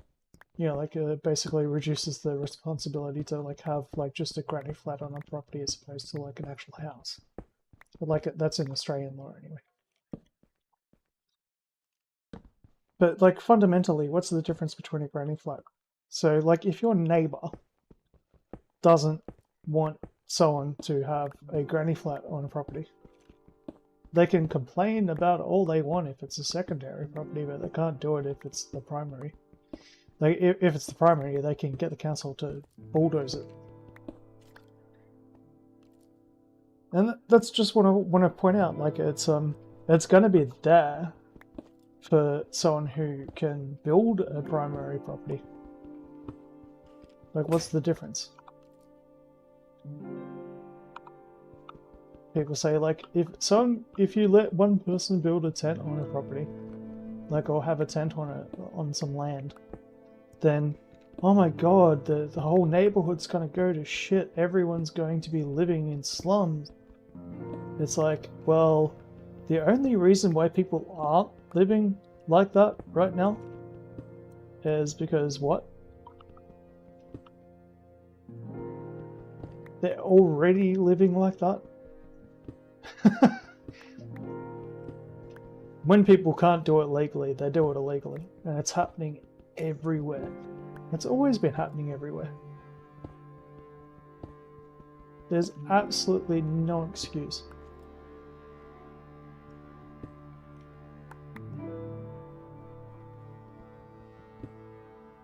So people don't want their property values driven down. They're more interested in their property value as opposed to other people being able to have a home.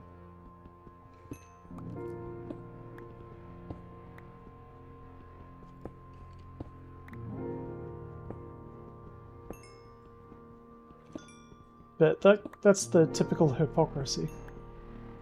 Like that's the whole poison, that's basically the toxin of modern society. It's like, fuck you man, I've got mine.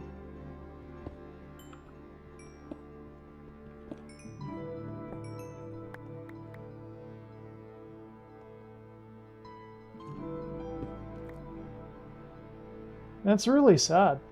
Like, it's actually sad that it's got to that point. It should have never got to that point to begin with. The only reason why it did is because the people who, as I said, oh, they're not in my backyard.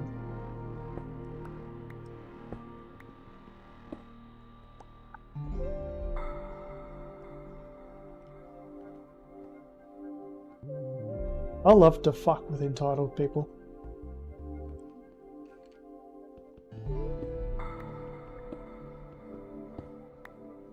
As basically a psychopath, like, I love fucking with entitled people.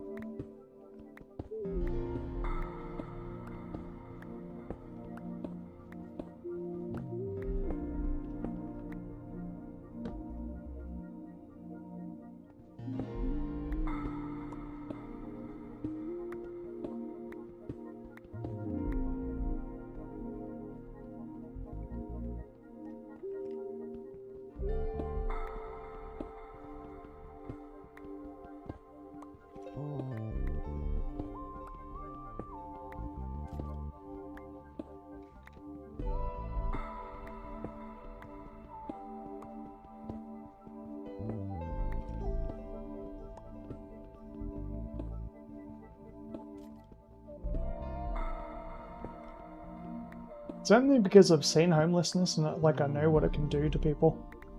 And like I know that like most people are just trying to get themselves a place to live. Like there's a very small portion of people who are homeless, for example, who are actually there because of, you know, their own circumstances as opposed to external forces. No one wants to be homeless.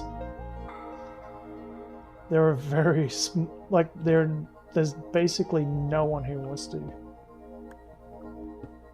Like you do have your odd drug addict or something that just will not cooperate with society and all that sort of stuff. But on the main, most people just want somewhere to live. They want a roof over their head. You know, they want an internet connection. They want food.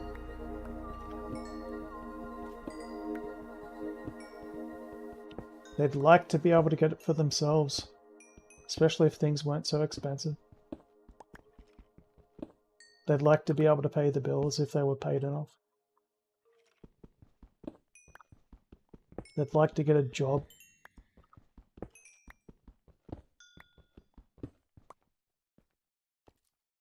And basically, the way that, you know, the whole system's coming down is essentially that, like, and it's the whole way it's been the whole time, and this is like, it got a lot to do with the Americanization of the system. It's like, well, you don't deserve it if you don't work hard enough. It's like, yeah, yeah, what would you know about fucking work? Look at my hands. Look at your hands. Who works harder?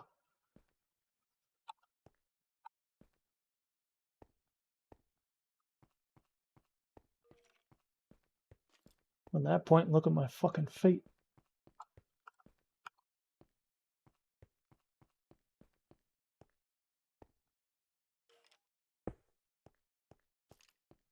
You know, like, look at my teeth.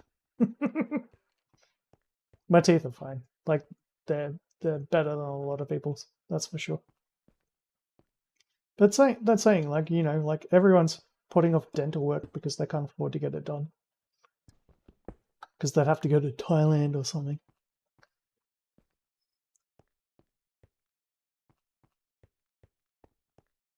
People are putting off medical appointments.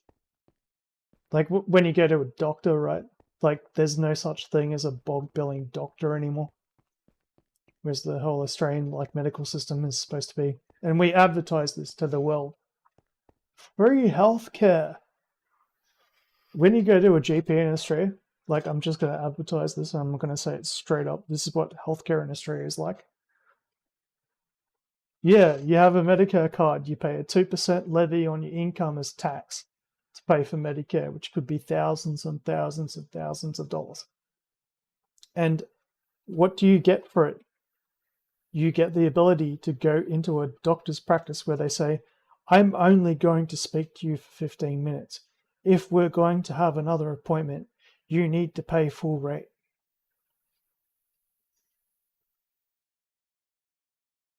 If you have to go see a specialist, you pay full rate. Like when Medicare's brought into consideration, it's like, okay, so I get $80 off a $400 bill. Yay. Try telling that to someone who only earns, $900 a week or something. It's like you're asking people, and like once you take into account rent and bills, like you need to actually seriously factor this in. Disposable income, so like the income that someone has left after they pay for all the necessities, after they pay for rent, power, food, how much they have left. Basically, someone needs to work for an entire week to have a single doctor's appointment where you can talk to someone for longer than 10 minutes.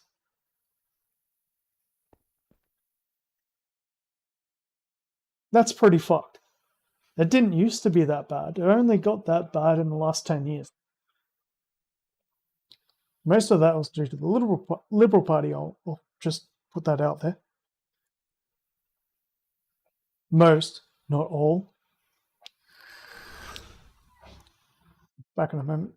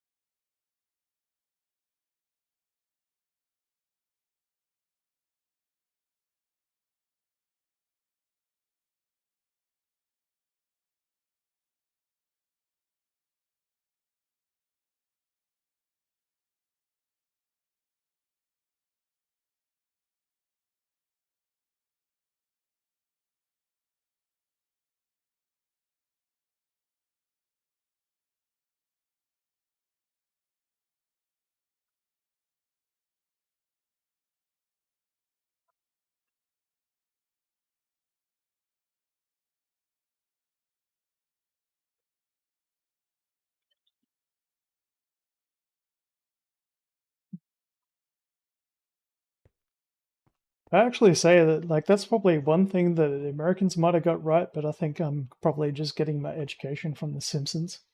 It's like dental plan. It's like when you work, you get dental insurance from your employer. The only dental insurance you'll get in Australia is from the fucking military. And that's if you join with good teeth. They won't let you join if you got bad teeth.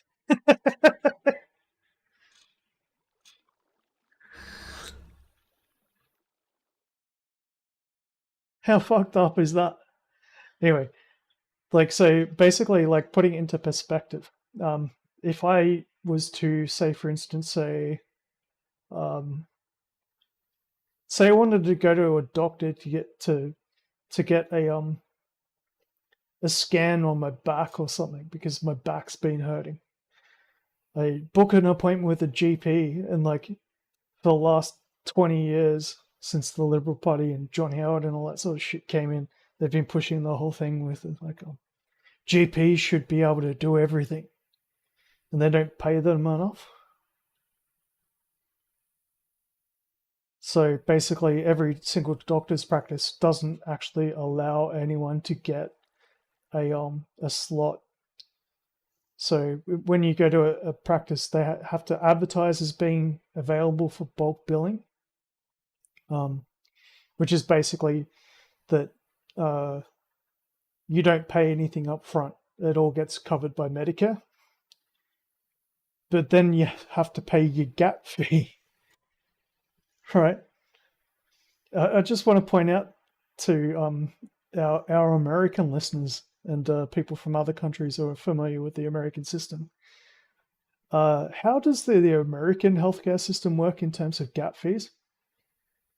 Like what I'm saying is that private health insurance in those countries is basically baked into the Australian system. So you walk into a doctor's office and you try to get an appointment for 10 minutes. They're supposed to be like a generalist to be able to diagnose and do like basic things like painkillers and like schedule x-rays and like all that sort of shit. That's fine if you can even get them to do that, which is basically never. Like you might be able to get a blood test. Basically, that's all you can do. Like you can get them to take a blood test. As soon as you get referred to a specialist, you're paying full fee. There's no Medicare. As soon as you go to a hospital, if you're not going to a general hospital under emergency, so in other words, you're walking into the emergency room, then you're paying full fee.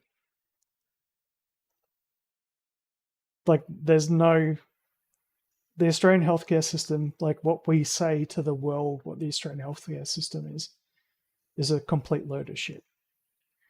It was different about 10 years ago. 10 years ago was when it really died. Since the last 10 years, it has basically become the American healthcare system, where basically there's the illusion of free healthcare. That's not actually free. They just say it's free. It's not. Like we do pay a little bit less for it than the kind of fees that the American people sort of charge and all that sort of shit. But at the same time, it's not free. You still got to pay for it. There's no free healthcare. You got a problem with your feet, you got to go see a podiatrist. That's a specialist. You got to pay for it. You need to go get an X-ray. You got to pay for it. You need an MRI. You got to pay for it. The only time you don't need to pay for it is like literally when you're dying. And even then you got to pay for it. A lot of the time. It's like things like people undergoing cancer treatment and shit, where it's supposed to be on the PBS, pharmaceutical benefit scheme. Still got to pay for it. It's just discounted. And even a lot of that's actually like being weaned off under the Americanization of the Australian healthcare system. That really fucking pisses me off. I actually get free appointments. The only thing that I get free is 3 psychological therapy sessions a year, thanks to the Australian Defence Force. That's it. Everything else, got to pay for it. Oh, but if you're an immigrant, don't worry, it's all free. If you're an Australian, though, you got to pay for it.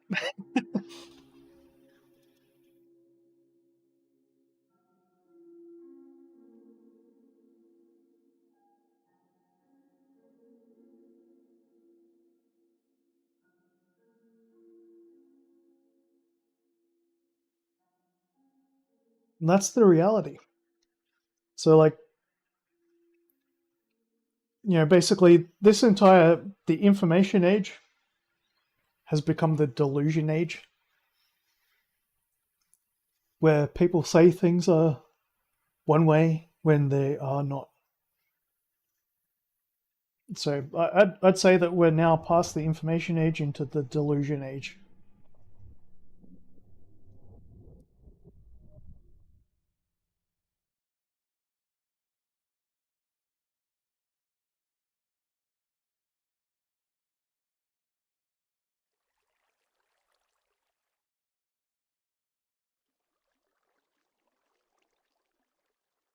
people could actually like I can't talk about it because I haven't been unemployed for, I don't know, like 10 plus years. But if there was someone here from Australia who could talk from the viewpoint of an Australian who is unemployed, we're supposed to be like a socialist country with like a welfare system that actually looks after you and tries to get you back to work. Um, they could tell you how absolutely bullshit that entire statement is. Like, basically, you don't even get paid enough to pay rent. So our government has got the idea that everyone should be ride sharing a house. Room share.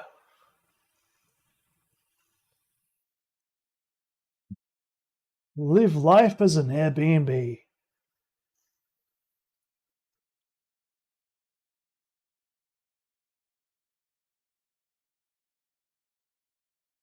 And then they wonder why everyone gets up and goes radical on them. That's the reason why One Nation's fucking getting in. It's because people are so disconnected from fucking reality. But the thing is with Australians, right? Australian politicians aren't that disconnected from reality.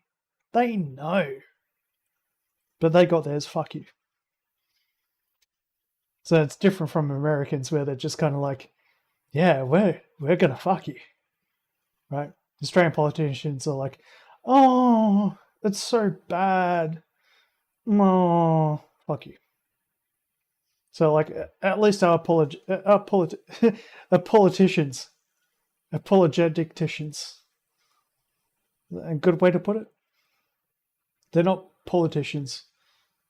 They're not fucking full blown fucking mental fascists like they are in America. They're apologeticians. Oh, I'm so sorry. Fuck you.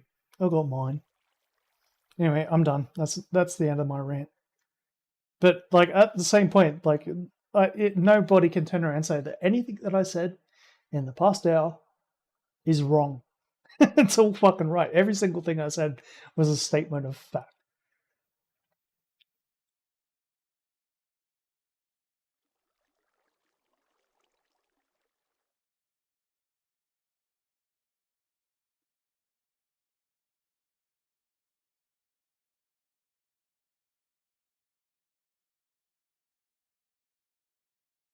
I have to be very careful what I say too.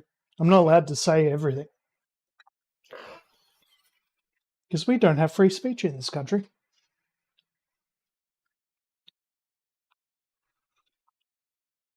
If I said what I actually thought, I would get put in jail.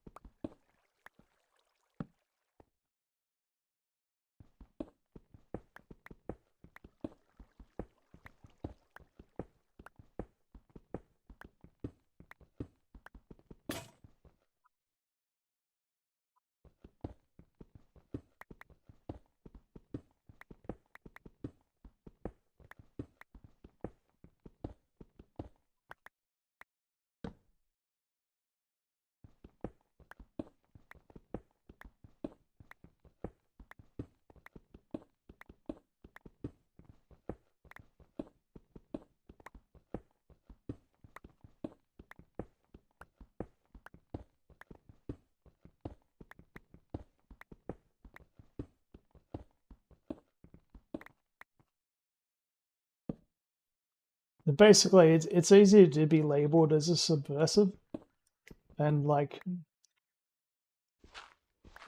it's really easy for someone who has money and influence to say, "Oh no, this is what I actually meant." But if you're just like a normal person, straight up jail.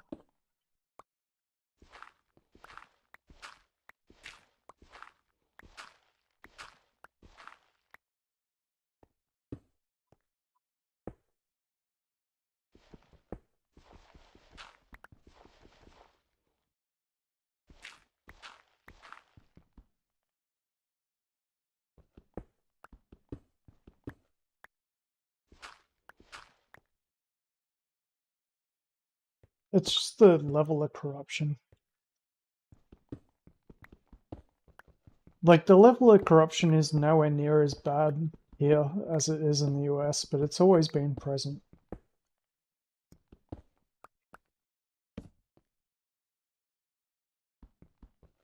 Basically, just gotta follow the money.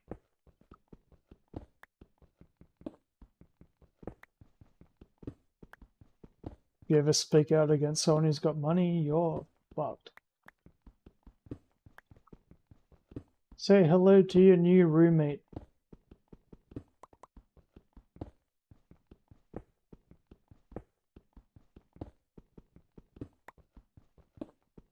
Basically maintaining a nation through threats.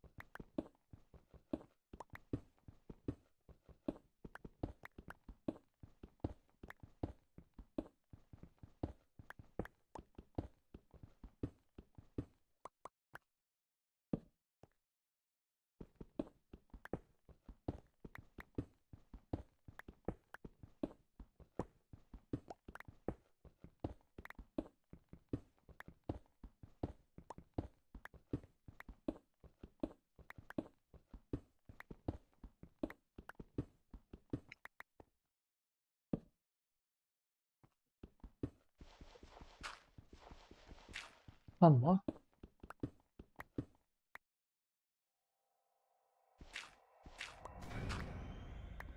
Basically, the best way to sort is with AI.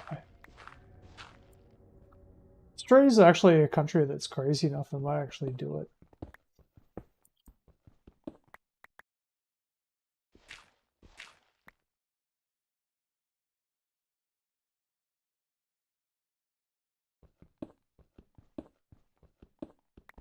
But like, whether US citizens are already complaining about things like flock cameras and all that sort of stuff, it's like, well, the most restrictive digital data laws in the entire fucking planet, like that have actually been codified, have been said to actually been acted to the constituents of the population, as compared to actually just forcing them upon people, are in Australia. Like, we have the world's strictest data retention laws, for example. Like, when it comes to cameras, it's like you don't need cameras because every single phone is a camera. like I'm like being real there. I'm just like saying it's like, like, you want surveillance? Australia has surveillance. We know how to do surveillance. Like, we really do. Like, seriously, it's like probably the thing we're best at. We're really, really, really good at surveillance. It doesn't explain why, like, things like the Bondi massacre happened. That's really interesting, isn't it? That one. Like, how did that one happen? Like, when that happened, from my own personal experience, I basically sat there and said, who the fuck did not report one of the people who sat there and fucking figured out that they could run long rifles and shotguns into an event in Bondi?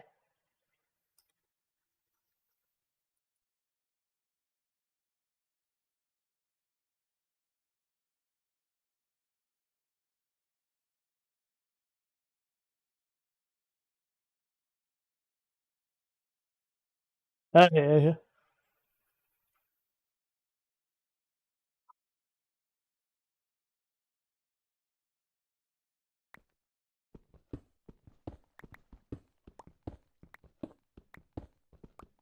basically, as soon as that like actual event happened, I was like, because I have personal experience, I know exactly how this shit works. I was like, why the fuck didn't someone identify this person sooner? And it did turn out they were reported sooner. So someone who was actually like a threat wasn't reported. False. They were reported. And then basically because they were spending so much time focusing on other facets, other things, they did not narrow down on an actual person who was going to cause harm. It's a really dangerous thing. It's like it's a system being used to coercively control a population, but it's being used to only control certain people as opposed to focusing on threats. And because of the lack of financing, and because they're relying on things like Palantir, for example. So like Palantir, sort of like record keeping. So it's like they're feeding it through AI rather than having actual agents work on it.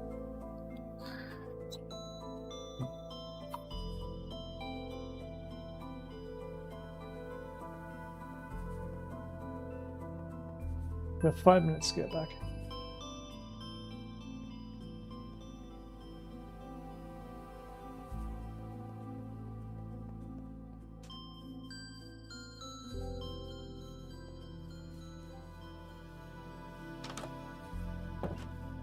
So like basically case notes and stuff get buried, and like when threats get detected, they're put aside, they're not actually investigated, and people like report people are actually going to cause harm and say that they're going to cause harm repeatedly, and then no one does anything. And when I say no one does anything, it's because they're too focused on other problems.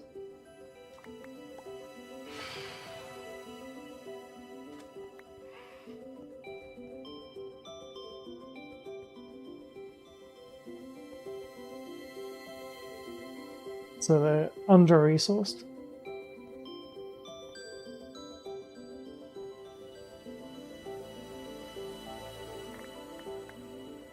And the reason why they're under-resourced is because they don't have enough people working the problem.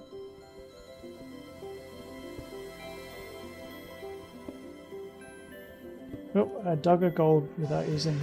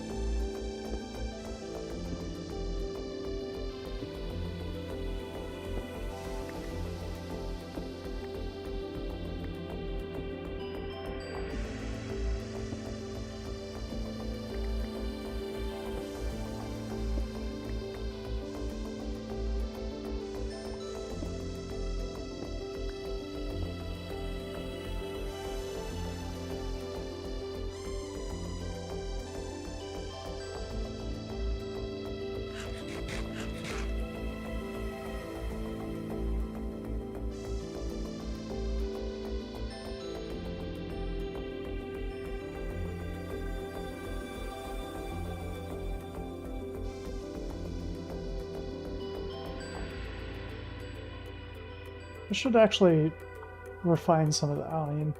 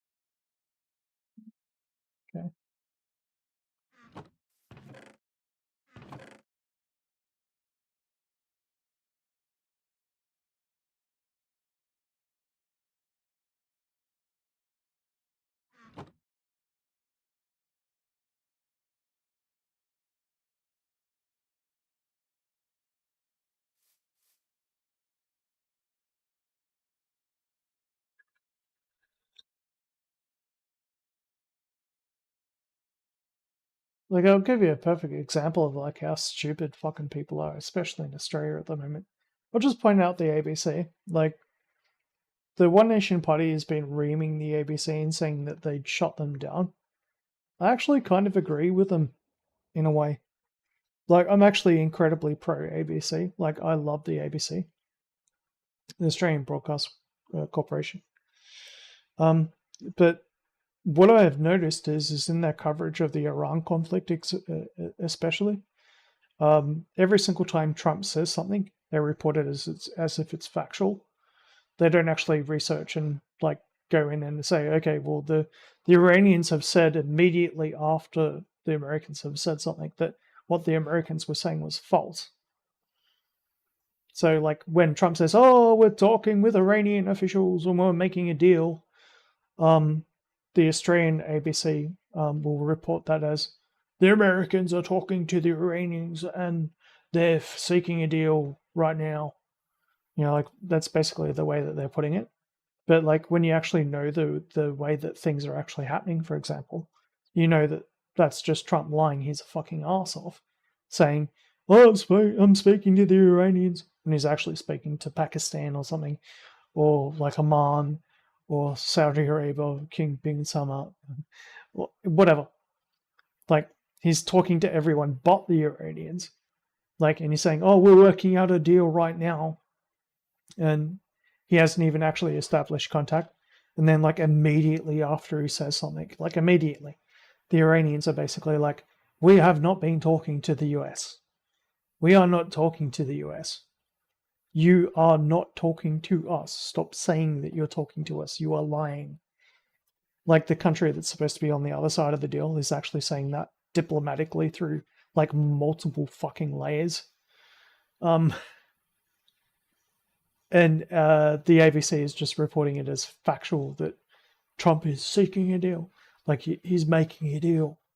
So I'm just saying that, like, on one side, the ABC is incredibly it's really good in a lot of ways, but at the same time, it's actually really I'd say that there's some influence going on because I know that the reporters on the ABC, because I listen to them every single day for like 5 hours a day minimum.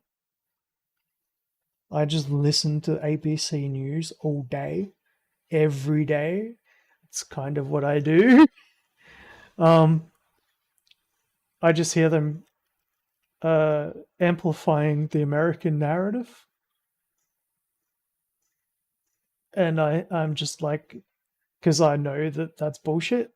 Like what Trump is saying every single time, like every Friday, it's announcing a war and trying to pump the oil prices up. And every Saturday or Sunday or Monday, it's bringing the prices back down again. Like it runs on a weekly cycle, and it did so for like every single week of the conflict. And then it stopped for a couple of weeks so that they could rearm and refuel and, basically make it less obvious that they're rigging markets for market manipulation. And then they're doing it all over again, week after week after week. And then they stop with the same excuses. And then they rearm again. And, they come up with the same bullshit every single time. And the Australian ABC is amplifying it. Yeah, like the ABC is actually one news resource that I trust. Like they're actually pretty factual about most things. But I've noticed an exceptional amount of amplification of US narratives through it, which is actually really counter to how they usually operate. Because I've been listening to them for 5 hours a day, every day, for the past, I don't know, 20 fucking years. It's pretty fucking obvious what's going on.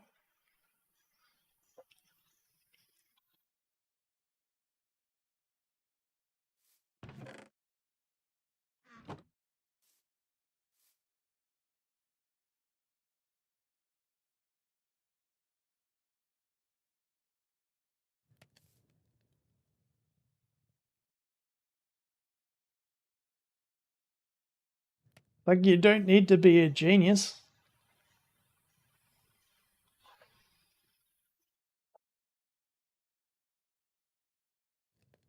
And the chef's kiss has been the recent shit with the American treasuries and everything, propping up the Japanese economy. I'm like, oh.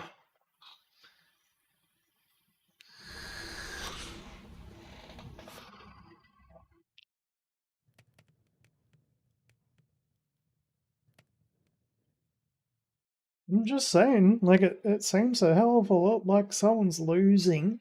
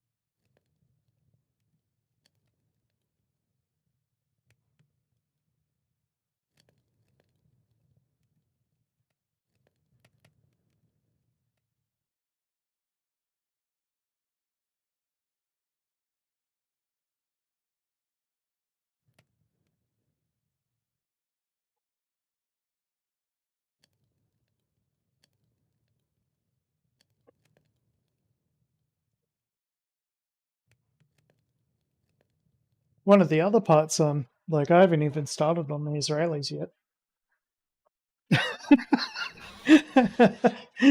Like, everyone fucking complaining about Jews and stuff. Like, in Australia for the past, like, this might actually interest you. In Australia for the past, I don't know, 12 months, there's been a continuous assault by the Israelis on Australia in terms of, like, media. Like, every single Jewish person in Australia, every synagogue, every politician with a Jewish background, um, Israeli connections, has been pushing incredibly hard, continuously, before the Iran conflict started and to now. Basically, it got to the point where basically they're asking the right to bear arms on Australian streets, as if they're a separate, um, I don't know, population within Australia. Like, that's the whole point. You're an Australian, right? Right? They're saying, oh, we fear for ourselves so much that we need to carry automatic firearms or pistols or shotguns or whatever to be able to protect ourselves. And, like, basically every single university, and, like, this is where it really comes down to it. Like, this is where you really know that something's going on, because you know how the Russians work, right? When it comes to universities, like how they've always worked since the 50s, where it's like amplification. You basically bring people in, to, like, people that you can influence. You, like, seed one or two people to, like, raise, like, a problem, and then you form a rabble around a core of hardcore people who know exactly what's going on, but the rest don't. Right? That's been happening in Australia for at least a year. And you can say, like, I listen to it all the time on the fucking news. Like, every single time a news thing comes on. But, like, the most important thing, as I said, that I'll mention is one of the biggest things that they recently asked for was the right to bear arms in Australia, where no one has the right to bear arms. Like, literally, the only people in Australia who should be allowed to carry weapons people protecting trucks carrying cash, maybe casinos, and also basically like politicians, like bodyguards. But like they're asking for the ability for their own private people at their events to be able to bear arms. I'm not, I'm not a, I don't even know the word for it. I'm not anti-Semitic. I'm just saying that it's incredibly convenient. Like you got a country like Israel where everyone is walking around carrying fucking assault rifles and shit, trying to bring that sort of ideology to Australia.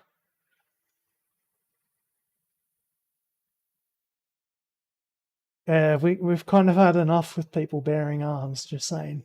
In this country, we don't do that. But like the amplification has always been basically like along those lines. Basically, take the guns away from the people and give it to a minority. Does that sound like a good idea to you? Like, there's very little I can say without being incriminating. I just want to point out that if you have a minority who is carrying arms, if anyone wants to know where they can get arms, they know where to look. It's not a good idea. like I know the fucking underbelly, man. I'm telling you, like, it's like saying, "Hey guys, if you want a gun, go beat up that fuckwit. He's got one." Like literally, it's stupid. It's the most stupid fucking idea of. It would be fucking.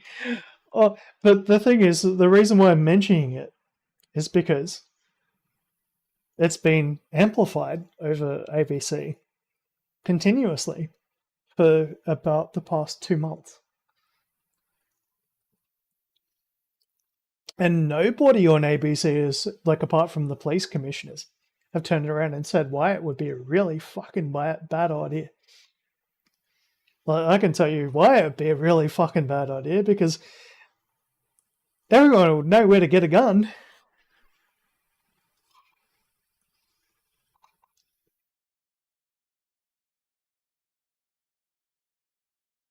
I think I'm hopeful that I didn't breach any laws by saying that way. I think I towed the line.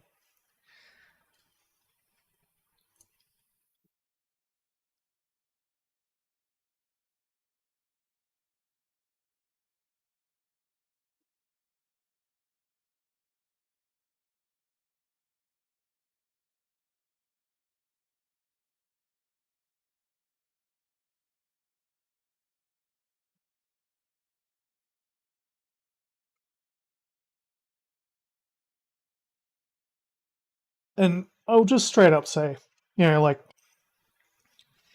I don't care what you fucking think. You can bring someone from Israel straight over, like some civilian who's used to carrying an assault rifle on the street, bring it over and like have them as private security for like, some fucking event or something that they're throwing, and like, have them armed up and get locked and loaded. They still don't have the training. They don't have anywhere near the amount of training that they need if there was an actual event. If there was an actual event, they'd end up hurting more bystanders. It's stupid. Like, it's absolutely stupid. That's my justification for what I'm saying. Like, my actual real justification for what I'm saying. Like, beyond the humor of it. It's like an Australian sort of humor that I was putting across before. But the reason why it's a really, really, really fucking bad idea is because they don't have the training. So basically, you're introducing like gun violence onto Australia's streets. No. Like, if someone does something like that, our police can and will, and they're perfectly capable and trained to handle it. Like, last time it happened, you had people with long arms and someone with a shotgun, and our police with fucking Glocks took them down. Uh, yeah, I think we were aware of the threat, but no, we're not going to give you fucking guns. Fuck off. Don't even fucking think about that shit. And even suggesting it just shows how fucking stupid you are. You don't even know how to use them. And in the Australian environment, you'd fucking end up causing more fatalities. Especially considering that you'd inflame the civilian population further in terms of people who are not as well read as I am.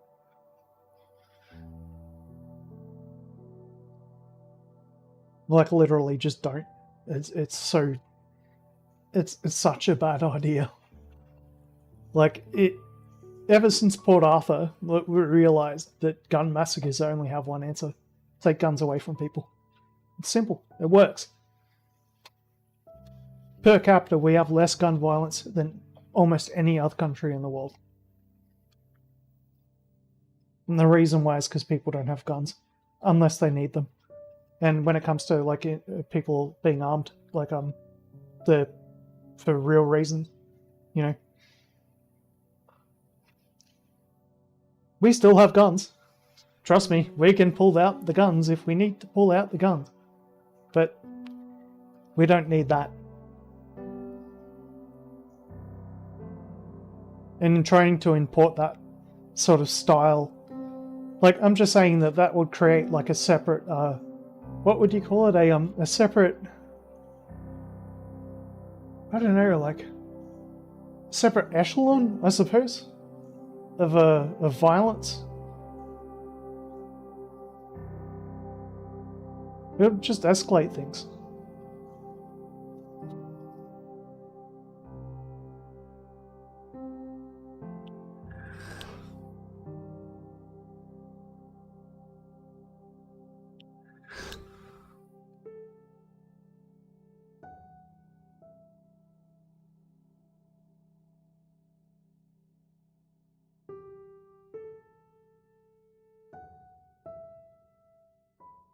Basically, you take people from overseas from when they're in when they're in an actual environment where they need to use weapons, they need to use like defensive measures to protect themselves.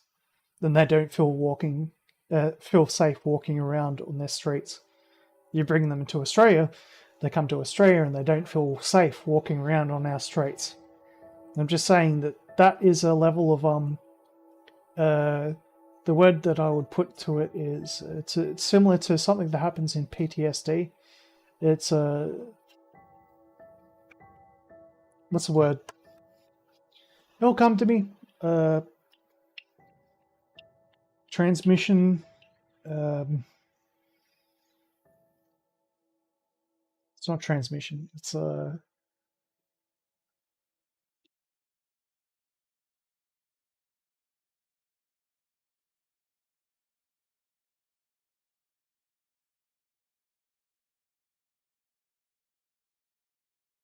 God, I've forgotten the word for it. It's where someone with like a PTSD feels like a like an emotion towards something, like a dog or a cat, um, or to a person, and like when they can't take it out on the person, they take it out on the dog. That's what it is. That's like literally.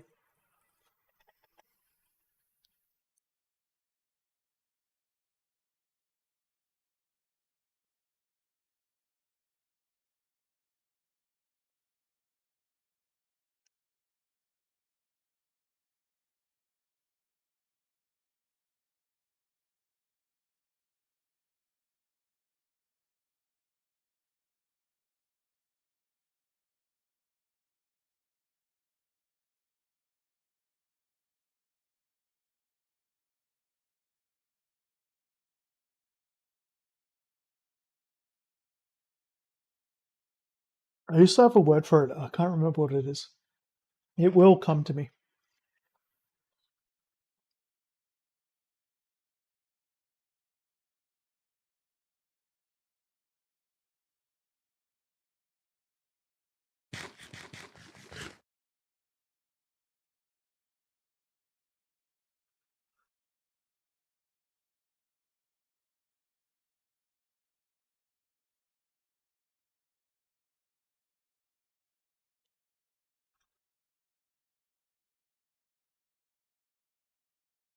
But yeah, like the actual like the phenomenon that I'm talking about, even though I can't actually explain what I can't remember what the name of it is.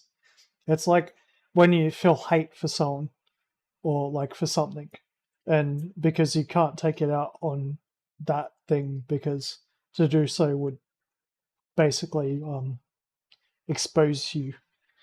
You take it out on something else instead. That's basically what I mean.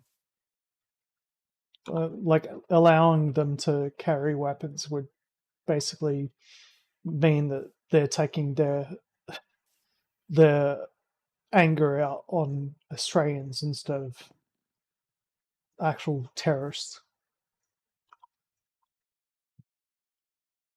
They're basically making us feel like we have terrorists in our midst, which we don't.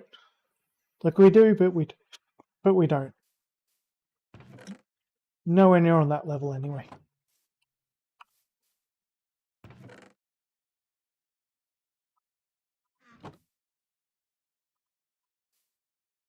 Like basically, it's like they're walking into America and saying, "Oh, I can't get a gun. Why can't I get a gun?" And America's turning and saying, because you've shown a willingness to use them, and we're worried about civilian casualties.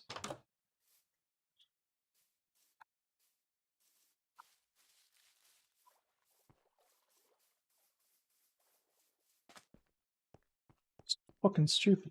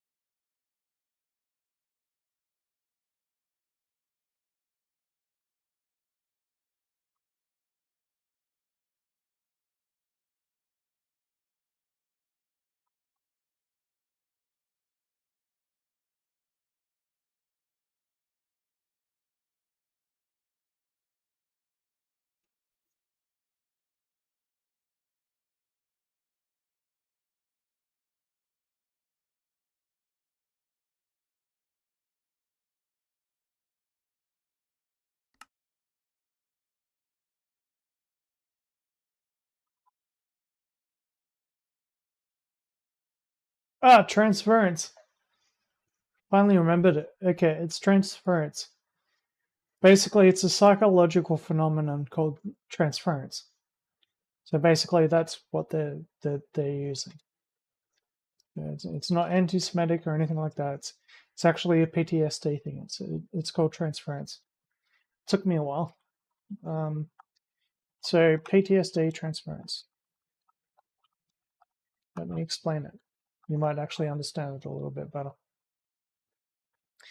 PTSD transference is when a person unconsciously shifts feelings, fears, or expectations from a past traumatic event or relationship onto someone else.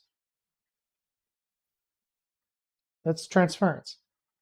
Basically, because the Israelis have experienced a traumatic event, they're transferring the PTSD onto other people. And basically, their PTSD involves them wanting to defend themselves, but they're trying to create a society which is more accepting of the norms that require that defense. Like in a culture like Australia, it's not required. We don't have that sort of violence here. We do not accept that sort of violence here. And we don't allow people to bear weapons, because to allow people to bear weapons would be to allow them to affect the transference. So essentially, they will transfer their experiences, their violent experiences, onto the Australian population. And if they want to integrate into the Australian population, then they need to learn that they cannot bring their guns here. Same thing with the Americans. It's always been the same. We treat everyone equally. How it works.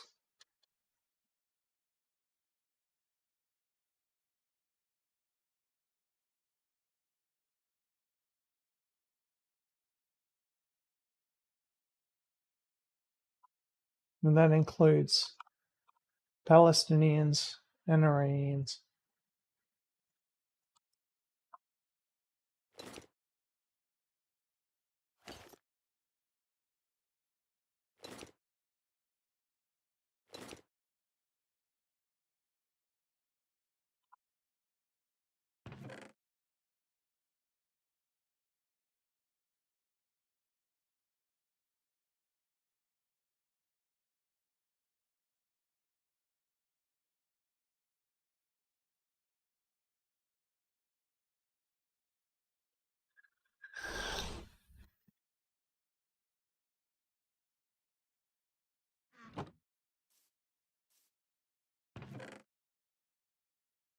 And I can actually talk about that because I have PTSD. And also because I have an IQ over 180. For real. Like, not just like bullshit, like some YouTuber going bleh. I actually have an IQ over 180. And that's the reason why I say this. Not because of anti-Semitism or anything like that. I just, like, I understand the differences and the problems it would create. It's a really, really fucking bad idea.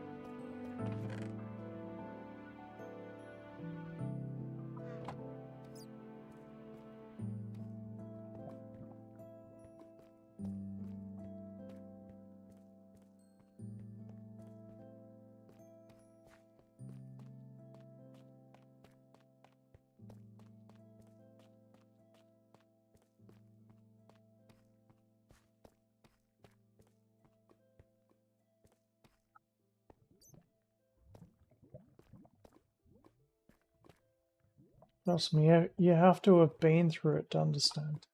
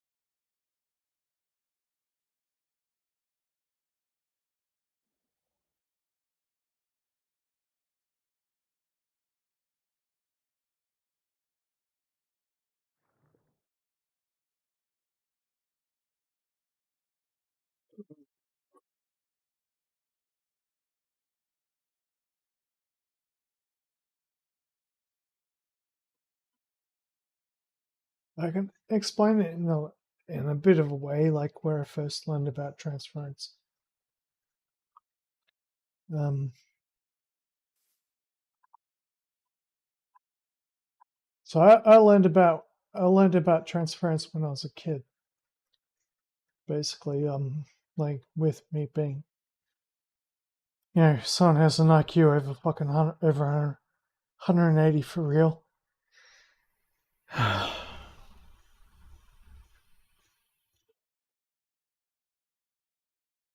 So I'll give you an example. My dad, for he was like an alcoholic, and instead of beating me up, he beat his dog up.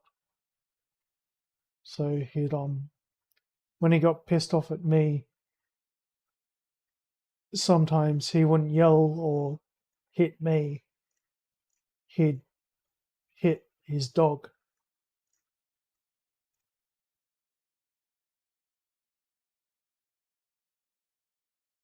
So he'd be yelling things at the dog and then throwing it around and hitting it.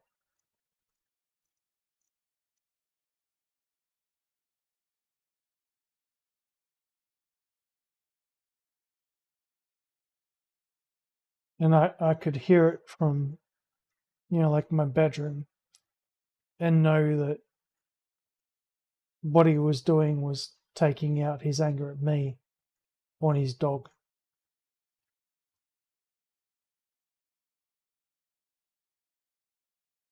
But it was basically his inability to deal with me that he was actually taking out. It had nothing to do with me.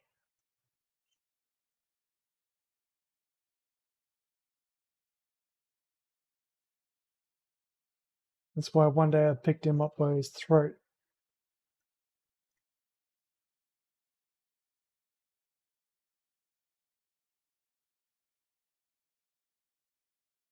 He stopped after that.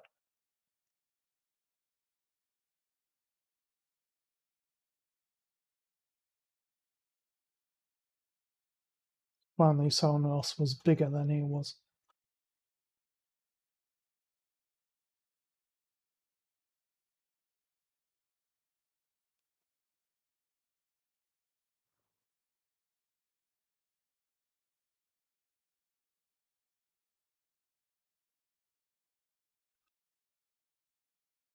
I don't even know how I did it, but I picked him up with one hand.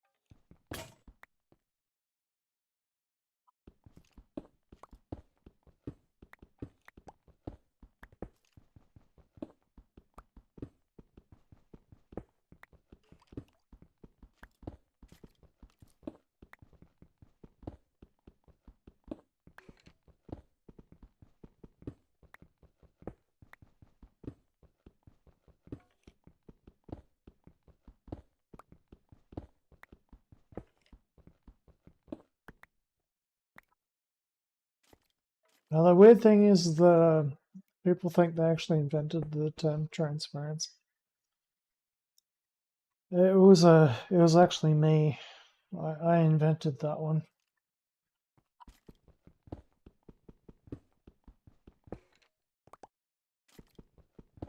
In real life.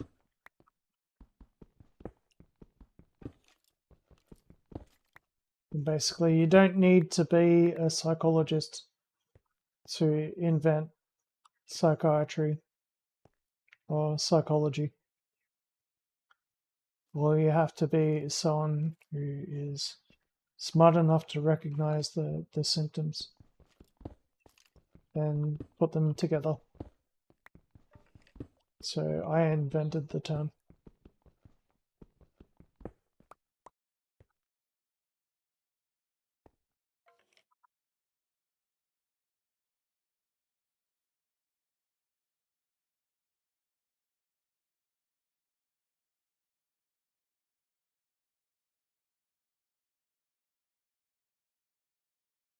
Because I was pretty much under constant surveillance.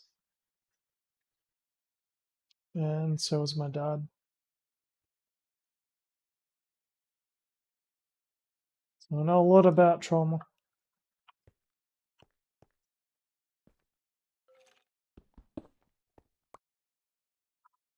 If I did not invent it, if someone claims that they came up with the term first, I actually came up with the term independently without reading any of the research.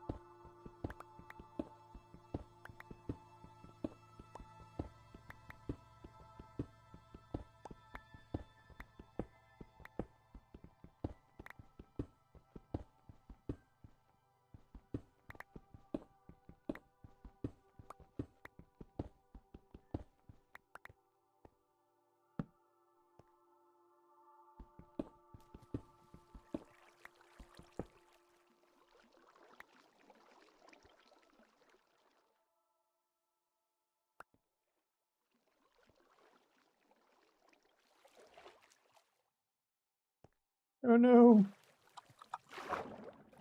Yeah, that's enough.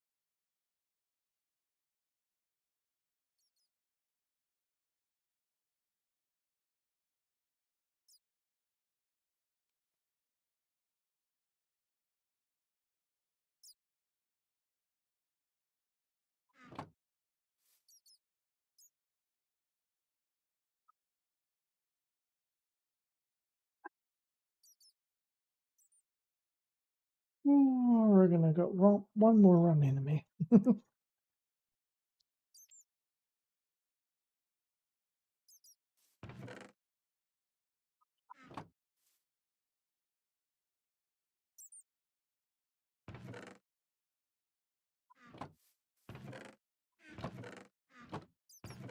Yeah, a lot of sticks.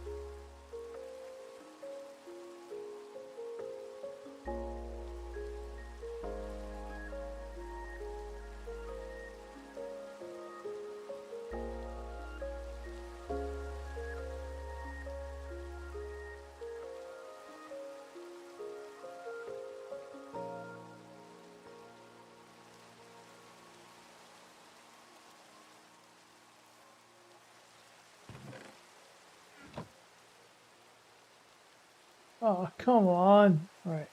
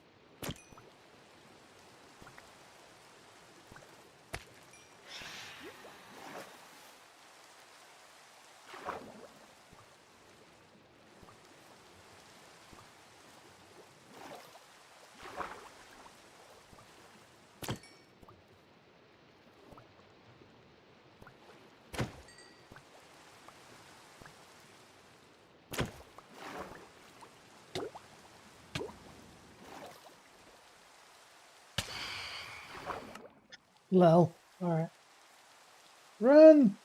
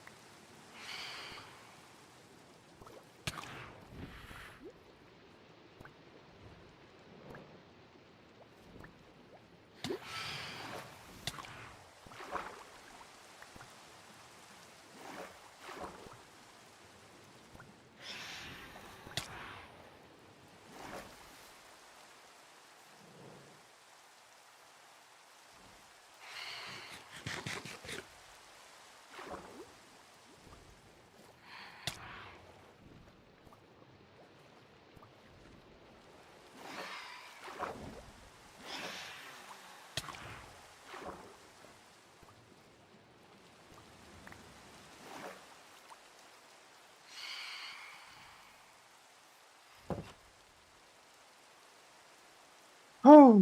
Alright.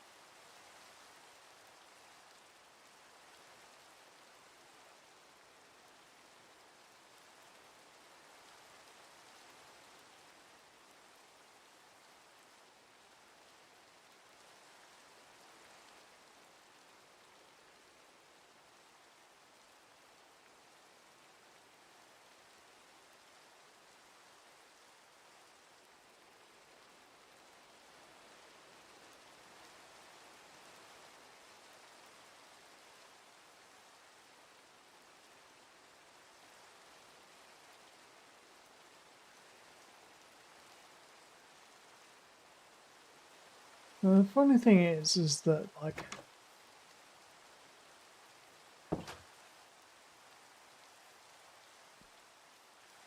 I've got a lot of respect for my dad.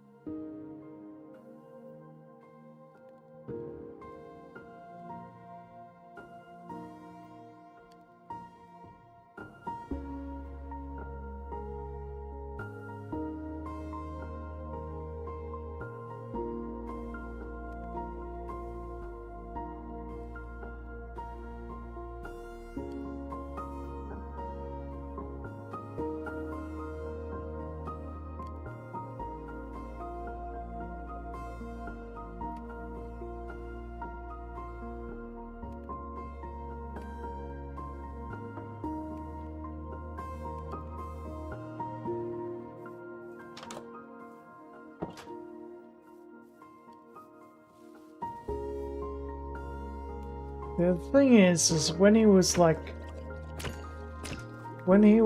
psychotic and shit, like when he wasn't psychotic, he taught me a lot of lessons, like real life lessons.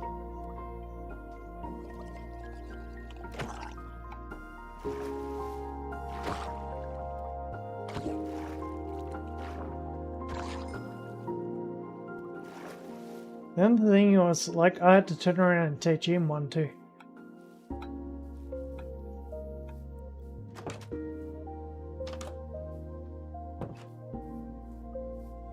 Like, even after all the bad shit that we went through, like, he still sent me, like, a crystal collection.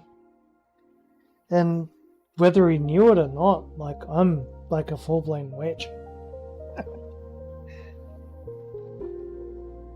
He basically sent me everything I needed.